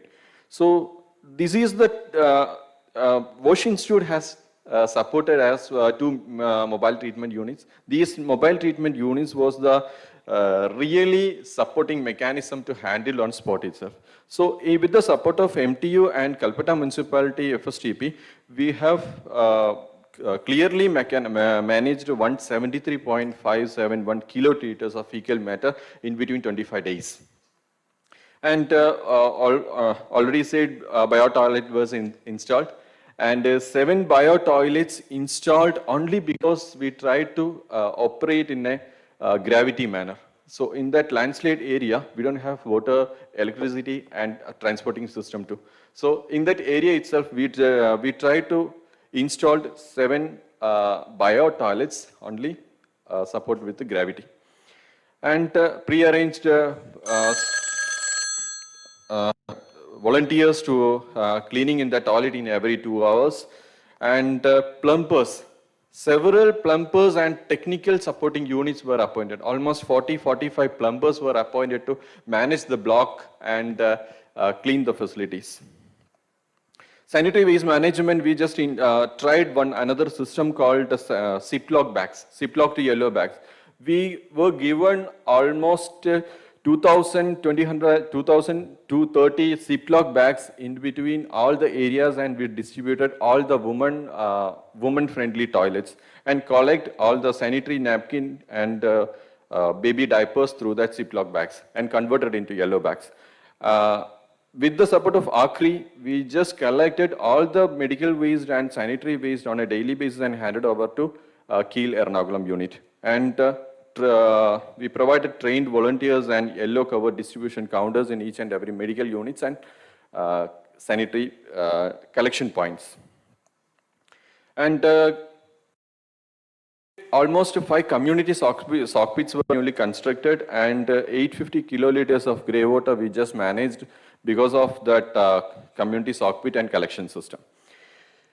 In that period itself, we converted all the 7 camps into green protocol manner, and all the inmates given 4,000 something plates and templars, and reduced the quantity of non-biodegradable and reusable, non-reusable materials. Another important thing is almost 37 tons of cloth waste were generated, and it was handed over to various organizations for recycling. All the 37 ton of cloth waste generated from the donation from the state, apart from another neighbor states. This is the total organizational, and these are the major parts of.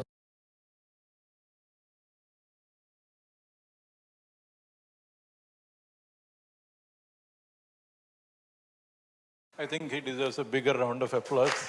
Yeah. We can wake ourselves up also. I think if disasters are going to happen more frequently, and I say that with a lot of sadness, but if that is something that we're going to expect, then these kind of mechanisms where we are prepared for a disaster also need to be formalized, also need to be made into standard operating procedures. And one of the things which Sri Anu pointed out, which stands out, is Kerala has a cadre called the Harita Karma Sena, which they could call upon, which had a standardized kind of training, which they were able to work cohesively, and they were able to call upon at short notice to respond to a disaster. How many of our states have this kind of a sanitation cadre which can respond to this disaster, right? I think one of the key things going forward would be to have a set of human resources, a set of standard operating procedures, a set of material resources which can be brought together quickly so that the infrastructure for disaster response can be set up in a very short time. And then we can, of course, look at the psychological, emotional support that needs to be provided to the affected people. And that's a separate discussion on its own. But, thank you so much to all my panelists for sharing their. If we have time to take 2 questions, I've been given strict instructions from the side. Please, sir.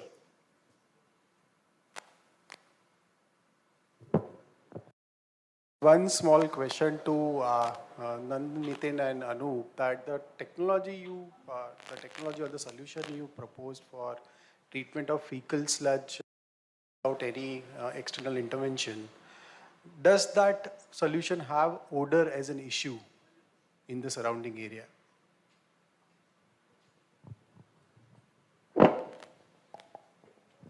Yeah, thank you for that question. Actually, fecal sludge is because of the high concentration of solids. It has an odor issue. So the pilot scale that you saw, it was actually at nearby existing STP, which is an enclosed area with boundary walls and all. And the scale up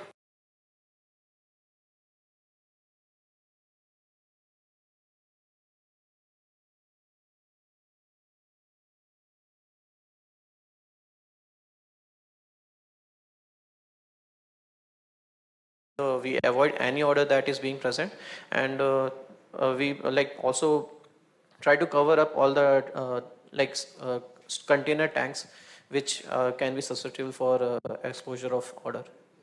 Thank you.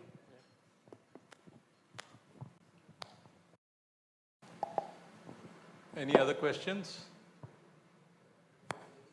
Please, Priyanka.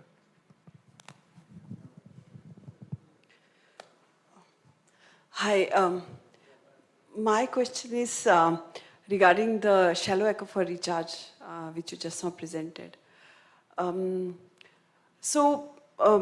I think there was also another presentation in which Shreya had shown a picture where a person is drinking treated effluent.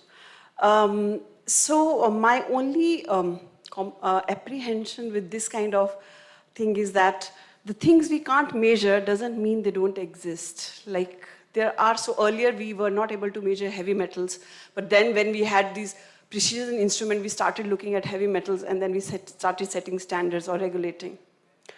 So my question here is that when we are focusing in solving one problem of water quantity, we should not be giving rise to different set of problems.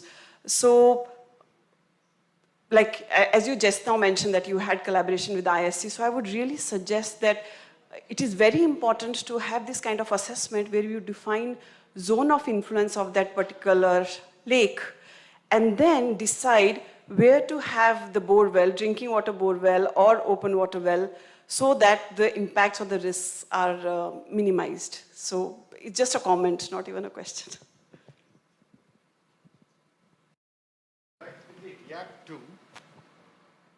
Priyanka, I expected this question from you. So, no, absolutely. So, water quality and downstream public health concerns, right? Both, and environmental health concerns. Very, very important to keep in mind.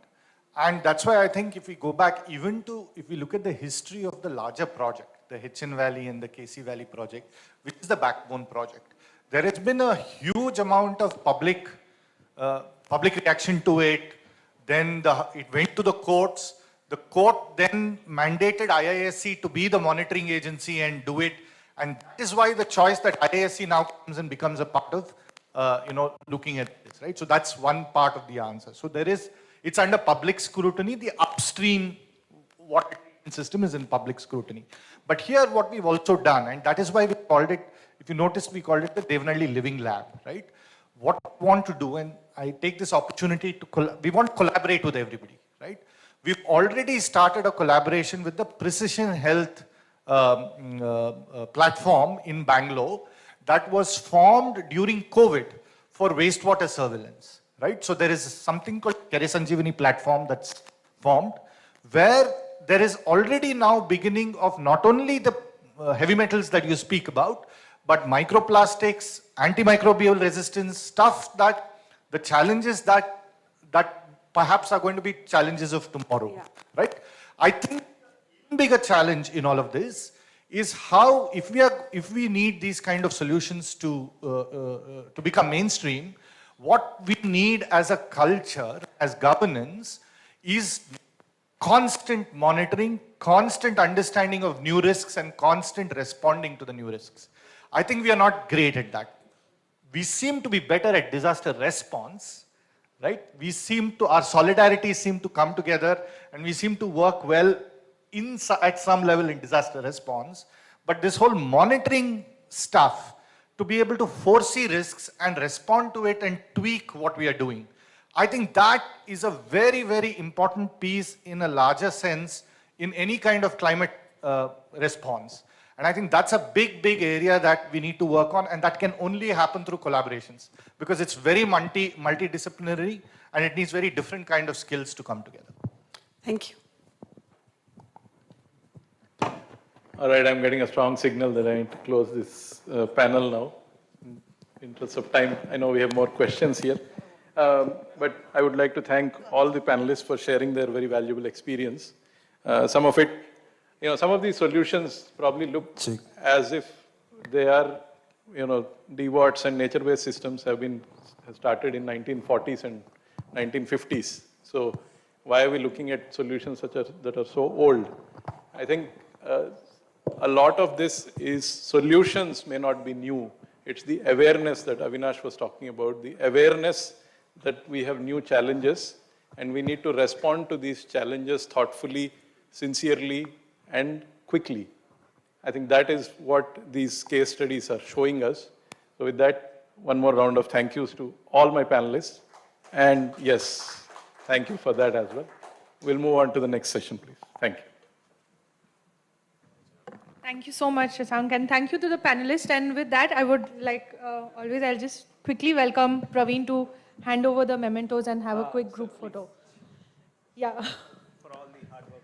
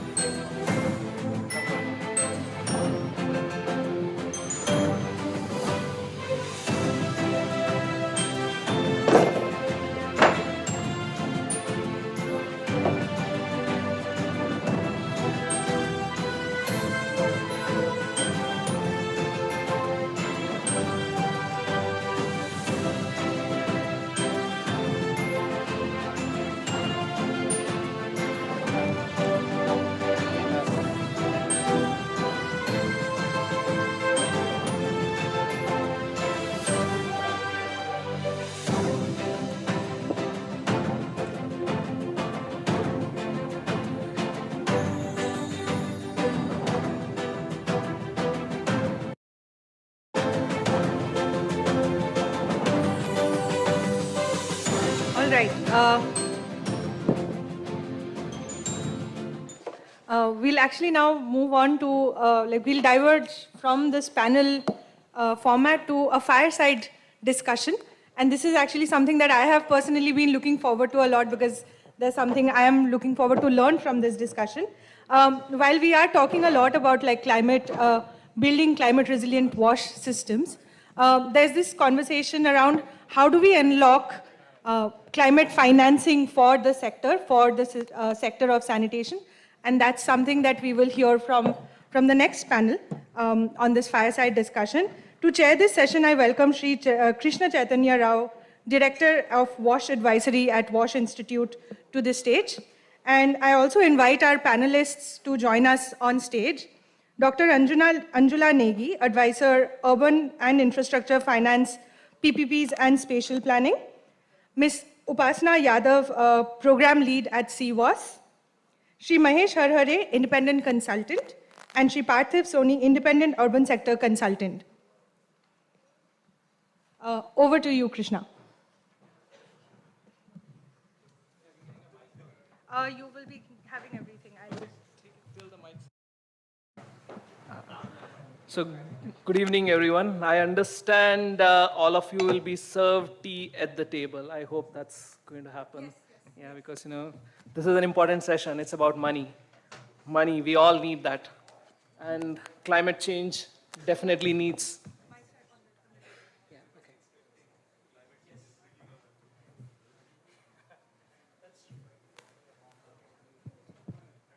Can you hear me? So yes, this session is about understanding of where the whole finance thing stands. We heard in the morning, starting from the intersectionality between the climate change and WASH, we learned about some of the frameworks, and the previous session was brilliant examples of the lighthouse models, the different actual cases people have done on the ground for building WASH resilient climate resilient WASH infrastructure. So this session is going to be a more about on the finance side. I would request if you could put the slide that Parthiv made. Earlier we had the plan that Parthiv was going to give a 10 minutes presentation, but the slide that Parthiv has made gives you a quick snapshot of what the need of amount of money that's required to actually address climate change issues, and also the amount of money that's required by India itself for addressing climate issues and the NDCs that Government of India is committed as per the Paris Agreement. Now, when we look at the finance, the recently concluded COP29 allocated 300 billion. The recently concluded COP29 allocated $300 billion annually. That's the target that's been given, which is, we all know, it's fallen well short of the 1.3 trillion or the 5.9 trillion, whatever the figures that keeps flowing. But these are all big chunks of money, right? We don't even understand how many zeros, what does that really feel? And do we really get that money? How is this money really elusive? But that question, I'm hoping this expert panel is going to answer to all of us today through their own practical examples of what they have done. And most of this money, what we see is in different forms. Some are in terms of funds. There are international climate funds like the GEF or the adaptation funds, or some are them with the bilateral aid. And there's a big role played by the banks, the multilateral banks, development financial institutions. How do we really unlock these financing is something that this panel will talk about. And there are some fancy kind of financing as well. The carbon financing, the green bond financing that we hear about. So these buzzwords that we hear, this panel will help us demystify some of them. So I will directly jump to the first and foremost on the blended finance part. We hear this term blended finance, but what exactly does that blended finance mean? And within our WASH sector, how this blended finance has been actually applied. I will request Upasana. Upasana also has to leave soon because she has a flight to catch. So I'll request Upasana to demystify this whole blended finance, the term itself, and how you at CWAS and CEPT have looked at the blended finance in the sanitation value chain. Yeah. First of all, thank you everyone for having me here and allowing me to share my experience. So we all know that we will not be able to achieve the SDG 6 goal by 2030. And even to achieve that, we will require the 5x or 3x investment that is already going on. But at the same time, we also know that the WASH is a public good service and the public fund is going to remain the major source of funding. There is no doubt in it. But how do we leverage this public fundings and bring in more private investment? So blended finance is something that will leverage this public funding that is already available through the national programs of Amrut, Swachh Bharat Mission, Jal Jeevan Mission. And how do we bring? So we look at the various blended finance examples across the sanitation service chain, and we found, and we had worked in, I think, 3 or 4 actual case studies. So especially for when we say the toilet part or the water connection part, because we know that the last mile connectivity is going to be the major from the adaptation perspective. So we explore the sanitation credit as well as the water credit and how the households could get the credit or borrowing from the banks or the MFIs. So we did in 1 or 2 cities, and then along with the water.org team, we have expanded across the Maharashtra. So almost 4,000, 5,000 loans we have tried to mobilize through this thing. The other part, when we move towards the next value chain of the sanitation, is the conveyance part. And I think, as my colleague Asim has already mentioned, that we tried to leverage the private sector investment, what we call as a performance link annuity model. This is basically for the non-network sanitation in the small cities. the private operator itself is bringing the capital cost in forms of a desludging trucks, in forms of the human resource that is going to be there for the operation and maintenance. And the urban local bodies will have to be paid only against the performance or the number of the septic tanks that they would be paid. And they are leveraging this through the sanitation tax that will be collected from the households. So in a way, the households are getting the free service, and the informal private sector is also getting the formalized into the government contract. The government don't have to spend the public funds into the capital investments of the truck.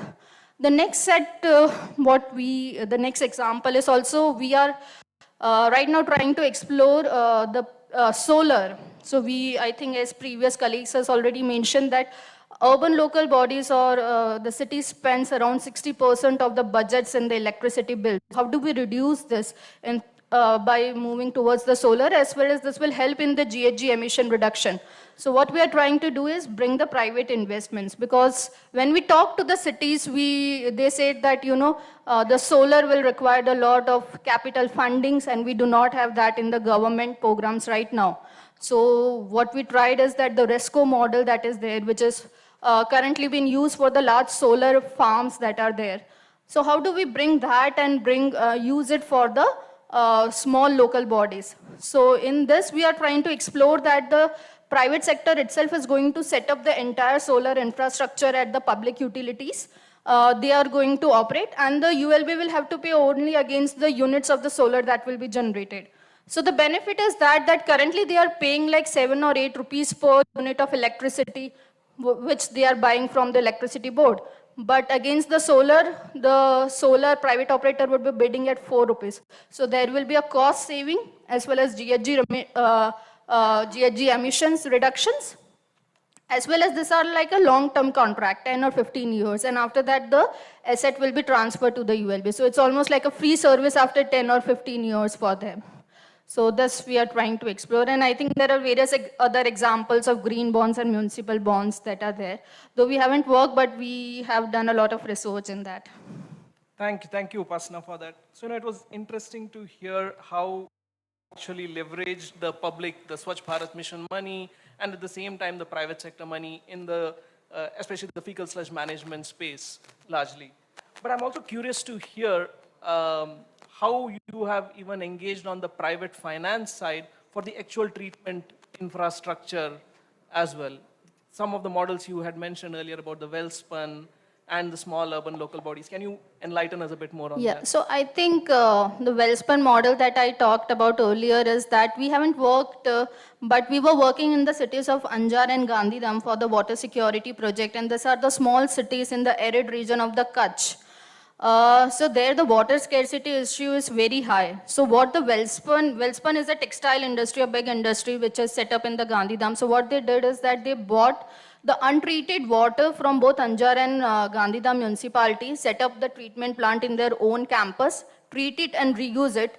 And at the same time, they are paying the cities for the untreated water that they are buying. So the city doesn't have to put the investment in the treatment plant, plus they are getting the money, which is almost like a 60 to 70 lakh per year, which they are using for the operation of the sewerage systems that are there. So that example is not very well documented, but we have found that there are various examples in the small city, even in the census towns, like there is a small census towns of Bechraji where the Maruti has set up the manufacturing plant, and they are buying this type of a water and giving back. So I think this example are especially true at the regions which are facing the water scarcity issue. Thank you, Upasana. It helps me segue to my next panelist, Parthiv. Parthiv has worked extensively on the infrastructure, and he has done a lot of work with the development financial institution. So Parthiv, my first question to you is, when we look at the development financial institution, what exactly are they looking in a project when they decide to make an investment? So thanks, Krishna, for having me on this panel, and thank you for all the presenters and the panelists during the day for giving some beautiful insights and the work happening in the climate space. So based on my experience, what we see that when a development finance institution or a MDB decides to make an investment, they see that how clear is the project, whether the project requires a land for infrastructure to be built and whether the land is available with the implementing entity today, whether the implementing entity which is receiving that finance has that kind of a credit worthiness to support the repayment of the investment they are receiving today, and whether the objectives for which they are receiving the finance can be clearly met through the project. So it's not like that they only see that whether there is a requirement of the financing, but they also see whether there is an institutional commitment from the funding receiving entity. Like if I have to give you an example, that in one of the cities in Indonesia where we are working, one of the DFI made an investment on constructing a sewage treatment plant. And there was a commitment from the project implementing entity that they will develop a sewage network and they will connect the sewage network with the house connections. But later on, after the construction of STP, the city government could not materialize the service connections to collect the sewage which is generated in the city. The reason being that the septic tanks were on the back side of the houses and the sewage network was on the center of the road. So if you have to connect that household to the sewage network, you have to dig entire house. So this was not foreseen by the city government in the initial stages, and that led to debt investment by the DFI by the DFI. So when DFIs are now looking for similar projects, they would first see that entire value chain of the project, whether it is funded or not funded by the DFI, can be implemented and will be actually implemented. So they kind of make a proper technical feasibility Correct. assessment prior to Due diligence, we call it. But, so that's their general process that they're following when they define their project. How are they now bringing the climate angle into this to, finance WASH infrastructure? Yeah, so in one of the slides which I had prepared and I could not get a chance to present it, that if you see the climate finance inflow from the DFIs and MDBs in the last 5 to 10 years, it has increased 450%. From $27 billion in 2016 to $124 billion in the recent years. And this is not, this is a published data by a joint of multiple development banks. And 80% of this the climate finance is coming on the mitigation side. The rest is coming on the adaptation side. So that is how multilateral development banks and DFIs are looking at climate as a core agenda, and they themselves are aligning as regional climate banks or a global climate bank so that they can fund more and more climate projects, provided the project proposing entities come up with clear, implementable, bankable projects with clear climate impacts.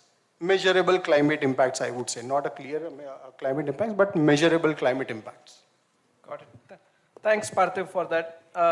This gives me a segue to my next panelist, Mahesh.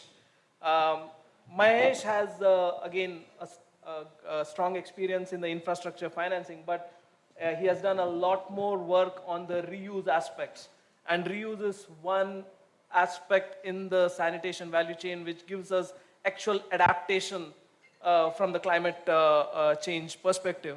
So Mahesh, what I would like us to the audience clarify on the reuse side is, what are the kind of financing mechanisms that are used in incorporating reuse?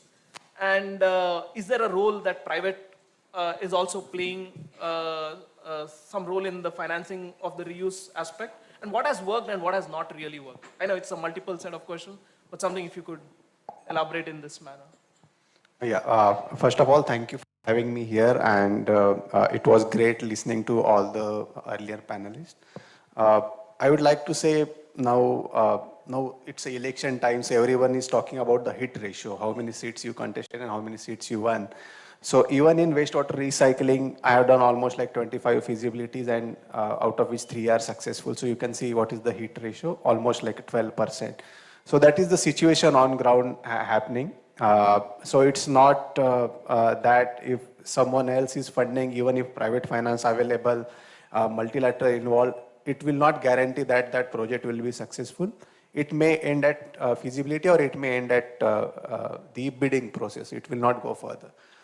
So what is required, if you look at the overall water sanitation, we will divide that, we will just look at the sewerage part.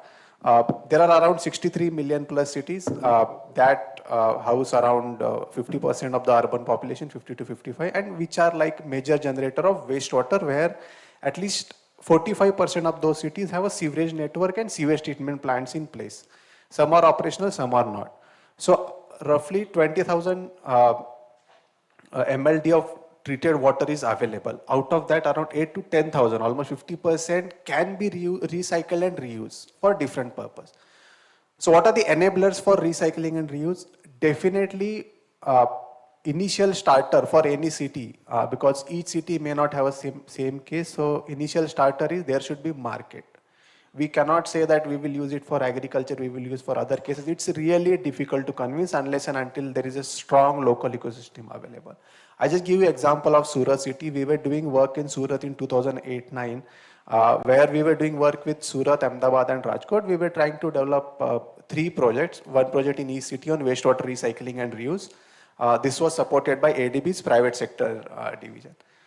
We did assessment in 3 cities, and ultimately 1 city, all feasibilities and all. Surat was feasible, and there also it took almost 1.5 years to convince municipal corporation, state government and the industries. Industries were getting potable water at 16 rupees per kiloliter. Surat corporation was supplying. And we, through financial model, discovered that the private sector can supply tertiary treated water with same quality at 18.2 rupees. So there was not much difference in that. But still it took a lot of convincing even for that case, which was financially viable. There was a business case and there is a chance of private investment. But since it was during 2008-9, there were not enough projects in place. So there was hesitation in terms of going for private financing because there are other risks involved in that. So it went on EPC plus O&M. They developed that project, 40 MLD project on PPP, and the industries got 40 MLD water. During that same time, we were interacting with other industrial area within Surat, which was using groundwater. And the groundwater TDS was around 3,000. They refused to use, take that recycled water, saying that we don't need, we have enough water. 4 years down the line, the first industry, Pandesara, they were using 40 MLD water. They raised their demand. They asked city to supply another 40 MLD water at 36 rupees per kiloliter. Initially, they were hesitant at 18 rupees. 5 years down the line, they agreed for 36 rupees. Such an industrial area, which was refusing to take the water, they approached and they were ready to pay even higher than 36 rupees. So what happens now, those kind of a projects, you can bring in private finance, you can bring in loan, you can bring in blended finance and all.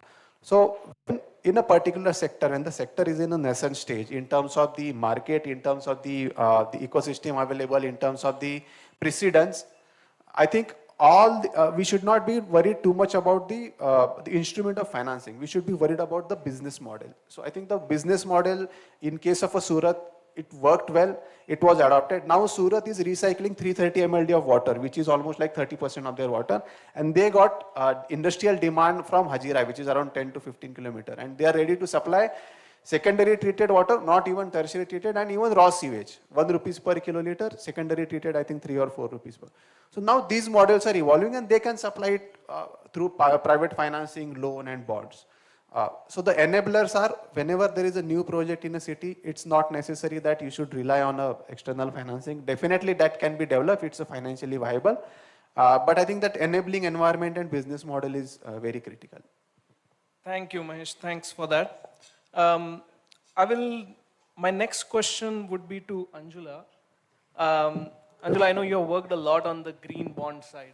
And this is something, a real mystery to me as well, what this green bond really means. And as I understand, it's largely the municipality raising these green bonds. But when we look at our financial situation of most of our urban local bodies, it's pretty bad. On what basis and how are they able to raise these bonds? Can you help us clarify. All right. Thank you, Casey. Thank you very much. First of all, I'd like to compliment and congratulate all the speakers. Such technical detail they've come up today with. It gives me, it makes me feel very happy that India has a lot of strength, technical strength. Now, the second thing here is how do we scale it up? We can scale it up with the use of different financing methods that we have, different projects. And each speaker today, as I saw from the morning, have brought in wonderful insights, multiple insights, and it just needs to be conglomerated at one particular place, integrated, and backed up with the right kind of finance. Now, the second thing that I would like to mention is what Casey mentioned. What is green bond? Now, first of all, what is green? That itself is such a gray area in the Indian context. What is green? Is it green color? Is it green mechanism? Is it green tools? It is green technology? Is it a green procurement? It is such a gray area. We still do not have standardization. We are in the, we are in a very nascent stage. From 2021 to 2024, we have only 6 municipalities which have been able to raise green bonds. And as of today, in November, we have one more which is being raised by the Pimpri Chinchwad Municipal Corporation for about 200 crores. It's not yet raised. It's still under subscription. But all the other 5 that I mentioned have been oversubscribed. The other thing about, so who will identify green? This has been solved by SEBI.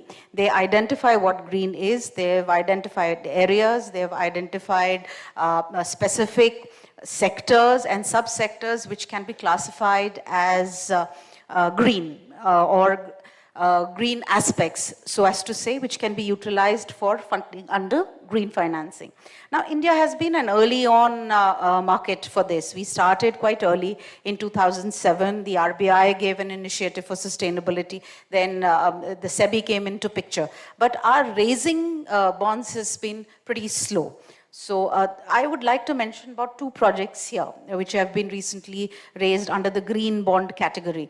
So one I would like to say is the first green bond, the Ghaziabad Municipal Corporation bond. Now this has been raised in 2021 for an amount of 100 crores with a coupon size of 8.1%. Now mind it, India gives a very good coupon rate. If we look at, statistically speaking, various countries from 2023 to 2024 across the country, across the universe, I would say, India is one of the topmost coupon rate providers. So for Ghaziabad, what does coupon rate mean? It means interest that will be provided on the asset that you are going to be investing your money in. So what is it for individuals in India? We have to break it down. What is it for individuals? What is it for corporates? And what is it for people who are investing in it? So for individuals, you get an 80cc F benefit under the Income Tax Act. For corporates, you are getting financing from multiple institutions like what my co-panelist mentioned. Under Amrit 2, you have financing available for green financing. And the third one I would like to mention here is about the global aspect of funding that is coming. There are multiple sources of funding which are coming in, not just private financing, but there are multiple funds, grants, etc., nationally and internationally and statewide also, which are available under this category. So I would like to say about Ghaziabad that it is the first green bond. They are raising money to build a sewage treatment plant for about 200 crores.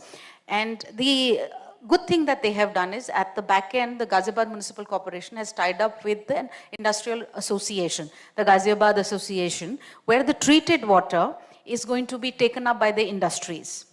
Now the second one, Vadodara Municipal Corporation, again a 200 crore funding they have raised. What they have done is that they are going to be building 2 sewage treatment plants and 1 auxiliary sewage processing unit along with it, what they call as ASP. And for that, they are seeking money. Now, in that, what they have done initially, it didn't just in a jiffy. It has been a slow process which has been initiated perhaps in the year 2014.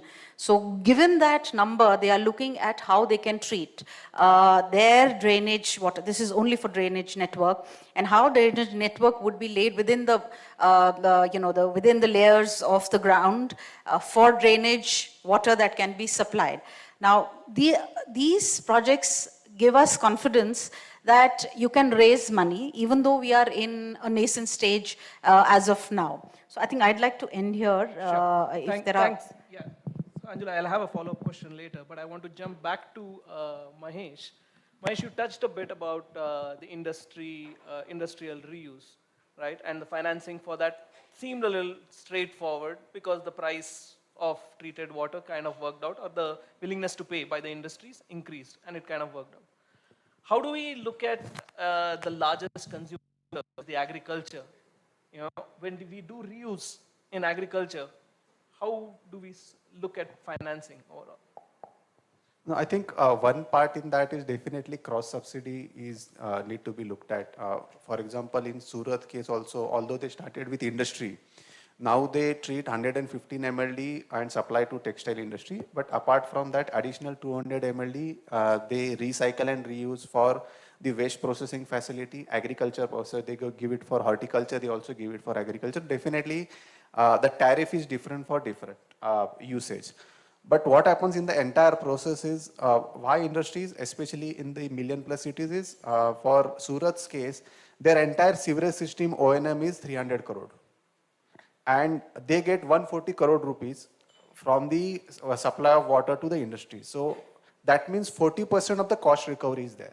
In addition to that, they get sewerage charge as a part of a property tax. So they are basically indirectly cross-subsidizing the common citizen and also other usage. Otherwise, what happens is you spend money on the sewerage infrastructure and also sewage treatment plant, and you end up giving water at, let's say, 1 rupees or 50 paise per kiloliter, where you have treated the water at 3 rupees per kiloliter.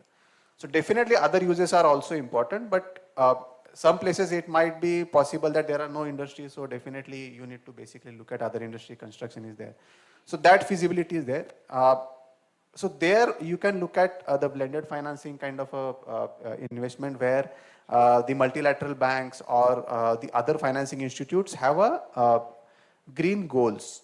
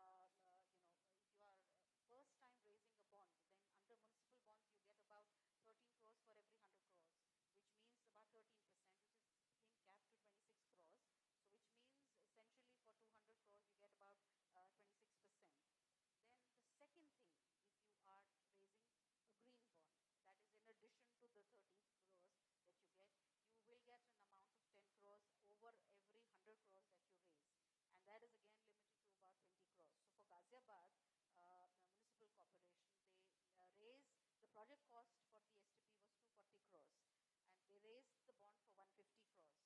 They sought money under the incentive of MAWA 19.5 crores. So which means their capital cost had been reduced down by that very number. And the only thing that, and in addition, they were also going to, raise money by giving the treated water to the industries. And this is, in a short span, they were able to recover. So what he speaks about the business model is important. Revenue assessment in APN. So one portion is financing, the second part is the funding bit of it. It is important to understand the differentiator here and how this grant is an essential component for funding. Other than that, if you are able to structure a project under public-private partnerships, be it any format, BOT or any other format, you have the viability gap funding scheme of Department of Economic Affairs, where I've been associated for a long time. There about 20% of the project cost is funded. Given the scheme details are available on the website, but just to specifically speak, for any public-private partnership project where viability gap funding is required, up to 20% can be availed under that particular scheme. So there are multiple financing sources that can be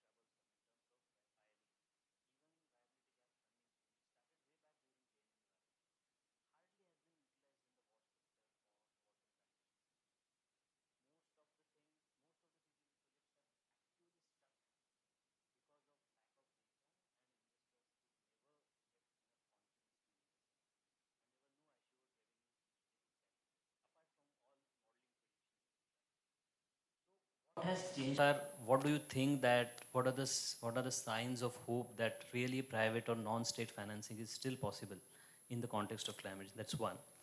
Second, most of the discussion I have been observing is about urban financing. But development banks like NABARD, especially RIDF and NIDA, has invested a lot in rural WASH financing as well. So do you see any public bank role in the context of climate financing or green financing? And what are your opinion about it? Thank you. We'll take the next question as well. Yeah. So I'm coming from the perspective of working with the cities, and we are working very closely with the municipal corporations. So there are a lot of funding avenues that we hear from every expert sitting in the panel, and anyone can answer that.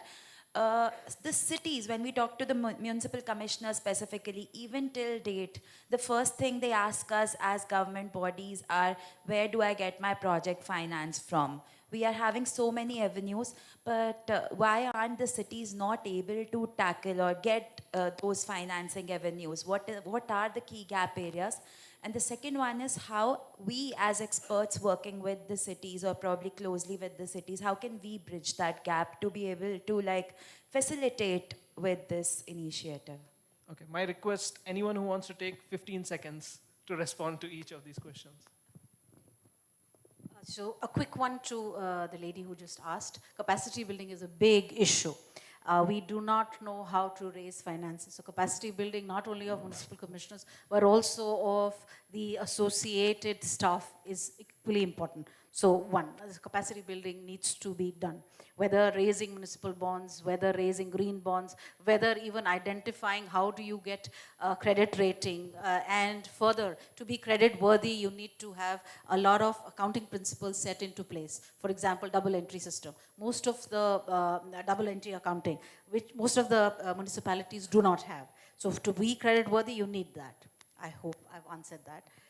The second point on the PPPs, there's a lot of hope in PPPs. PPPs will occur if there is profitability in a project. It will not occur because it is charity. It is government job to work on charity and to bring out public projects. So first is that the revenue model has to be correct. There has to be sustainability of revenue funds. Despite project concession agreements stating NPV protection, unless or until actually it translates, there is demand and there is tariff conversion into that demand which is profitable, PPPs will not happen. We've seen a huge era, as you rightly mentioned. Most of the PPP projects have been in the transportation sector because of the impetus that has been given. Till 2015, a lot of projects happened. Post 2015, PPPs has seen a decline. And most of the funding, the model has shifted to HAM or EPC based construction. Again, now 2022 onwards, including the Road Transport Ministry, they are putting the focus back on getting BOT projects. India is the only country across the world which has multiple sector PPP projects, and we have population which is ready to pay for quality. That is what we should cash on and convert it into a revenue base. So beneficiary pay principle has to be formulated, adapted in the project's structure. Parthiv, you want to add? To what Dr. Negi said in response to the question of on why cities are not doing it in terms of raising financing, why cities are averse to raising financing. There are 2-3 things. One is the regulations do not allow raising market-based financing for the cities and any rupee of debt they have to raise, they have to go to the state government and seek approval. And the view of the state government is that our cities or the urban local bodies are not credit-worthy enough to remain for the repayment surety to the investors. And states don't want to take the additional burden as a guarantor to the cities. If they don't perform, the burden will come on the states. So they don't want to take that, and that is why they disallow cities to take any market-based financing approach. And until unless the cities which are strong, they themselves can maintain and improve their credit worthiness, states are open to allow them to raise finances. Like the municipal bonds which are now coming into the market, the credit worthiness support, improvement support is guaranteed by those cities. that they will be able to service the money they are taking today. Thank you all. I would have loved to summarize the discussion. I'm sorry, because of the time, I can't take another question. I would like to thank all my panelists for a wonderful, eye-opening session on financing, and I am sure we could have carried on this conversation for 1 more hour and unlocking this mystery, and especially that 300 billion if we will ever see. Yeah. Thank you all. Thank you for this participation. Thank you so much, Krishna. I would request the panelists and the moderators to stay back for a quick minute for a group photo and the mementos. And I know we are not taking as many questions as we would have liked. This is just so that we are able to have the next 2 sessions and wrap this discussion up.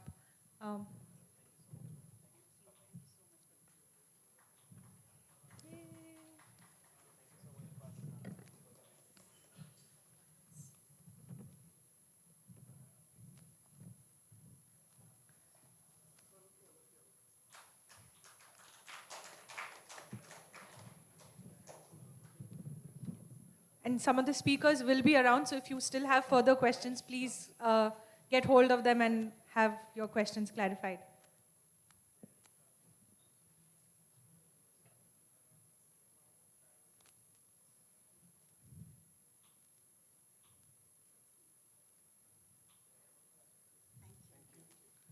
Thank you. Thank you so much. We now move on to the penultimate theme for the day, which is data for climate change action. And this is also a session that I had been personally looking forward to. The session features climate change models and systems, a crucial requirement to anticipate the various needs of climate change in the future. And I humbly call upon our speakers to the dais while the stage is getting set up. So yeah, I would request our speakers to come up on the stage. Dr. S. Mohan, Vice Chancellor, Puducherry Technological University. Shri Vinod PG, Research Scholar, School of Environment Studies, CU SAT. To chair this session, I welcome back Shri Shashanka Velindala, Director, Government Advisory and Talent Management, WASH Institute, to the stage. Over to you, Shashanka.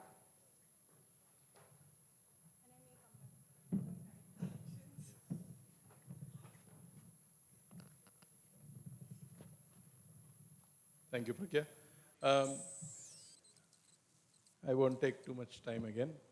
I will call upon Professor Mohan to help us understand what is a climate model, what is the data that we have available today to understand how we predict what's going to happen in the future so that we can respond more effectively. We have talked about technical aspects, designs, we've talked about many things which require us to respond sensitively to a given context. Professor Mohan will now help us understand how to quantify that context so that you can respond from an engineering technical perspective. So, thank you, sir, for joining us. I would request you to please help us understand climate models.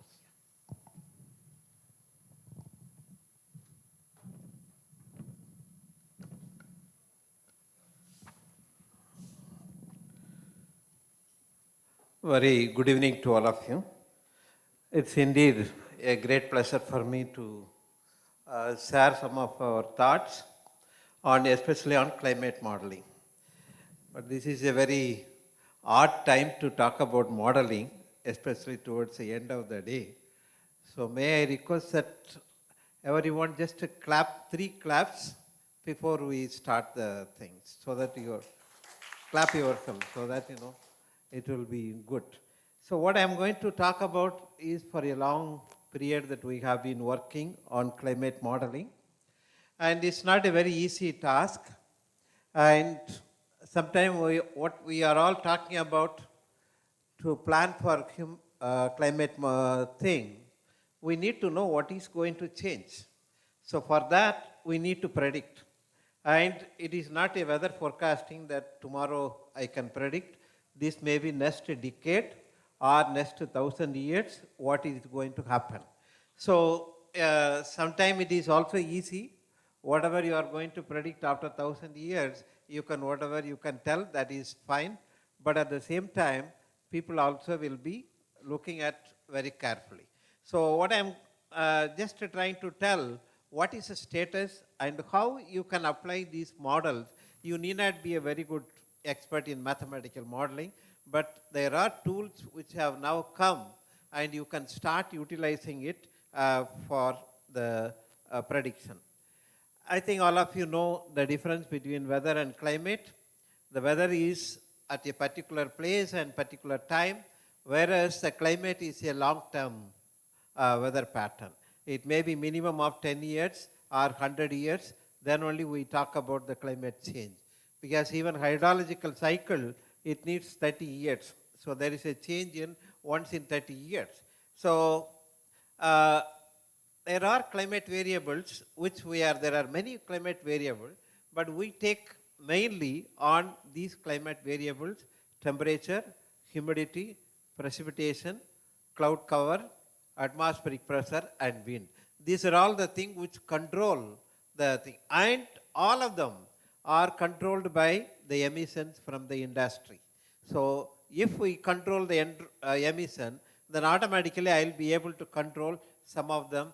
May not be the wind, but all other things can be controlled by this particular one. So the climate change is the pattern of weather over the period, and this, if there is a small change, many times that we talk about only precipitation, temperature and so on, but there is a lot of changes in ecosystem, and the microbial changes, now what we have predicted is really on the very high side. What happened, even if it is 1 degree rise, the microbes which may create disease, that will come through rather than the kind of active or beneficial microbes will die. So it is not the climate change makes only the precipitation change. So there is a lot of ecosystem change or the microbial changes also, and that's why we are looking at on human activities whether we can reduce this or control this. So the CO2 concentration, people talk about CO2, and in fact it is 40% higher than when the before industrialization. So now let me put I think because of the time, now we have gone up to 407 or 408 ppm. So 300 itself is on the higher side. Originally before the industrialization, it was less than 100 ppm. So at that time there was no problem as such. But now we have gone up to 407, and in some places it has gone up to 550 ppm. So that means you can imagine. And also please remember, where you create the pollution does not get affected at that particular point, because it may be transported to somewhere else. So one has to be really very careful on whether am I creating it and am I suffering it. You may not suffer. So that's one of the major point here.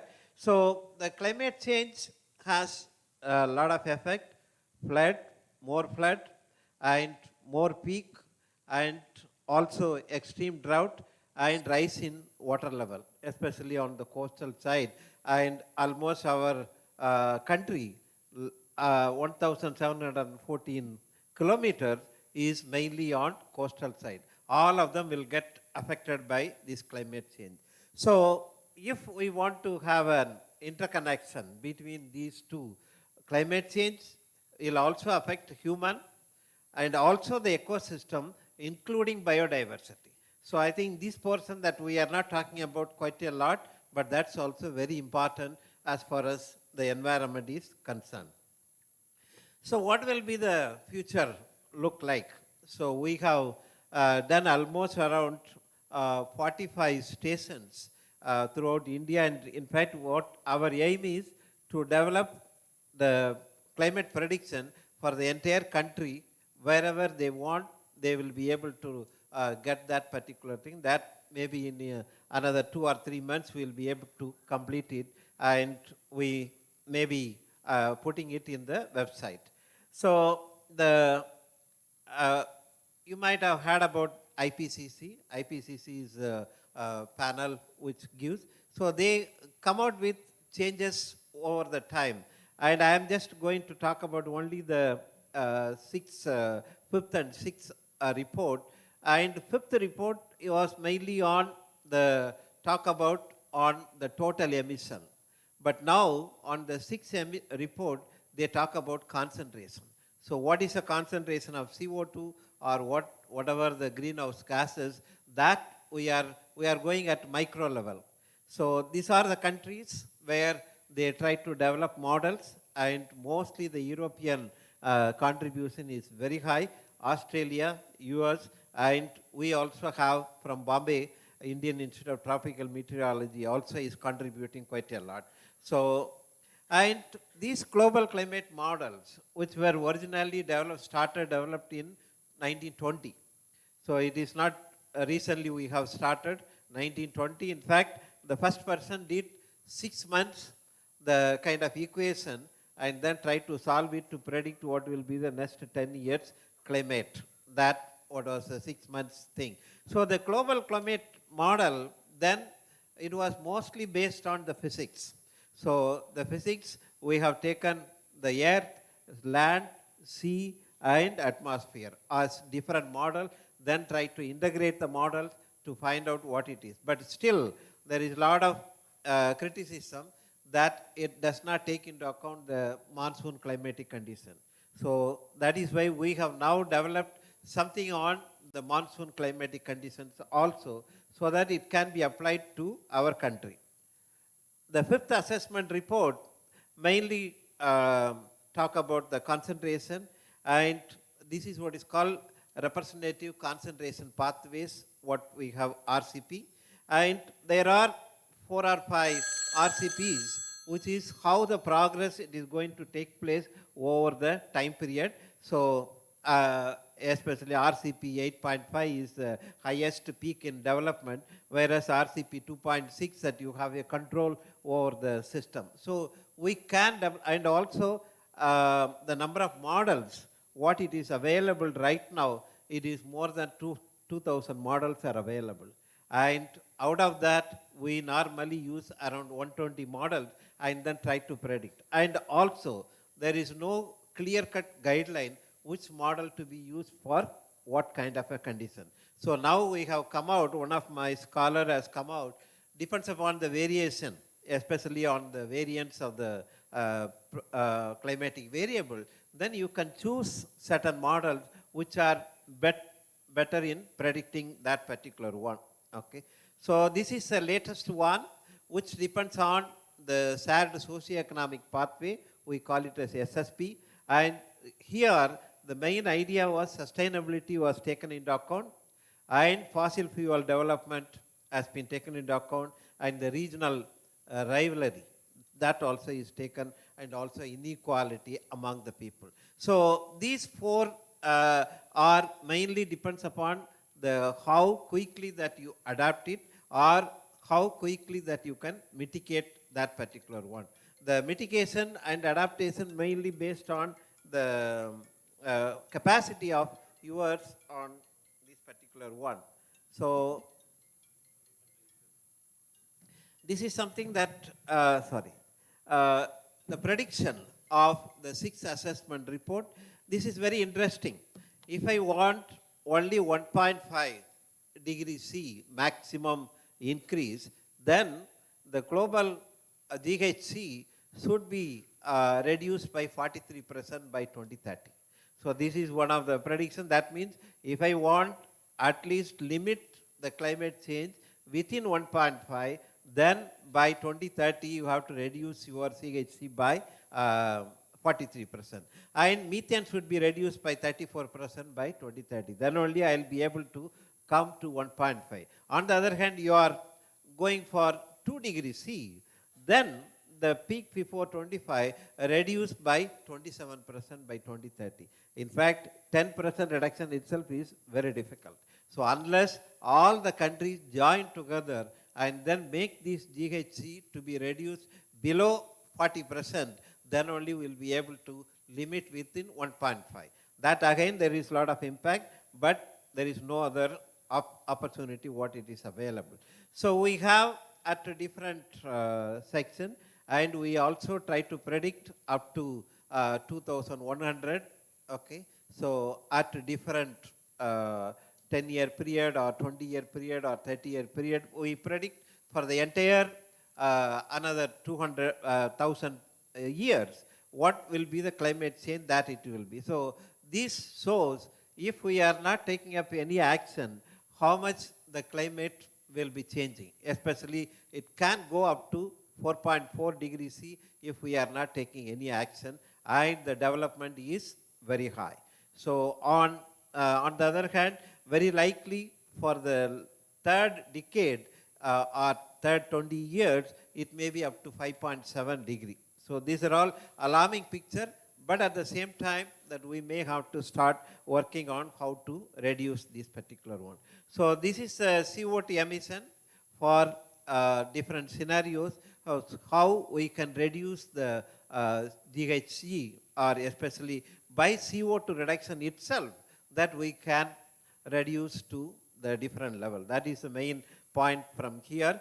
And please remember, even a small change in the temperature or the precipitation makes a lot of impact on the thing. So you can just see a small change in average make a big change on the extremes. One is the time of occurrence, another is the duration of occurrence.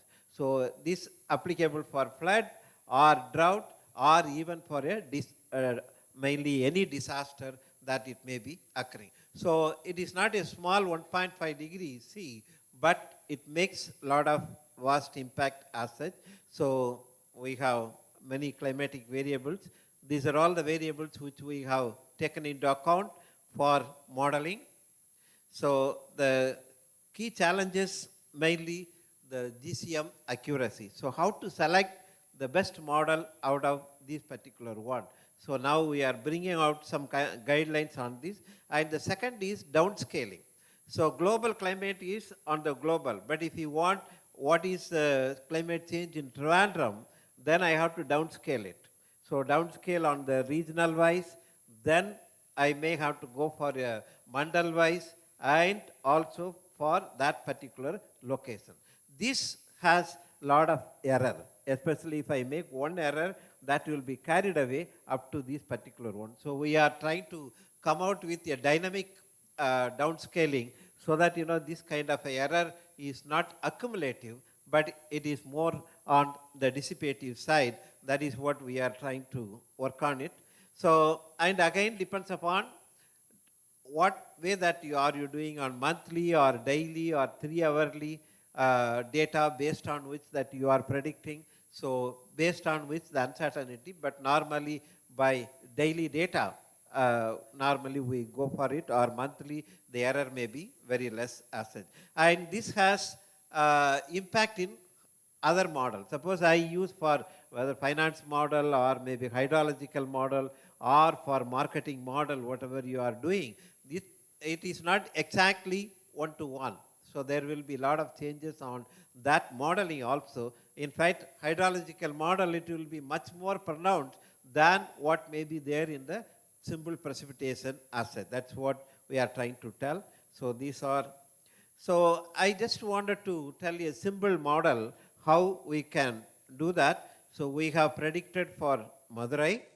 So what we try to do that is, we try to have the, from the historical data, so 1850 to 2010, we have the scenario, and the future scenario 2021 to 2100. So we try to model these two things and how much the change that it is taking place from the historical to the future side. So if you look at that, there is a simple model. So in fact, this data is available. You can also take it from the net. And these are all the data where you can get. So what we normally use is what is called the change factor. That means from the historical data, how much there is a possibility for a change. That is what is called, we put as a change factor method. And that, it is very simple. So for Madurai, what we have calculated is what will be the mean rainfall monthly. And if you look at the factor, this is something very important.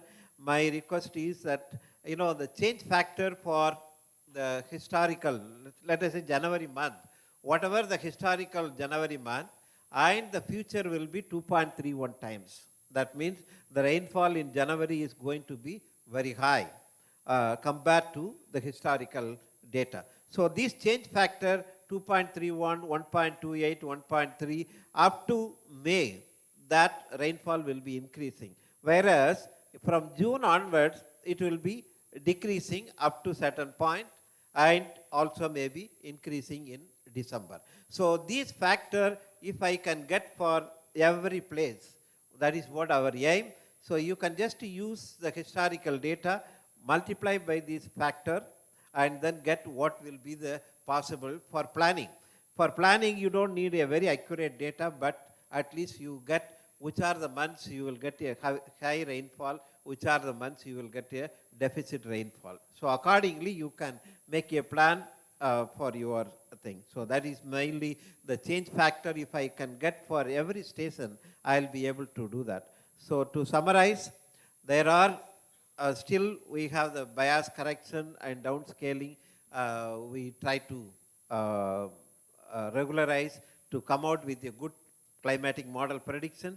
So proper choice of climate model downscaling technique can minimize uncertainty, and what we are now coming out with a new model, ensemble of set of ensemble models. That means don't take only one model, take some around 5 models and take the ensemble of that particular one to predict what will be the future. That also works for certain thing. And the hydrological model, when I use this as an input for a hydrological model, how it is affecting, that also we have carried out. And even though I have presented for 15 minutes, but the time what we had spent for predicting everything, it took around 6 or 7 months. So, but we wanted to develop good models so that you can use that, make it as a crystal ball, and you say that this is what I want, automatically you will get what will be the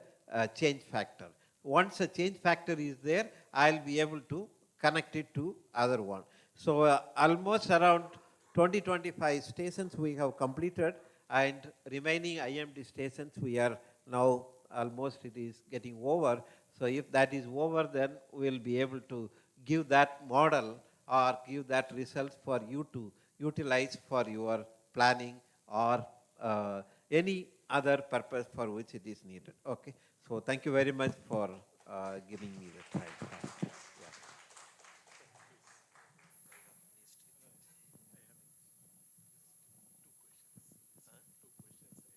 Yeah. I just had a couple of questions for the professor. Sir, you showed for one parameter, the factor. Is it available for other parameters also in a similar way? Yes. So this factor is only for precipitation I have given. But similarly for temperature we can get, or the cloud cover I can get, evapotranspiration I can get, and I didn't present it because of the time, but we can get the change factor for all these things. And it does not mean that precipitation may be higher, evapotranspiration may be lower. So the factor need not be exactly follow the same pattern. Depends upon the type of climate. Okay. The second question, sir, very quickly. At what level of resolution will we get it? Today the models are at a very broad resolution. You are showing correction factors. At what scale is that correction factor applicable? I think the correction factor, it's around, I would say 20% or sometime, depends upon the station. Sometime it is also going very high. And please remember this climate model, we have not taken yet the outlier. We always sometimes neglect the outlier. But actually in data mining models, we are now working on data mining model because we are more interested on outlier. So that outlier, if I can get, then only I'll be able to know what will be the flood and so on. But these are all statistical models. I understand that. My question was, you said Madurai, you are able to predict. Yeah. So is it for the Madurai city? Is it based on It's the Madurai IMD city. station radius around the IMD station? No, it's or- Madurai city. Madurai city. Yeah, And right. like that, any city we can get the. Yeah, right. We can. Right. Thank you so much, sir, for those clarifications. I hope you appreciate that sir has provided us a crystal ball, so that makes him an oracle. So let's give him a big round of applause. This is one of the few countries in the world that are doing this kind of work. Dr. Mohan is one of the leading experts on this topic in our country. Thank you for joining us, sir. You can feel free to contact me if you want anything about climate prediction. Right. Thank you. I will now call on Shri Vinod to share his experience on using modeling for predicting rainfall pattern analysis. Good evening, all. Firstly, I would like to thank the organizers for giving School of Environmental Studies, Cochin University, and I am presenting them the topic. And it is also indeed a great blessing for me to share the chair with Mohan sir and Shashankar sir, actually. Since the speakers has told anything about the introduction stage, I am skipping on the introduction and I am coming into the part of my objective. My objective will be, I will be analyzing the rainfall patterns from 1986 to 2022 as of Kerala perspective is concerned, temperature trends and climatic dynamics, that is also from 1901 to 2022, and how GIS can be used. We had a long list of talks in GIS, but some case studies that we have done in GIS also will be presented in the disaster response and recovery. That expands the impact of extreme events such as landslides and flood or the wash infrastructure. So this is the graph of the annual statewide average rainfall in Kerala from 1982 to 2002. And you can see that significant fluctuations in rainfall are visible within peak years like 1981, 1998 and 2008. We know all these years high floods were happening with the extreme weather events. And also there was a drought years also. Low rainfall was observed in the years such as 2002, 2016 and corresponding to the drought period. And the overall trend where there is no clear linear trend, anomalies and extreme events are becoming more pronounced. Possibly it is linked with what? The climate variability.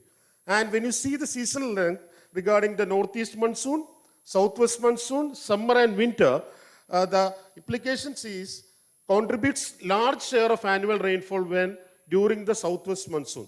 And during the northeast monsoon, it contributes less compared to the southwest monsoon, but shows variability within increasing rainfall in some years like 2011 and 2012. As you know, in summer, there is really consistent occupational spikes only, but in 2018, it was high. And in winter, it is always the minimal rainfall with negligible variation over the years. And these are the seasonal rainfall impacts. As per the research, the southwest and northeast monsoons correlate with climate change impacts such as altered monsoon dynamics. Of course, there is a rising sea temperature and increased frequency of extreme weather conditions. And when we say about the insights from the temperature data analytics from 1901 to 2002, there is a significant and consistent rise in mean temperature all over the district in Kerala. And Thiruvananthapuram and Kollam is experienced the higher rates compared to the northern districts. And Thrissur recorded the highest average temperature, while, as you know, Wayanad and Idukki always records the lowest temperature due to its high topography. And the statistical test also give an upward trend in the mean temperature across the states. And in the seasonal warning, the warning trend was consistent across all season, with pre-monsoon and summer months showing significant rise in the temperature, particularly in southern districts now.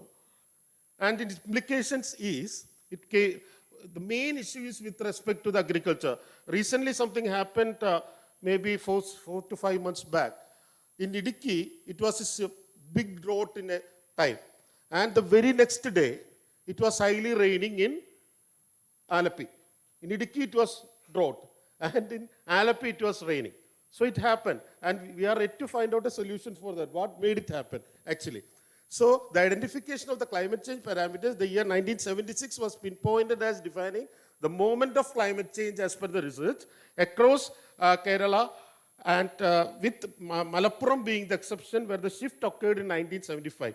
This corresponds to a broader global climatic transition documented within 1976-77 period.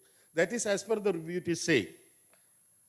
And I will go into the disasters. How GIS has been used for the disaster response recovery, and we had a discussion on many things regarding the policy to be taken. See, I have got a flood map of Kerala as of now. So, with which resolution will we do? We have a full flood map of Kerala? I think no. Still now, it is not there. Even in the disaster management website, we have a flood map, flood inundation map, which is of 2016. So, what we have done an exercise as an academics, we have been in a process of developing a flood map for Kerala with taking about 25 parameters into the, with respect to 25 parameters, we are in process of developing a flood map. Certain maps I cannot be show since because of the copyright, I am not showing that, but main maps I am showing it. One is topography, slope, land use land cover, it is the latest land use land cover, 2024, distance from water bodies, this all have been extracted from the satellite images. It is not from the old data which we normally get from the, Kerala State this Spatial Data Center, KSLB, etc. This is every data has been extracted from the satellite images, population density, of course, and the settlement pattern of Kerala, the soil permeability, the drainage density, and the flood-prone map. When we compare this flood-prone map and with the existing flood-prone map with which certain policy decisions are making, there is a huge change in it, actually. Because the city in Nilambur, actually, it's a place in Nilambur, is actually flooding like anything. But as per the government record, it is still low-prone area. I'm not saying why it is happening is, they're still depending on the old data, not the new data. So whenever, whatever happens to the resolution, maybe it may be 30-meter resolution, of course, for planning purpose for the district administrations, it will be highly effective. Now, this I am just skipping it. The same thing which we have done for Kerala Water Authority.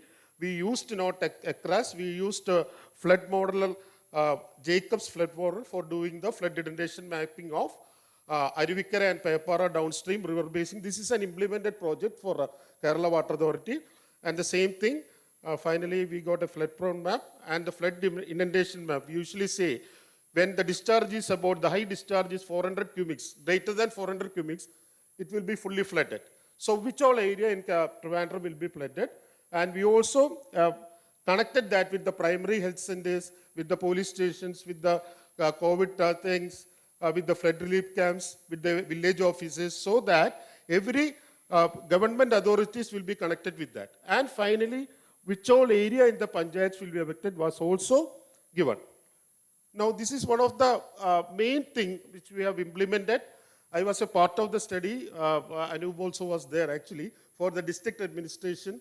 We worked on August 1st, the day after the landslide happened. The first time I'm showing it is a security thing, but I'm showing, with this, the security things happened. This was from a call from district collector of Wayanad, and with district administration, we had to prepare a map, and drone survey was happening for the rescue purpose. So I'm just showing the workflow of that. This is the Mepadi Panchayat of Wayanad map, and this was the landslide affected one. This is from a single click or a single satellite image processing technique with Sentinel-1 image of August 1st, we got the landslides events. You can see that boundary map. That boundary map was the most affected area, and we have done a drone mapping on that area on the night or second morning. We done that area, so that was the area. This was mapped, and this is the drone, actually landslide affected area. It's a drone image of that area. And you can see what we have done is the elevation difference. From drone image, we have also calculated the digital elevation model of that particular area. And luckily, the same area, we had the digital elevation model of 1 meter resolution of 2020, year 2020. Because as Wayanad is a tourist area, so for many things they do the drone survey. So this happens. And see, when you draw the drone survey, if it is a researcher, they will ask for you take the digital elevation model also from that. Luckily, that area, that district administration, they had got that digital elevation. So one side we had the digital elevation model demo of that particular day. That is on August 2nd. That is after the event of landslide and the 2020, so of the same area. And this was the methodology. Elevation before the landslide event was mapped, and elevation after the landslide event. You can see that the rise in elevation, because the deposits, etc. has happened. See, the rise in elevation happened of that particular area. And this is one of the beauteous thing that Kerala is being, we say about the Haritha Karma Sena. You know that black spots were the settlements or the buildings of that particular area. We got all the lat launch values from district, because it is all geospatially mapped, because it is a mandatory that every house should have, every house should be mapped with respect to the Haritha Karma Sena, because we are going the base now. So that was mapped. So each individual's names were there actually. So you can see that high priority search zones were identified, and secondary search zones were identified. It is based on research only. I mean, review of literature only. There is an option for that. And significant material loss area and significant material loss area. It was minus 103 to minus 50, and secondary source. And they did this operation. So this was given to the army people. Actually, the first one was given to the army people. So that was done on the second day. From this map was the first primary source for them for doing the rescue process. And we can say that luckily many bodies were got, but certain processes were able to do. This is a simple technology in GIS, simple thing. There is no just doing the technology, and even in foreign countries, if you know that, when I was going to the research, many people have done that. But they could do that. This was one of the, and you can see the rainfall distribution also on that particular date. You can see on July 29 from 6 p.m. to 30th 10 a.m. You can see how much it was, around 500 mm rain. For a common sense, a man of common sense, if this is the rain to happen in a place like Wayanad, and a landslide will surely happen. But unfortunately, we couldn't help anything. Everything happened. So the data was there. Even we didn't know why that is happening, because there is a real-time monitoring system is not there. If there was a real-time monitoring system, of course, in somebody's dashboard, it would have come, isn't it? Even I looked into it only on 30th afternoon. What was the rainfall? Only after the event happening. So, including me are faulty in that. So, if there is a real-time monitoring system, just weather, only rainfall, you take about only rainfall. Many things, not only this landslide, I am saying, for the agricultural loss that is happening. Because we say in Tula Varsham, we don't know what is going to happen tomorrow.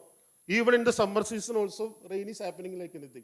We are not in a position to help the farmers also. So these are both the loss to human hand and to the farmers. So this has to be taken care of, because that is also a part of WASH infrastructure, whatever we see. So anyway, I am summarizing it. This is the common factors insight from Kerala studies. Okay, so these are my references, and I would like to thank my professors, Dr. Anand and Dr. Abhilash, for giving me the support, and also for Vashai, always with us and always with me. Thank you. Thank you very much.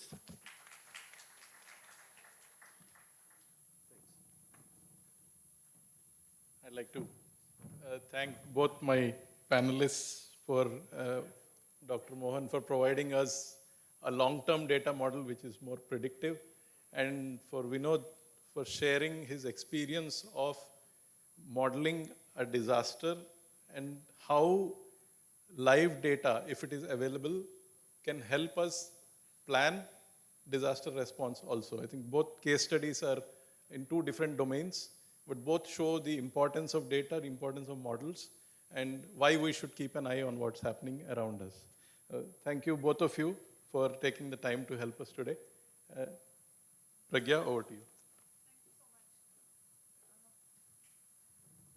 We'll not be going ahead with Q&A. Just in the interest of time, we're running a little short and we're going overboard. With that, I would actually, Shashank, if you could just wait for the panel group photograph, and we'll have that. And Praveen, I would request you to hand over the mementos as well.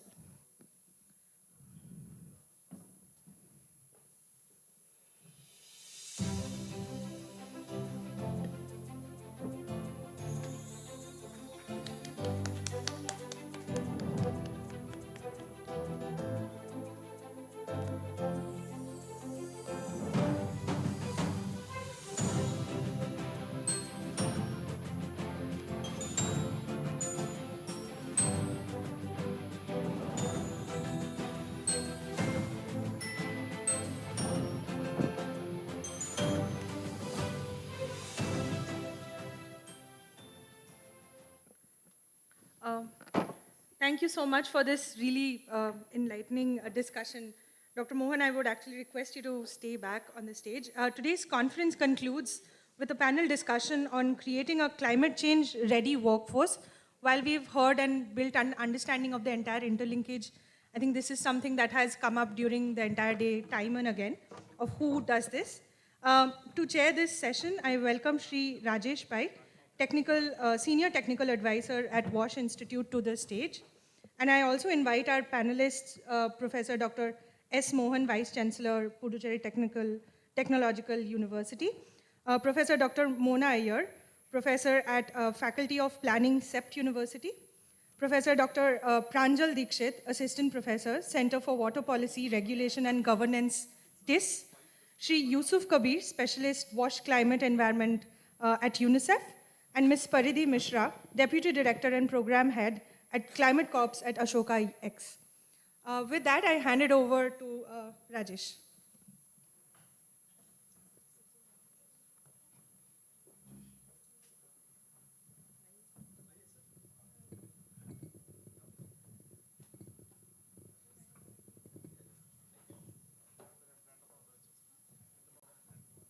Thanks, Pragya. Yeah, I will adjust, don't worry. That's enough. Yeah, from morning onwards, we are hearing about the climate change, its impact, what are different solutions, and then policy, finance, and now also we heard about the modeling. All these things are right, but also we need a workforce to do these things. Yeah, some of the other pilots have happened, but if this needs to be scaled up, then definitely we need a workforce on ground, actually. So, as we all know that as the impact of climate change intensify, the WASH sector faces unprecedented challenge. So there is a big need for resilient, adaptive and sustainable WASH system. To address this challenge, we require not only a robust policy or financial mechanism, but also we need a skilled or empowered workforce who can understand the planning, implementation, monitoring of this WASH, the climate resilient solutions. However, creating such workforce is also a challenge. It's complex as on date because of the understanding. So it really demands a shift in awareness, education, and institutional practice. And at the same time, we are all aware the government also need more awareness of the need of integrating or including the climate change in WASH programs, which makes it even harder to address this gap. So the panel today brings together actually experts from a different background. We have speakers from academia, we have from training and skill development organizations, and also sector experts who are part of the panel. I think we will discuss some of the key questions. One is to identify the key gaps for creating climate-ready workforce and how they can be bridged. Second one is how can the education and training institutions better equip professionals to meet the demands of climate-ready workforce. And the third one is we will also see the roles of government, private sector and civil society organization in fostering workforce development. And if we have a time at the end, we will also a little bit touch upon the research areas which needs to be dealt with. So to talk about this, we have 5 esteemed speakers with us. I think I will go with the first speaker, Mr. Yusuf. He's a WASH climate environment specialist from UNICEF. Also brings an experience in disaster risk reduction.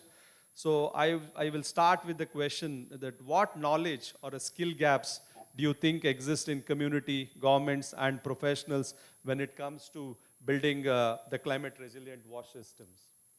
Yeah, thank you for this interesting sessions like the workforce, which is a climate ready workforce.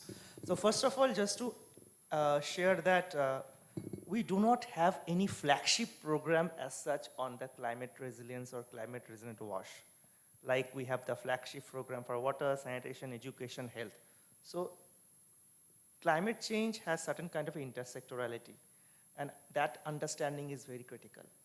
So what is happening in the government sector right now? Let me start with the government sector first.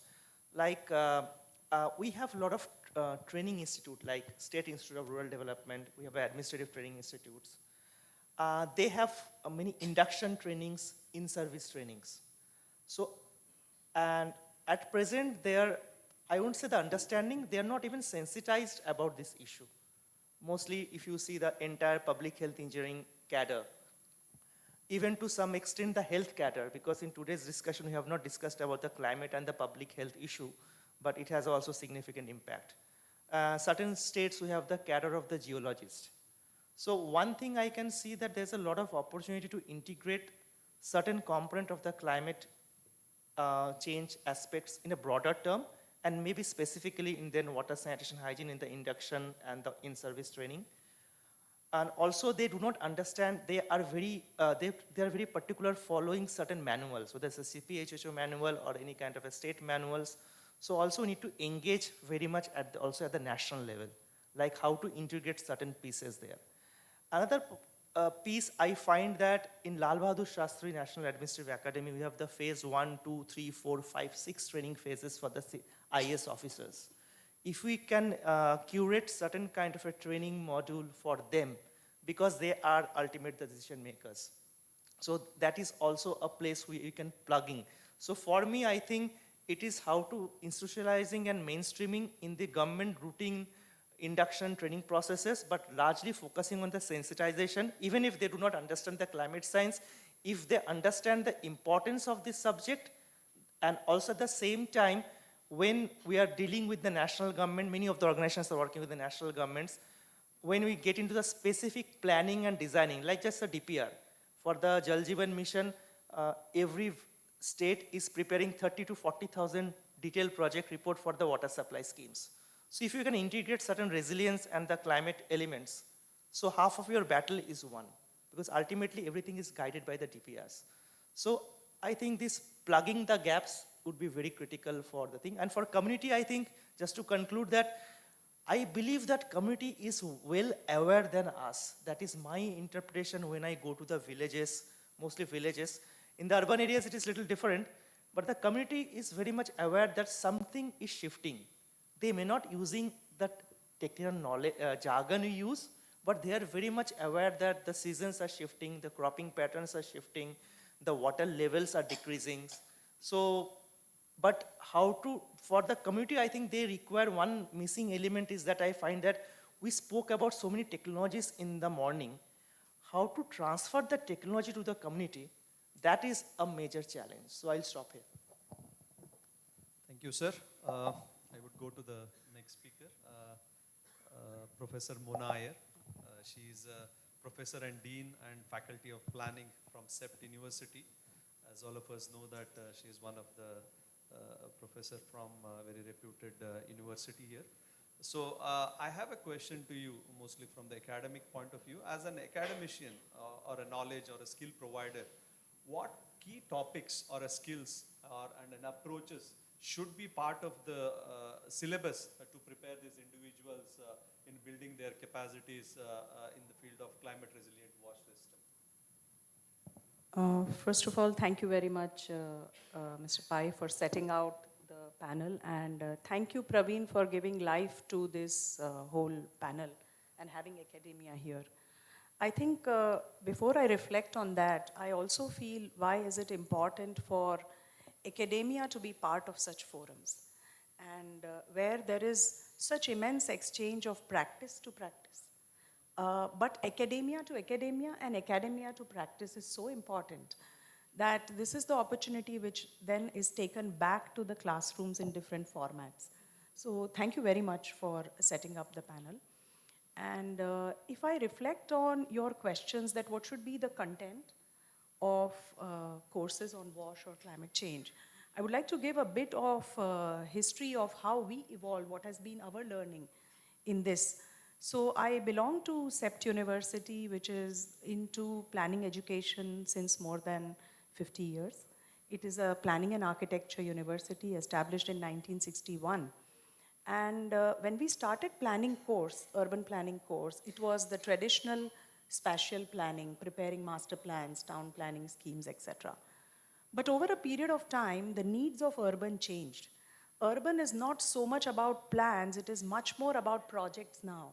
Be it transportation projects, WASH projects, housing projects, environmental projects. And so somewhere we kept adding these verticals within. And somewhere in 2005, we added this specialization within urban planning called Masters in Urban Infrastructure, which leads to a multidisciplinary MPlan degree. And in 2019, we added a major within that called WASH.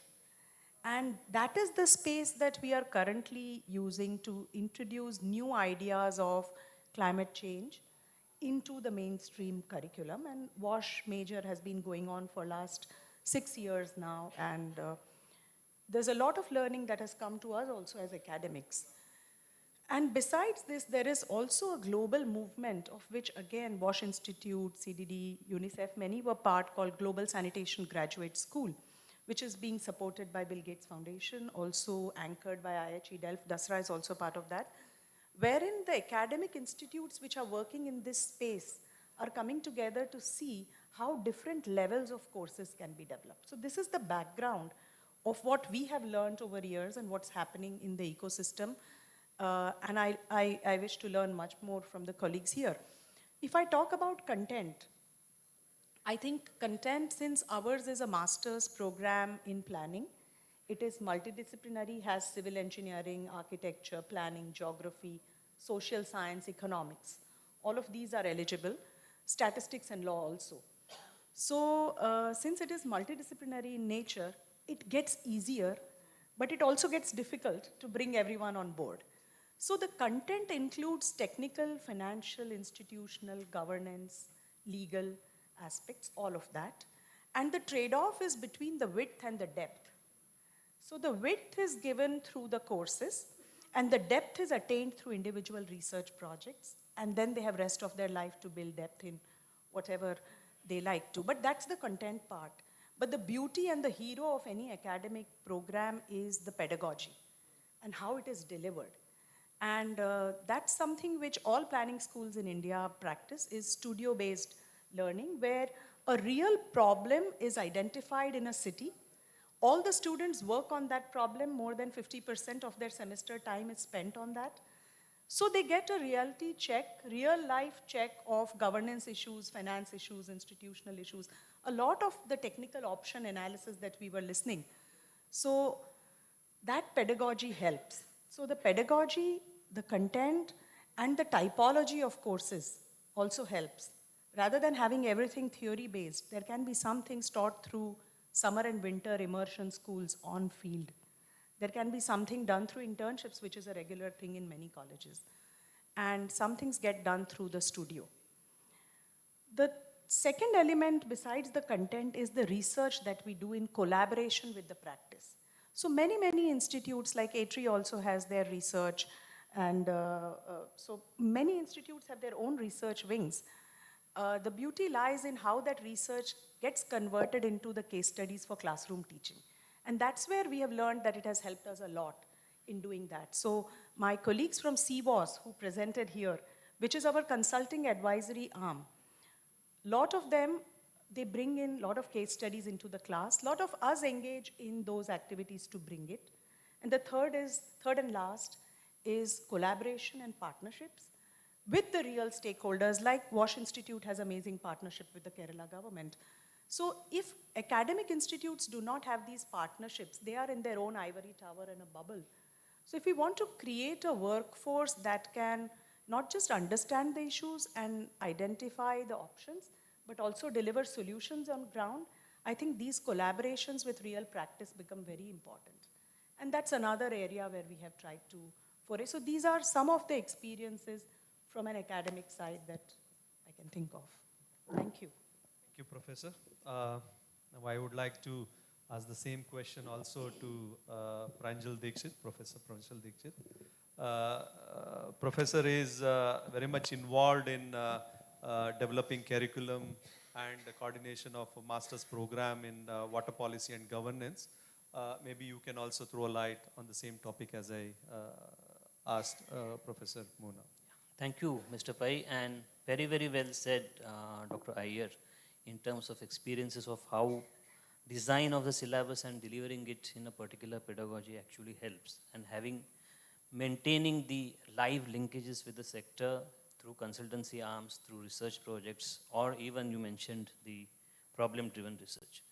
But, and also the interdisciplinarity, which you emphasized in. When we started, we had a big problem in teaching because we had teachers who were trained in disciplinary fashions, but we were asking them to teach in an interdisciplinary way. So even today, up to a certain extent, that barrier has to be crossed. But now we are getting people, even who have experienced practitioners and having sufficient academic background like doctorates, who are trained in interdisciplinary fashions. So that is definitely changing the game in terms of understanding and imparting that understanding among the students. But interdisciplinarity is a tough thing, and when I give this example, which is my pet example. I borrow it from Satyapriya Raut's paper. For example, the concept of demand. An engineer would always understand in the sense how much water is required. The same demand an economist would understand from a point of view of an effective demand where willingness and capacities to pay is present. And the same demand a political scientist would understand as a right. So how we are going to integrate this in a problem-driven teaching and problem-driven research way? That is a big challenge even today, I think. But in terms of tools, I think a lot of tools are available, and even today, some of the fascinating work has been presented in the pre-lunch session. All of this can be integrated in the teaching and syllabuses, definitely. But as Yusuf was saying, that how we are going to actually translate it on the ground is something where a lot of effort and to get collaborations would be required. So pedagogy has to go at the next level, where students would definitely are learning through winter schools and immersions, but would actually work with the sector as part of their learning process. So what we are trying to do in the recent postgraduate diploma in WASH, which UNICEF is supporting us in conducting, actually 3 months of work students would be actually doing with the sector partners, with actually practitioners, and that would change, I think, up to a certain extent. But there are certain challenges also which I definitely realize. One is climate change is highly localized. And being localized, we need robust data systems. Whatever secondary data is available, it gives us a certain idea, certain insight, and certain help in terms of projecting the changes. But do we have really good data systems which can be taken to predict the change at the local level? And do we have really technological experiments where the risk or uncertainty can be integrated in the entire design part? For example, one of the experiments by our collaborator in IIT Mumbai, who replaced an overhead water tank with a shaft, which brings down the cost of retrofitting by literally 80%. And still it can increase the pressure at the tap end, where you do not require entire new design and new capital investment to rejuvenate the water supply system. It also has to have a modular approach. And these kinds of things, unless come into design of the syllabus, that impact which we are trying to visualize in terms of a ready workforce, climate-ready workforce, I think that lot of distance has to be covered in that. My last point is about the stabilization of sector itself. Because 10 years of masters in water policy and governance, we take slight pride in saying that 85% of our alumni work in the water sector. But the question is how long? 3 years, 4 years, then there is an aspiration of upward mobility. And then upward mobility is only possible in the current sector where you have to get generalist. You can't just focus on wash, you can't focus on water. You have to adapt to any work which is available and which you need to do.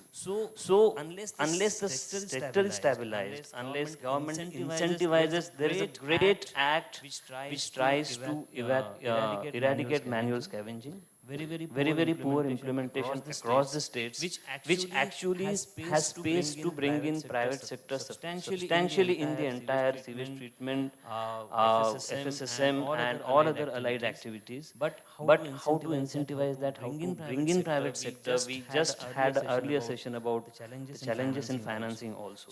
So the alumni, the passed out students, where they would go and to what extent they would really be able to contribute in the solutions, I think a lot of things have to be done. Thank you. Sorry for taking more time. That's fine, actually. It's all very relevant. Professor Mohan, I think with your extensive experience on teaching and the research topic and what we saw also, various model developments particular to this particular topic, just we wanted to know how prepared are the academic and training institution to equip these professionals with the knowledge and skills needed to address climate resilience, WASH, and create a cadre of climate change workforce.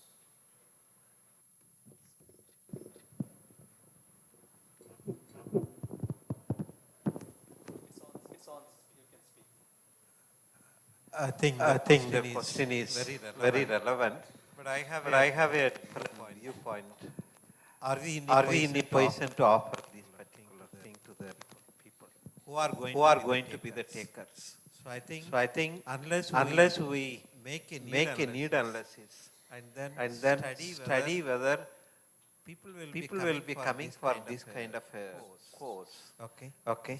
So everybody is interested. But for a course which is 3 months, something that we should run it, we should have enough number of people who will be interested on it. And at the same time, we should also try to prepare a good kind of material. This is very important. Before I launch a course, I would always prepare very clearly on the course thing. Afterwards only I will try to float it. But my request is, it is not possible to make only climate change as a course. You dovetail it either with technology or with sustainable development or with water management. Something like that, if I can do that, then I think there will be a lot of takers as such. Because we run a course on technology and sustainable development with SIDA thing. At least 5 batches have gone. All of them are now in World Bank or something because they need such a knowledge level. So my request is, if we can touch 3 modules. One is on technology. How the technology can change. It is not that production technology. How the technology can change your sustainable development. How the technology can be adapted for climate change mitigation and sustainable development and climate change. If we can make these 3 together as a module for 3 months module, I think there will be a lot of takers, not only from our country, but also from other countries, that there will be a thing. The second point which I would like to tell, sir, we always talk about a problem, but we never look at the solutions. So the solution in the sense, suppose water is a problem. Are we changing ourselves to change the water consumption? We are not doing it. We always wanted the same washing machine, the same number of, in fact 150 liters per capita per day is really high. In fact, in Madras, nobody uses 150. It is only 100 maximum. And with that 100, everything goes very well.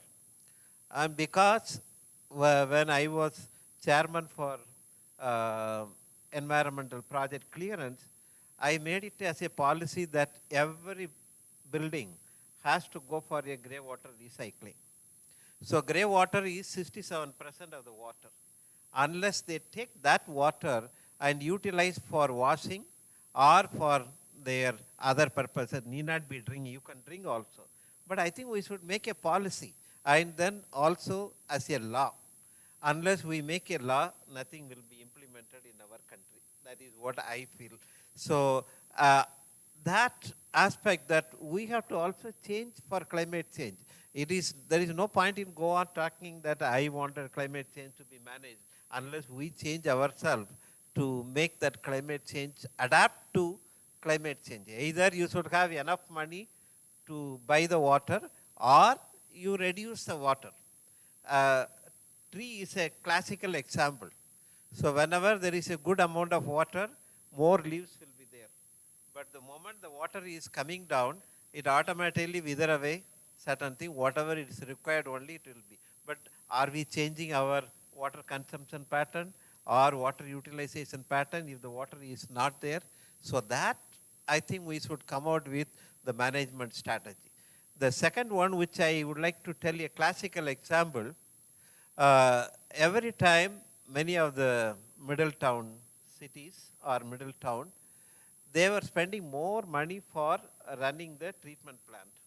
In fact, one of the chief engineer came to me and then said, I don't want a treatment plant. Can you give me something which is not having any energy consumption? Then I told, yes, it is possible. Then we made constructed wetland. We learned from nature and put that thing, and the water when it passes through, it makes a very clean water and it is not polluting the water bodies. Otherwise, the entire wastewater was going into a water body finally, and it pollutes the entire thing, and even the fishes were dying. So we have to evolve such a natural-based policies or natural-based solutions rather than trying to look for very high kind of a thing. I go one step further. When I was a small child, in my house, it is very simple.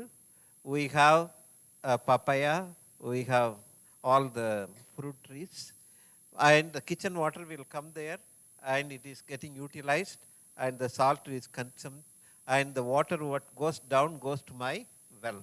So it is a cycling is within the system. But now what we are doing, we pump every water to the treatment plant. You see the energy. From one corner to other corner, I have to pump it. So that itself CO2 emission is very high. On the other hand, go for more decentralization. So utilize that kind of a thing rather than connect it. So make a deconnection or disconnection and then work on it. I think that is what a common man should understand.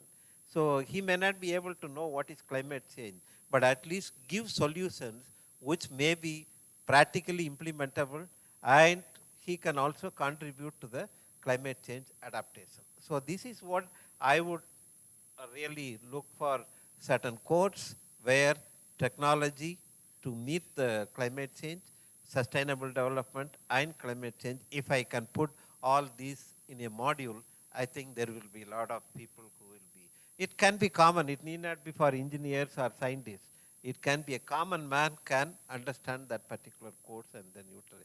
That will be fetching quite a lot, and I hope the WAS has to take this point and then offer a course on this particular thing. Thank you very much. Thanks, Professor. I think this workshop is also towards that, only one step towards that. Hopefully we will also be able to convince the government that they should also start thinking about it and start incorporating this climate change aspects also into all the programs, so that the workforce also get an employment working on this, because your course is good actually to develop, but somebody has to take it also. For that, ultimately it needs to lead to some kind of an employability. Thanks, Professor. Now I would like to request Paridhi Mishra. She is a Deputy Director, Program Head in Ashoka. So, and she is also very extensively involved in nurturing the next generation climate leaders through different fellowship programs. So I have this question to you, that in your opinion, what strategies or mechanism can foster effective cooperation and collaboration among different stakeholders like academic and training institution, policy makers and decision makers, and implementers and beneficiaries to advance climate resilient wash systems? Thank you. Thank you for having me here and thank you for the question. I would start with a different tangent. Actually, we've all studied environmental science since school, but did it contribute to us being motivated to work on climate change or anything? I don't think so. I was never motivated in school to work on environmental issues. Rather, it is something beyond our course and structured learning that motivates us. So I don't think only courses will be sufficient. Courses, like sir mentioned, who are the takers? Once there are takers, they have already decided they want to work towards it. They are motivated. So only those takers will take your course. Surely we should develop good courses and we can go at length. I think professors will be able to answer that better, and I'll add one more point to it, but courses will take us to a certain extent. We have to open the door and take the science out of the lab. We've heard so many good speakers today, technicalities on point, but let's admit it, climate change is too humongous for any professionals like us to address. I don't think even if we multiply this room by 10x, we'll be able to address it. So we don't just need to talk about the workforce and professionals who are already working on climate and WASH and sustainability. When we say workforce, we should mean the entire workforce, right? Operations manager, procurement manager, CEOs, CXOs, CFOs, more importantly. So when we say workforce, our definition should be more broader than that. And therefore, our mechanisms to talk to them should be different. It could be social media, it could be documentaries, it could be other things for addressing the masses. So I think that's one distinction I would like to make when we talk about workforce. When we only keep discussing these things in a room, they will stay in a room. Let's take them out of the lab, which is where I want to also bring in the Climate Corps Fellowship Program, and it was started by Environmental Defense Fund. I'll also share the story of how Environmental Defense Fund was started, because it was a story of taking science out of the lab. When a group of scientists, they realized that the population of a bird, osprey, was rapidly declining in the US. They got together with lawyers and filed an injunction in the court to get it banned. Took about 5 years, but they banned it except for public health usage. That's when they realized the power of combining science and law, and got together and formalized the fund to address environmental issues. And now EDF works globally with interdisciplinary stakeholders. Like this year, for example, EDF launched a satellite to detect methane emissions from space. We don't typically think about addressing methane-related issues and rocket science, right? So thinking about those unexpected partnerships is what we need. I would urge everyone to think outside of your subject and make climate action mainstream. Unless it becomes mainstream, it won't be solved. So let that be everyone's guiding star. Let us make it mainstream. Okay, thank you. I just want to open now for the audience. If you have any questions, in the interest of time, we are not going with the second round now with the question to the speakers. If anybody has any questions to the speakers, please go ahead. We will take 1 or 2 questions.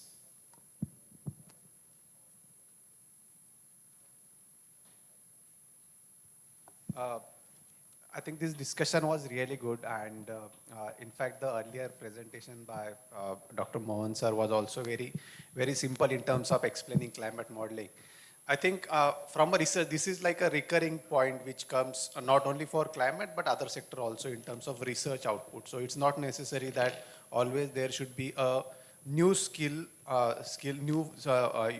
force or upgradation of skill force of existing one. It can be complementary one also. For example, Lot of frameworks are there. Just take example of climate action planning. Lot of frameworks are there. Those are international frameworks. It's really difficult to apply them in Indian condition. Forget about the language. The technicalities, the science part of it is so high that it's really difficult to apply at Indian conditions. So the kind of a research we require here, the utility people may not be able to do that, the administrative people may not be do that, but the research or the academics can contribute substantially in that. So it's not necessary that in the government system everybody should be aware of climate science and everybody should know what is RCP. It need not. For example, the apps they are using, they are not technical person to use the app, but they know how to use the app. So the utility point of view, if there is enough research, that might be already happening, and that translate to a simplified toolkit or simplified version, it really helps. Currently in India, only 40 climate action plans are there. Only 40 cities have prepared climate action plan out of 4,000. So when we are talking about the climate action, the base level document itself is not there. So a lot of research is required in terms of what need to be looked at in the climate action. Can the research organize, can the academics provide that? If even that input comes, then they can adopt. These people are very smart, government system. If you give them ready-made, if you give them something which they can easily adopt, they will definitely use it. I don't know that is a question or input, but I think that is a valid. Anybody else? Yeah, please.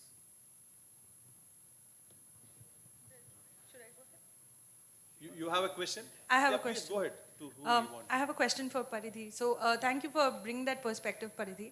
While I understand, like even as a child, like we never were encouraged, while studying in school just to take climate action, right?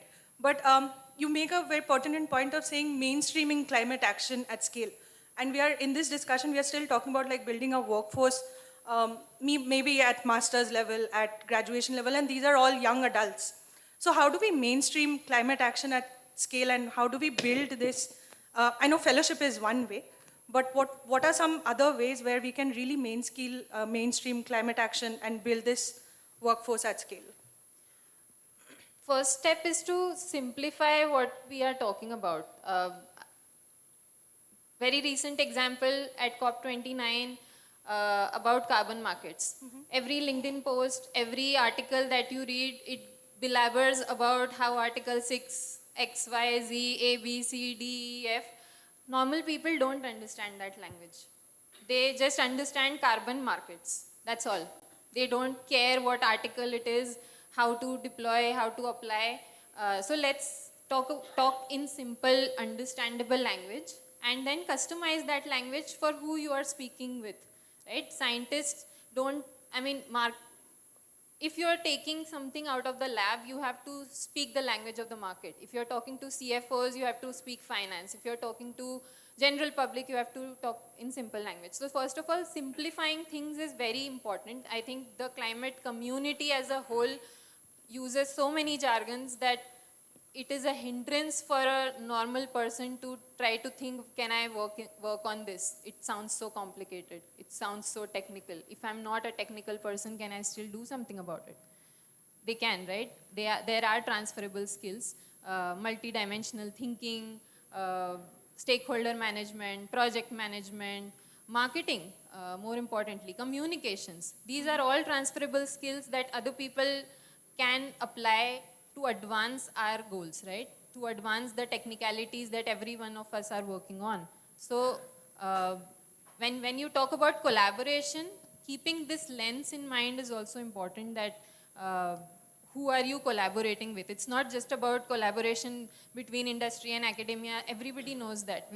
It's not a new concept. Collaboration between finance and industry, it's not a new concept. Raising bonds is not a new concept, right? It's about bringing in interdisciplinarity. It's about simplifying the language using comms people. It's about marketing your solutions well. It's about writing that proposal well so that the other party understands, not in technical jargons, but in a manner that project financiers understand. So I hope you get the point. Translating our work is the key. Yes. Yeah. Thanks so much, Paridhi. Yeah, last question. Vinash, you please go ahead. That's the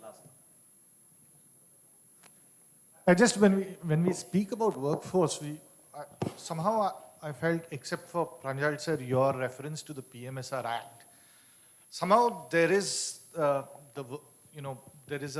is an intelligentsia that kind of responds to this and constructs a way of responding, and then there is quote unquote frontline workers who will come and then be part of that imagination, right?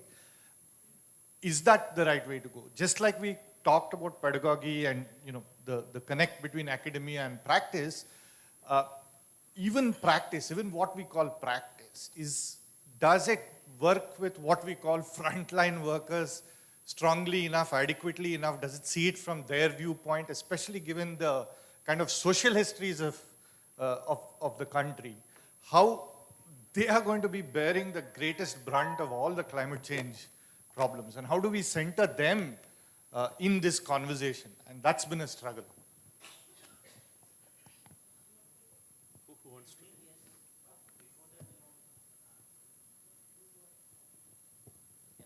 No, very well said and very important question. And I was thinking of the title itself, Creating Climate Ready Workforce.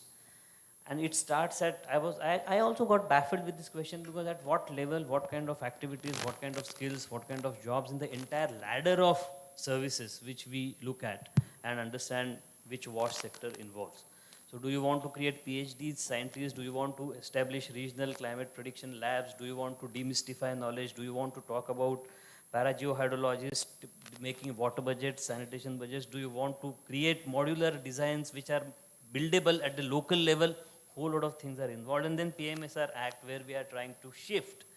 We are trying to look at it much more from the social vulnerability angle. We try to look at from the dignity angle and try to provide alternative livelihoods to manual scavengers. So, well, but I think this question is highly ideological also. There are groups which work on why not public banks come forward and do the climate financing. There are groups which are still trying to see that whether bonds are a viable mechanism. Whether when we talk of employability, we think that who are the employers, where are the steady jobs, what kind of jobs are there. There are socialist groups who think that mechanization of sanitation services is the ultimate problem. That is the recourse for addressing this entire social dignity issue of manual scavengers. So there are very not clear answers of that. We can get into the debates, and sometimes debates would remain unresolvable also. But, well, if everything has to be done by not non-government, government will invest and it has to be taken over by some other institution like market or NGOs or non-profits, then these all questions come in front of us, and somewhere we have to find some solution to that. Right now, consensus appears to be in the sector only about mechanization and providing alternative livelihoods to the section of society which has been involved in manual scavenging. Avinash, to you, and I think there are quite a few who are working in the space of frontline workers, not just sanitation, others also. We have you in the room, we have Xerxes, they have done fantastic work in Orissa, and there are many in practice who are engaging with frontline workers. So I think the way this sector has evolved, and I've seen it over last 15, 20 years, the kind of conversations we used to have in WASH sector, so to say, were very different before than we have now. We have now been, and when I say now, it's almost a decade. We talk about finance, alternative ways of financing. We talk about human resource issues in the sector. We talk about community engagement. And not just talk, there are a lot of smaller practices also which are trying to do that. So I'll not lose that hope that there isn't enough practice in this sector. And just to reflect on your point about so many frameworks and how do we localize those frameworks, or how do we make them doable, that's absolutely so important. We have a couple of examples, but because Yusuf is here, one assignment we did with UNICEF Gujarat, and we were trying to apply climate resilient WASH in schools. And we went to the schools with a big framework. We had to spend enough and more time to decode everything, as she was saying, to simplify it. And we came up with something which was so simple and doable. And the feeling of satisfaction was very high in both them and us. So there are occasions when such opportunities come, and if we hear them. Just a reflection on what you were saying about, we all studied environmental science, but it never hit us. I think,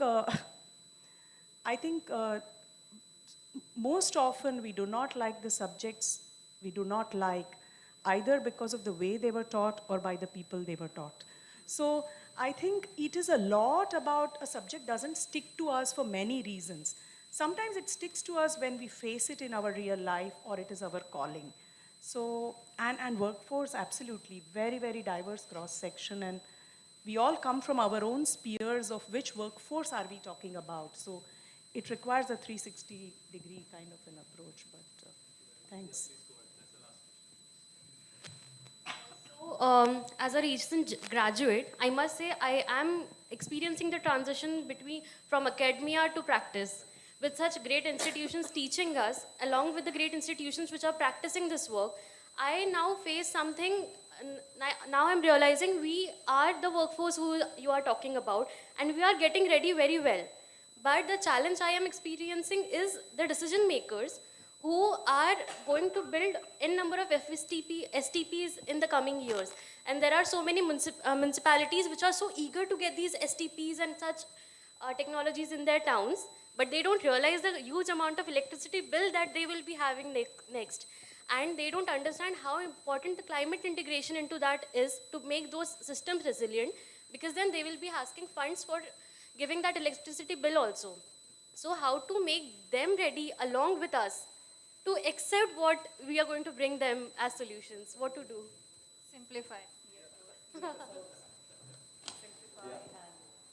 I think this is the question all of us have to ask actually, because as we say that, I was also saying in the morning, we have done one workshop sometime last week actually, where we really wanted to touch upon this particular aspects also. As you rightly said, under the Swachh Bharat mission, the country is going now with the wastewater treatment plants in all the places. But one of the biggest challenge all of them will face is an operation and maintenance and climate related issues. So we were thinking somehow we wanted to introduce, because quite a lot of government officers were also there, but we did not get that actually. Yeah, Point please. here. I think we would all benefit so much if we do more storytelling sessions. Correct. If all of us can become better storytellers, we would be able to raise so much money, we would be able to advance so much of our work.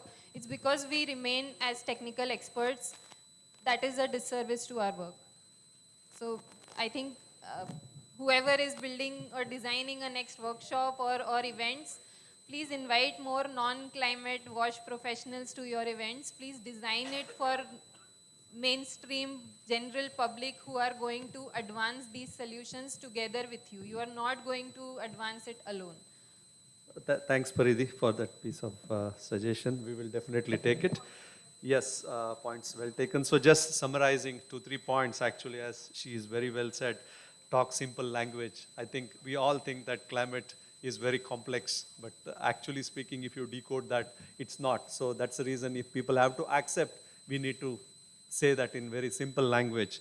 Second one is, yeah, of course, generating an awareness, because as sir also very well said that, yeah, we will develop pedagogy or curriculum and all those things, but who to take it actually. So for that, it's very, very important that we kind of develop or generate awareness on this topic to raise the demand or maybe an interest in the public actually, who really interested to take this and also work on this. And the last point is collaboration, because everybody is working here and there now. I think academic institution, practitioners, capacity building and training institution, they all have to come together because there's quite a lot of information available with each of them actually, the training material, tools, so many things have been said, the curriculum whichever is developed by different organization. If we have all of them, I think tomorrow we will have an exercise also where we will try and collect all these things, list all these things so that everybody don't have to now reinvent again. So we will do a good checklist of that and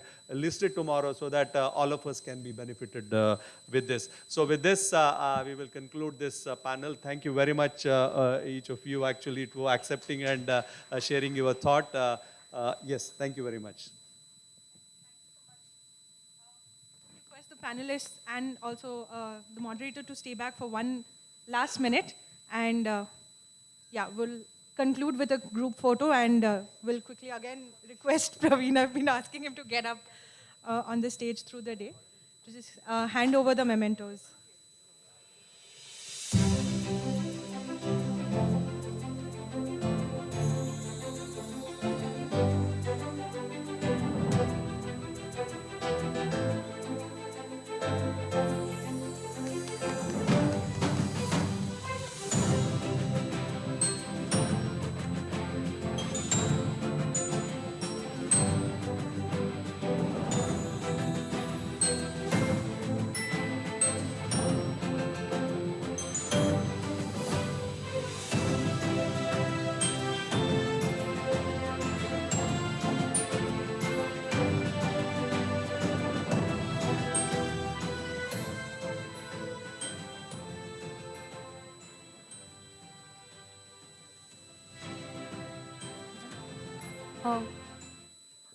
Thank you so much, panelists and the moderator.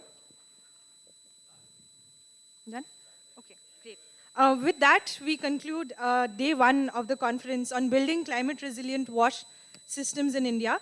And we really hope that participants who have traveled all the way and have attended have found their time fruitfully engaged, and you've had like some new ways of thinking of how do we actually go ahead and build this climate resilient wash systems. And me being like somebody new to the sector, I have had like multiple food for thought, and I will definitely be taking